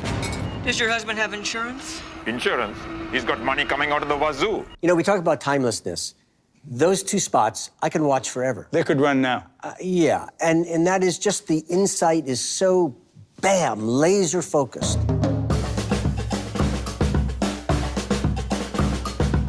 When you're on the Super Bowl, we've talked a lot about how responsible you have to be because it's a big mistake if you do something wrong. Well, one of our guys came up with an ad. There was an end of the world calendar, a Mayan calendar when the world was supposed to end. And so we made a spot about that where the world had ended and a guy is in a truck and he's driving around with his dog and so on. And he pulls up and there are three other guys in Chevy trucks in the middle of all this rubble and destruction and smoking end of the world stuff. Where's Dave? Dave didn't drive the longest-lasting, most dependable truck on the road. Dave drove a Ford. That line, which got into the Super Bowl in the spot, the day before the Super Bowl, the lawyers at GM called the client and said, we can't have that. We can't have that in the Super Bowl. We're going to get sued to death by Ford for saying that their pickup wouldn't make it through the end of the world. And I remember Joel Iwanek was the client. He called me up. They're saying we can't run this thing. And I said, why? Well, because, you know, Ford wouldn't make it through the end of the world, but a Chevy would. And I said, what kind of argument is that? That's not a real argument. A Ford can't make it through the end of the world, but a Chevy can. I would like to hear them make that. And he said, you're right, we're running it. And he ran it. It was great. You know, you just have to be sane sometimes. If we're being absurd, like, oh, so the Chevy can, you know, be at the end of the world, it's absurd. Come on, laugh a little. Twinkie? Yeah. There are clients that try to do serious stuff on the Super Bowl, serious messages. I don't think it's the time to do that. No, I don't. I mean, you'd get an enormous audience, but half of them are drunk. You know, half of them are only interested in football. I just don't think it's a time to get to their hearts. We have more Super Bowl spots happening in this agency than we've ever done before. It's going to be a big year for Goodby Silverstein and Partners. For Cheetos, for the Super Bowl, we have a really fun commercial starring MC Hammer. And we're taking his classic song, Can't Touch This, and we're using that as the creative thread that pulls you through the spot. This young guy figures out that he can get out of doing everything when he has Cheeto dust on his fingers. Presenting ideas to Rich and Jeff is maddening. They always think it can be funnier, always. But having worked here as long as I have, well, there are a few things that I always do. I never come in with one ending to a commercial, ever. But he just says you can't touch this again there? What does Well, he do? we have different options. So he could say that. He could also, in the actual song, he says, hammer time at that point. I think hammer time would be way better. Or instead of can't touch this, it'd be great if it says, I touch this. It works best to come with a plan B, C, D, and E. Can't touch this. Help. You can't touch this. You can't touch this. I trust you. Stop. Hammer time. I touched it. New Cheetos popcorn. It's a Cheetos thing. One of the things we try to do with the Super Bowl is really look at pop culture and what's happening out in the world and ride that wave. We did a commercial a couple of years ago for the Super Bowl that we call Fire and Ice. It ended up being one of our more successful ads. It was an actual rap battle between Peter Dinklage and Morgan Freeman. We really love putting unexpected people together like that. For Doritos, we are remaking the old film, The Good, the Bad, and the Ugly. Playing the role of Clint will be Sam Elliott. The guy he's dueling is Lil Nas X. Okay. And I think the cool thing about that is that you're getting kind of an That's old school funny. actor and a super young modern Yep. one that appeals to, Cool. tons of people. In between them will be this bag. This is what they're fighting over. Right. So this is where I've always asked you. Does that in become between, clear? Where is it? Is it on Yeah. a barrel, on dirt? Is it on the ground? Where? They're figuring that out today because they're doing They the better figure tech it out. scout today. How do we It's know either they're dueling over that? Because it's in between them. In the movie too, like you know, they pull out their guns, but Right. in this version, No guns. They're gonna dance. Okay, so we have these body doubles, and then as it goes on, he's gonna get outdanced by Lil Nas X. All right, and then so we have a horse at the end.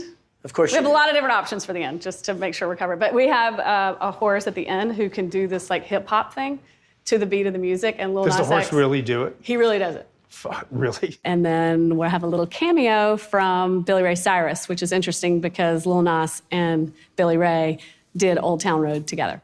He is going to be on the porch plucking his banjo, so he could. You didn't realize up he was next. there the whole time. It could be kind of cool for Lil Nas and Billy Ray to be like respect. See, I him. think that's good. It makes it more clear at the end. Who got next? New Doritos Cool Ranch just got cooler. I ain't dancing. I think you ought to have the horse look at the bag too, or I think Yeah. you should use the horse as a character a little more, especially since he comes and dances. Yeah.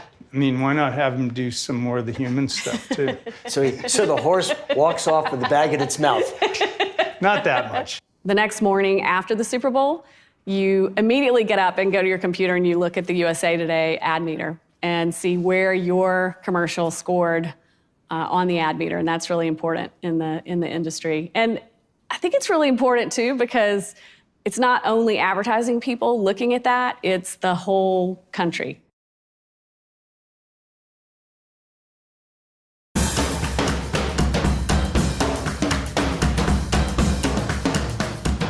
I think the days of Mad Men are long gone, okay? And we were never in this business in the days of Mad. No, we weren't. I mean, I didn't see it. You know? Today, brands need to have a social conscience, okay? In fact, we don't demand it. We would like them to have it because we believe it connects to the consumer better. At one point, one of our planners, one of our strategists said, a bag of Doritos is 99 cents. And nowadays, you can download a song for that much money. You can with 99 cents, you can do a lot of different things. What if we thought of a bag of Doritos as a communication device? Like we talk to people with it. So the first thing we did was sort of first level. We put some messages on the back of the bag that you could scan and it would take you to a concert or something. Remember that? And that was cool. Right. But then people started thinking way more expansively about what a bag of Doritos could communicate. Like at one point, we did a project for Tostitos where we actually made their bags into breathalyzers in Houston when the Super Bowl was taking place in Houston. Because sadly, there was an insight that was a very heavy day of drinking. Yeah. Not that was like a real inside piece of information. So we passed these things out. We passed these bags out in bars and restaurants in Houston, and you could breathe into the bag, and it would either go red or green and tell you whether you really should be driving home or not. It was incredibly great in a PR sense. And if you found that the thing went red, there was a code on the bag, and you could get a free Uber home from the bar. So it was kind of. But it was amazing. less about a commercial than there was more of an act. It was more of an act. There was no commercial, really. And that's what's changing in advertising today. Yeah. Advertising is everything and nothing. I mean, it's their rules are off. Yeah, there are no rules anymore. With Doritos, we did rainbow chips, and we're talking about a gay pride parade in Texas. okay? And we came up with a product, and they had the boldness to say, we're gonna do it. And I think that's what's changed in advertising. You're allowed to bring the social commentary into the brand. That's a big deal. Everything we do starts with a strategy. The strategy for this brand is for the bold. And so it allows the creative people to just keep coming up with bold, bold, bold. Once we figured out that the Doritos bag could be a communications device, and we had this for the bold strategy, we could do amazing things with it. And one of the things that we did was we thought, what if they made a multicolored Dorito for a gay pride parade in Dallas that year? Right. And of course, it's the rainbow flag, and that's why we did it. And it was a very controversial project at the time. You could buy the thing online. You could give as much money as you wanted to. All the proceeds went to the It Gets Better project. It was really for a good cause. I think more than anything, it says a brand has a soul and it has some toughness, can stand by beliefs. My God, what more would you want? I mean, it was incredibly controversial. I got some death threats over this. You did? The guy who was the head of marketing there got a lot of death threats. But when you see the effect that it had on people, it was so heartwarming. When those things were passed out at the Gay Pride Parade in Dallas, people were incredibly moved by it. And it's just a bag of chips. But it communicated something so much bigger than that. Well, we took that and, it went all over the world. You can't just hollow say we're for something. You have to do, there has to be a cause and effect. It had some teeth in it. Yeah. They raised money with it. They raised money. Yeah. So, but that you couldn't do 30 years ago, I don't think. No. Even 15 years ago, 10 years ago, I think it would have been more controversial than it was now. After doing some research, we found that the people that liked Cheetos, the adults that liked Cheetos, had a sort of childlike, naughty side to them. They thought of eating Cheetos as something kind of naughty. And they embraced that naughtiness. They loved that side of the product. So Cheeto Museum is really observing how people play with the product. They would take something in a bag and say, oh, that might look like a boot, And so we took high and low. We took a Cheeto and we made it art.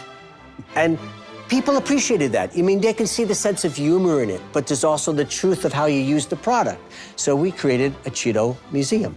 We did create a physical museum at Grand Central Station at one point where the things were in glass displays, the best ones. Right, and there was a prize of $60,000, if I remember right, for the best Cheeto sent in.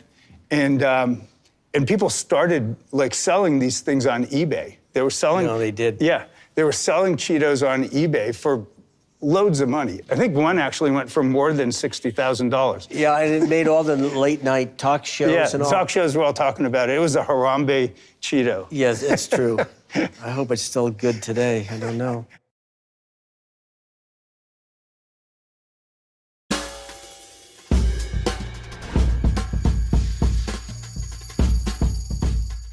A lot of advertising is something that is in the air and you can't avoid it. And it becomes a part of your life. It affects you in the environment that we live in. And I think we want to make a better environment for our children and for our friends and for us, Connecting yourself with something people care about. That's the new world of advertising. And that's something you can do. You can think about what could a company do that's around my neighborhood or in my world? What could they do that would be good for the world, and go to them and talk about that?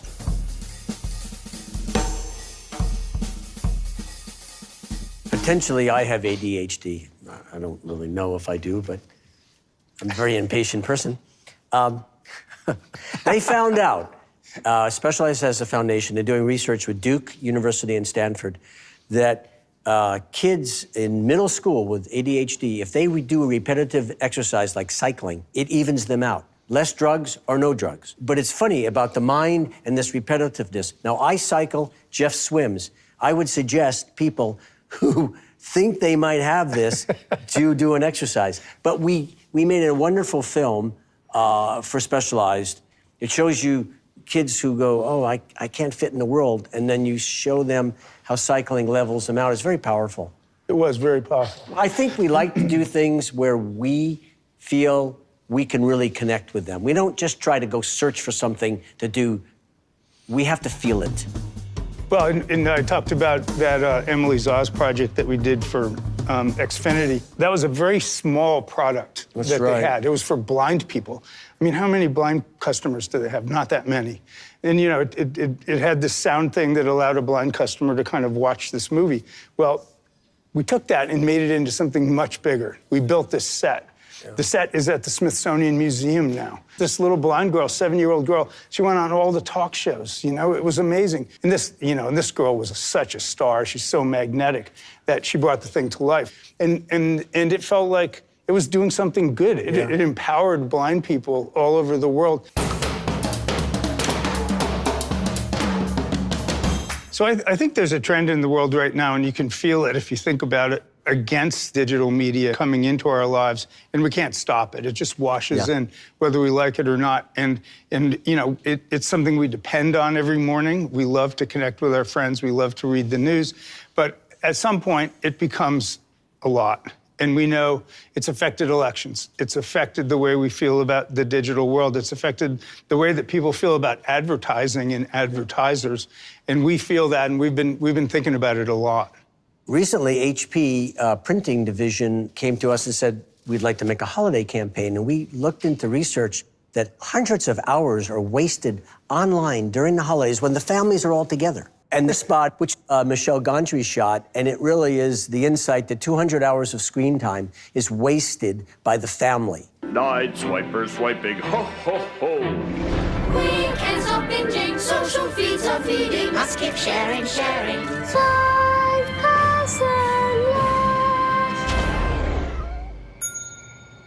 So Get Real is something that you print and you can hold in your hand. You can put it on the refrigerator. You can send it to someone. And we think that a lot of that's been forgotten in this day and age, and so we made a campaign around it. Now, we're not saying, as Jeff said, that digital is bad. It's just that we don't know when to shut it off. And this is not like a couple of old guys getting grumpy about digital stuff. This is something that people around us are thinking. You know, you're thinking it too. I think one of the things we do is to try to feel things like that early on and be sensitive to them in other people. You know, if you listen to your friends, if you listen to your family, if you listen to what people are caring about, that's something for you to use. You know, that means it's touching them, and you can make something out of it. You have to watch for that stuff. Yeah. And it folds right into everything we said about humanity. We're just observing that maybe we've gone off kilter a little bit, and here comes HP, and you go, this is perfect. It's a perfect storm of a problem to be fixed. The first commercial was a tease that basically said, have we gone too far? Is this real? Is this real? Is sending emojis real love? Before we eat, we have to take an image of it? And then the greatest one is the Mona Lisa, the most beautiful painting in the world, and everyone is taking their cell phones out and shooting themselves with the Mona Lisa. They're not looking at the Mona Lisa. Look. So now, we're not saying we looked into research that hundreds of hours are wasted online during the holidays when the families are all together. And the spot, which Michelle Gondry shot, and it really is the insight that 200 hours of screen time is wasted by the family. Night swiper swiping, ho, ho, ho. Weekends are binging, social feeds are feeding. Must keep sharing.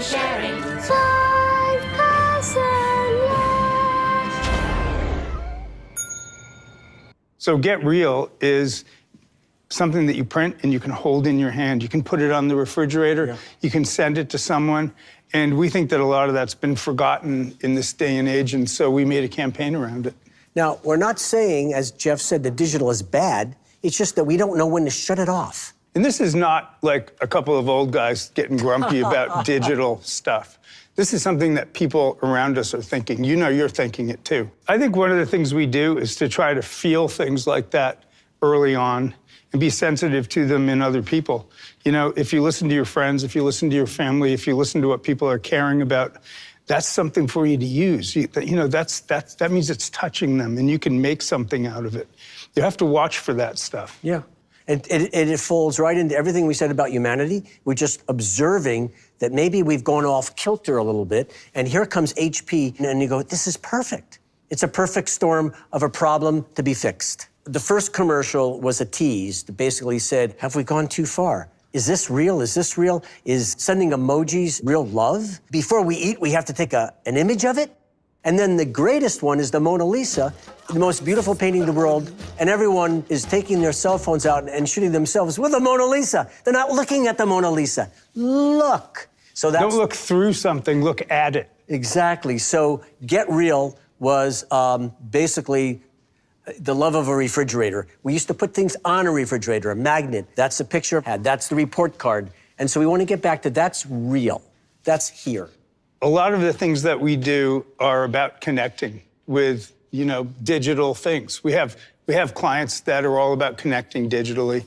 And then basically, maybe because we work on this stuff so much, we felt like it was getting overwhelming. We thought that it was taking away our humanity instead of giving us more of it. Yeah. When you have a healthy company, when people are happy and making money and the thing is cooking along, you have the time and energy to do things for the world. Yeah. And people love doing that. It's an important part of what we do. There's less of a client. It's more of a heart. And you put talent to heart, it's lovely. And we're lucky enough to be able to do that.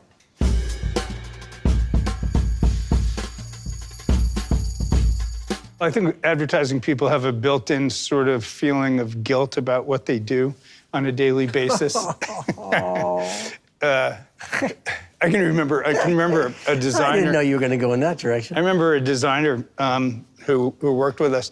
He said, designers think that advertising people are whores, and advertising people think that designers are airheads. Yeah. And because of that sort of feeling about things, I think that people want to do something good. They want to do something that's just explicitly good. One of the companies that we work with is Common Sense Media. What's wrong, sweetheart? I miss Daddy. They wanted to do something that actually talked about the usage of cell phones. I miss him more. Oh, no, I miss him the most. I miss him a lot. No, I miss him so much more. Hey, everyone shut up. Luckily, they had Will Ferrell in them. Makes me look like a cat. And they're really funny and memorable. It's so funny, it's making me cry.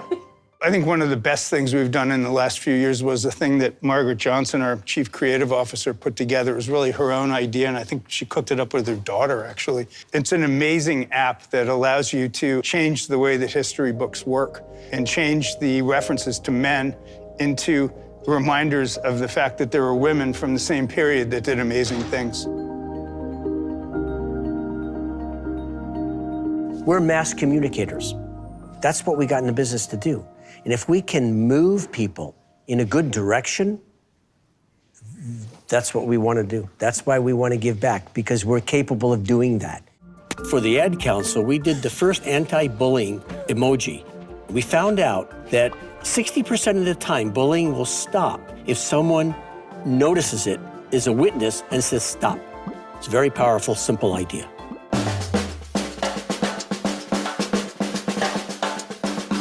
One of the things that we're lucky enough is Jeff's been invited on boards, and I've been invited on boards. I worked for the Golden Gate National Recreation Area, which is right here, which we renamed the Golden Gate National Parks. We just renamed it because no one was stopping us. And we can do things like that. And we redesigned all of their nomenclature. Rich and the designers here, they transformed the park. Yeah. The park is a much more lovely place because of this stuff. And it was all done for free.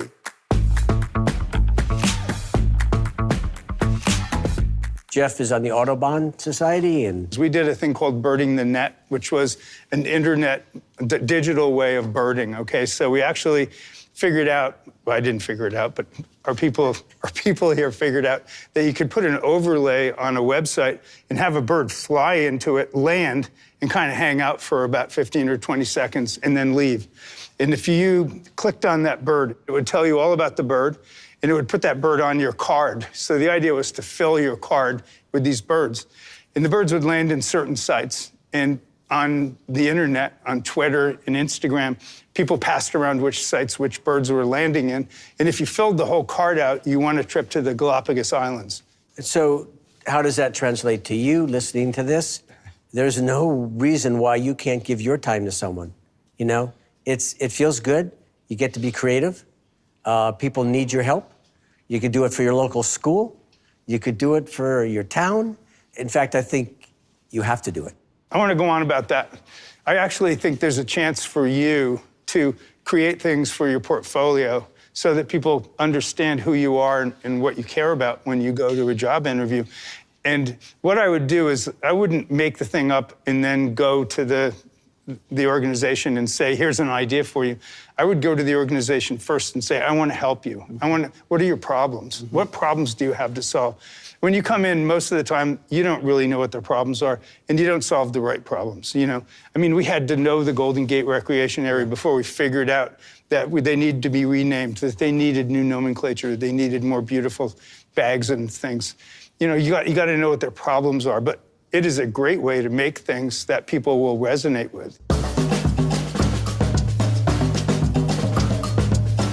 We have a relationship with the Dali Museum in St. Petersburg, Florida. That came out of the museum needing to do something more than what museums do. We wanted to make it into something that was really up to date, so we did a virtual reality thing for them that allowed you to put on this headset. You actually walk inside a Dali painting, and it's freaky. You know, there are animals there.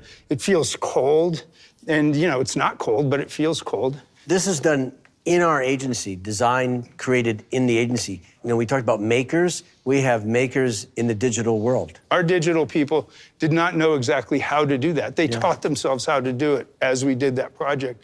So you're always learning. You try to do things you don't know how to do. It's so important. Finally, this year, we actually we learned about this thing called deep fake, which allows you to put the face of a person on another person's body, and it seems that they're saying whatever the actor says. Dali dream in glorious technicolor. We actually took interviews with Dali. We digitally took his face off the interviews, put it on an actor, had the actor say things that Dali wouldn't have known about. He talks about the weather today and the score of the baseball game.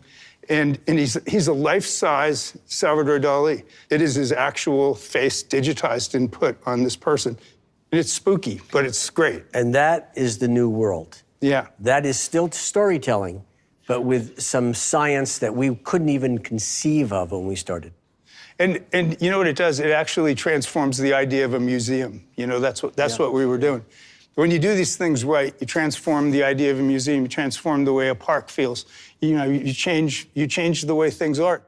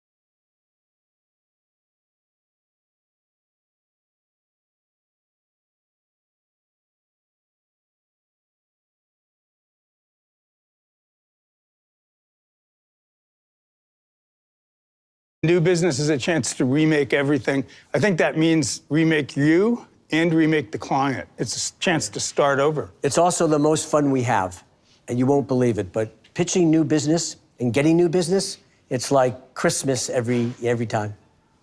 And I'm Jewish.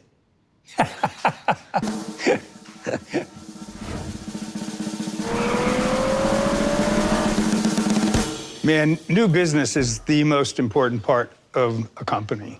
And it's the most important part of what you will contribute to a company in many ways, because there's a new energy every time you pitch a piece of business. It's electric. It is the most exciting part of the entire industry because there's no right or wrong. You're just doing it. You're doing it with your own heart and you passion and you go, my God, this is great. How could they not buy it? They don't always buy it.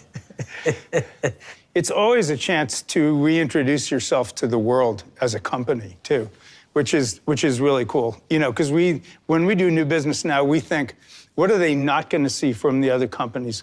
We try to go, this company's going to do this company's going to do this, these guys will probably do that, and we try to show them what they're not going to see. Another way is, I just love the story of the Emperor's New Clothes, because we get to look at the brand and go, boy, they're naked. But and how are we going to fix that? We're valuable at that. I think so. We have fresh eyes. Now, all the other agencies have fresh eyes. It's just that we're going to beat the hell out of them. We get very competitive about this, and you have to be, because the decision, actually, the first decision is, what are you going to pitch? Because we get offered all kinds of opportunities. The accounts that you pitch and win, and the accounts that you lose, actually affect the future of your company. Like, it changes your client list. It can bring people up or down. These are big decisions. Like, sometimes you go, wow, what will happen if we get this account? Is it going to be good for our company? It's an enormous account, but is it a good idea, you know? I mean, because big accounts change companies. You suddenly have a whole different group of people that are working here. Then there's the whole set of tools for new business, to get new business. Oh my God, every meeting is a meeting to lose, not to win. All right? That's a very good way to put it. Yeah. We always have them meet the people who will really be working on the business. It's not a bait and switch. It's not, Jeff and I do not do all the pitches. Only the people who are really going to work on an account are in that meeting. You might have a chance to meet them 3 times before they pick an agency. Everyone is like full bore, we're going to make that great. When we pitched Sega, big game company, they had hundreds of games on the market. So we got everybody in the company to learn a different game, and then we brought everybody to the pitch. We put up bleachers, put them around the room, and we said to them, every game that you have in the market, there's somebody here that's a specialist in that game. Ask us a question about any game, and there's somebody here to answer that question. So there was a reason to have all those people here. They were like, why are all these people here? What's going on? These guys are show-offs. Well, that's why they were there. Things like that, I think, make a big difference. It blows people's minds when you do that. BMW was through a process of many meetings, months, and every time we met with them, we felt we treated it as the last meeting. We were going to surprise them with work and passion and everything they didn't even ask for. Every meeting was going to be awesome. Every meeting. And finally, we made a video called Man and Machine because, well, I'm a fanatic about BMW and I love the way it drives. And Jeff had this great idea of a voiceover of man and woman. So no one had ever done this before. So it was a dance, a voiceover of man and woman speaking about man and machine in the car, and it won them over. Way back then, we used to drive. A car demanded certain things of a driver. And weirdly, it was very sexy. It added a lot to it. And so it all went down to the ultimate driving machine. BMW, the ultimate driving machine. It's stuff like that. It's just getting in the heads of, if we were in charge of BMW and we were the client, what would we want? That's the great thing about new business. Every single touch point that we had with them, we made it a quality meeting. And there's another thing that happens. I think you have to be able to read, like, you do a quality meeting, you work your brains out, you work all weekend, you show people stuff. You have to be sensitive to what they're liking and not liking and lose the stuff they're not liking in the next meeting. That's hard to do. Yeah.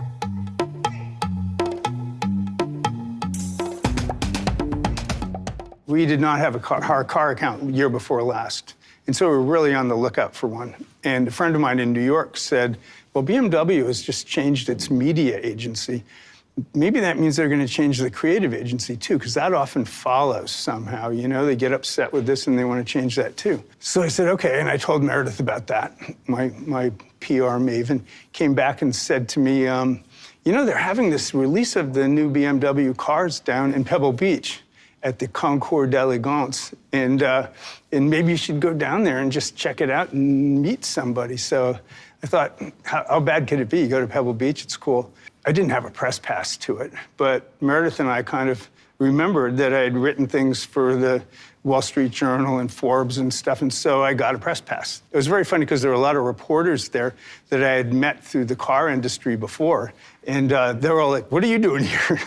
So I was a little out of place. I went up to the North American CEO, introduced myself. We told stories about Germany and Porsche, and he knew a lot of people there, and that was great, but he's like up here.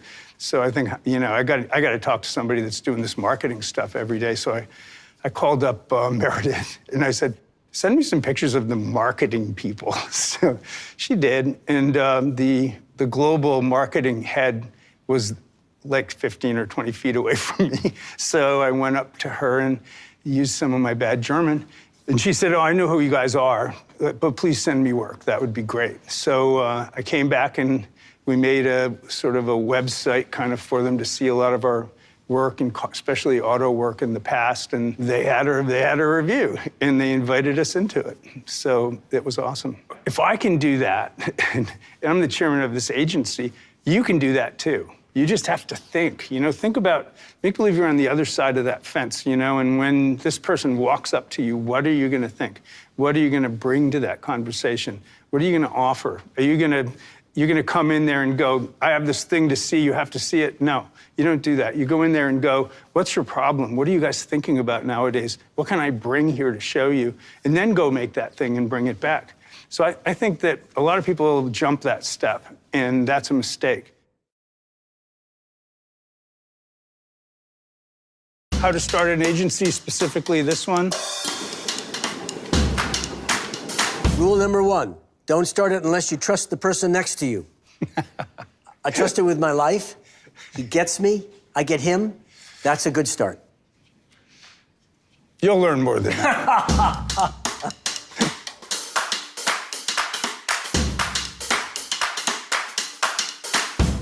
Goodby Silverstein is complicated. It's many things. It's personalities, it's heart, it's intelligence, it's storytelling, it's humor. Oh my God, it's not an advertising agency. It's about how do we communicate to people. It's an opportunity for people to communicate things that they think and feel about the world. And we do use those things for commercial purposes, obviously.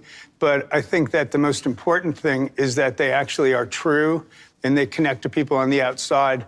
If it just happened here and it was just inside this place, I don't think it would be the same. We talk about that a lot here. We talk about the inside reflecting the outside. How is the inside like the outside? So we try to have a diverse staff. You know, we have half of our partners are women. That made a really big difference in our company. Half of the partners are women, and our productivity went up like crazy. I think one of the other important things here, besides pointing out that the inside is like the outside, is that we celebrate the people that are here. You can see their beautiful pictures of our people and the dogs that are here, frankly. We have 42 dogs in the office every day, and that, I think, adds a lot to the casual kind of feeling of what we do here, and strangely helps the creativity. You know, when clients come here, it's on California Street, there are cable cars in front of it, you know, it's on a big hill. It's exactly what you think San Francisco is supposed to look like. And that's actually been a really positive thing for us.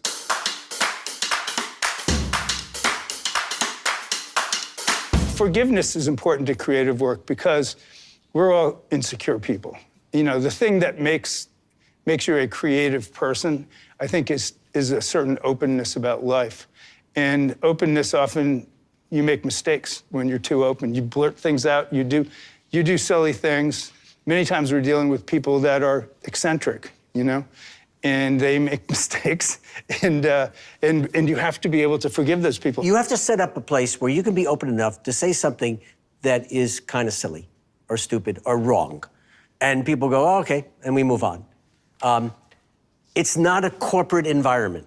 I can't imagine what that feels like. I can't imagine being afraid of what to say. No one should be afraid of saying anything in this company.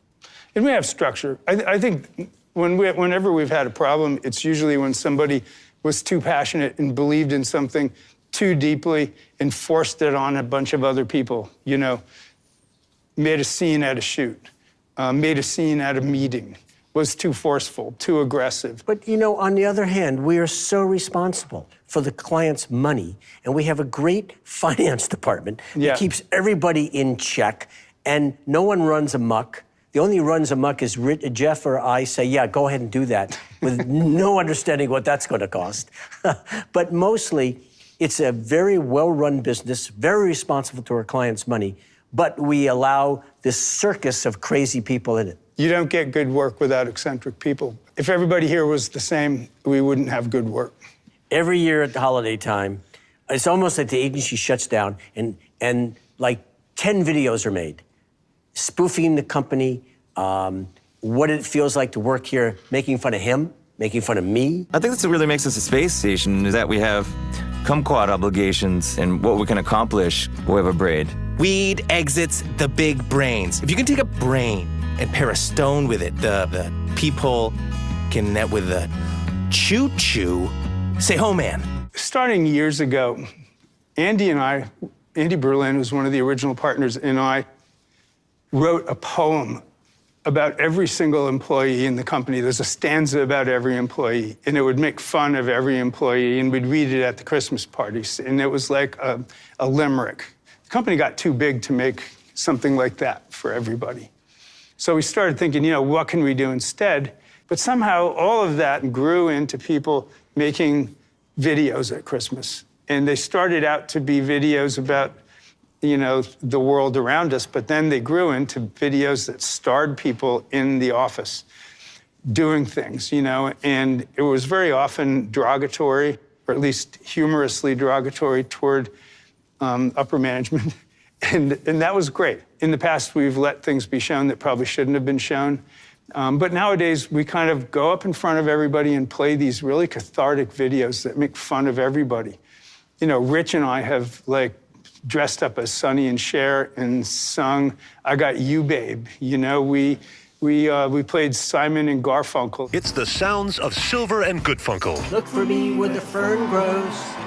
Look for me in the salty marsh. So things like that have just gone on, and people, you know, during October and November, people are cooking these ideas up and shooting them, and it's so exciting to see what they've done. You know, when the night comes, everything stops at the Christmas party, and people watch these things, and they're usually like 10% funnier when you've had too much to drink, but they are really cathartic for everybody in the place. Like, there is nobody who is spared from these videos. Do you think you're the best looking partner?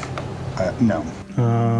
That's a lie. He thinks he's the best looking partner. That's the most boring video I've ever been in. I am so not interested. The most important thing about it, I think, is that it levels everybody. Anybody can be made fun of. And they don't cross the line into being mean. They are always affectionate. There's this thing called the bucket list. You want to explain this thing? This is amazing. A writer at our place had this idea that he called the bucket list, and he said, I'll come up with a bunch of crazy experiences, and we'll pick somebody to do them. The person who last won comes down, pulls a name out of the hat. The person comes down in front of the whole company, spins this wheel. On the wheel are all of these things. You can't quite make out what they are, you know? It'll say, like, stand-up comedy or something, and you're like, what can that be? And, you know, people win things that make for funny videos. Frankly, that's what it is. Yeah. So he had to do 5 minutes of stand-up comedy at an open mic night at a San Francisco club. And he wasn't funny. What's the deal with Rich Silverstein? Okay. Tough crowd, man. Tough crowd. But it makes for funny videos. Yeah. That's the key thing. The person has to come back and play their video after they go through this ordeal. Shark cage diving.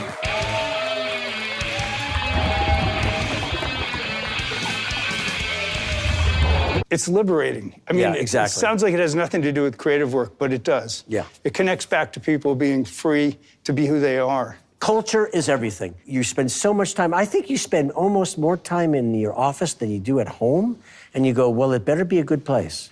We only want a place that we want to work in. It's like we're not trying too hard here.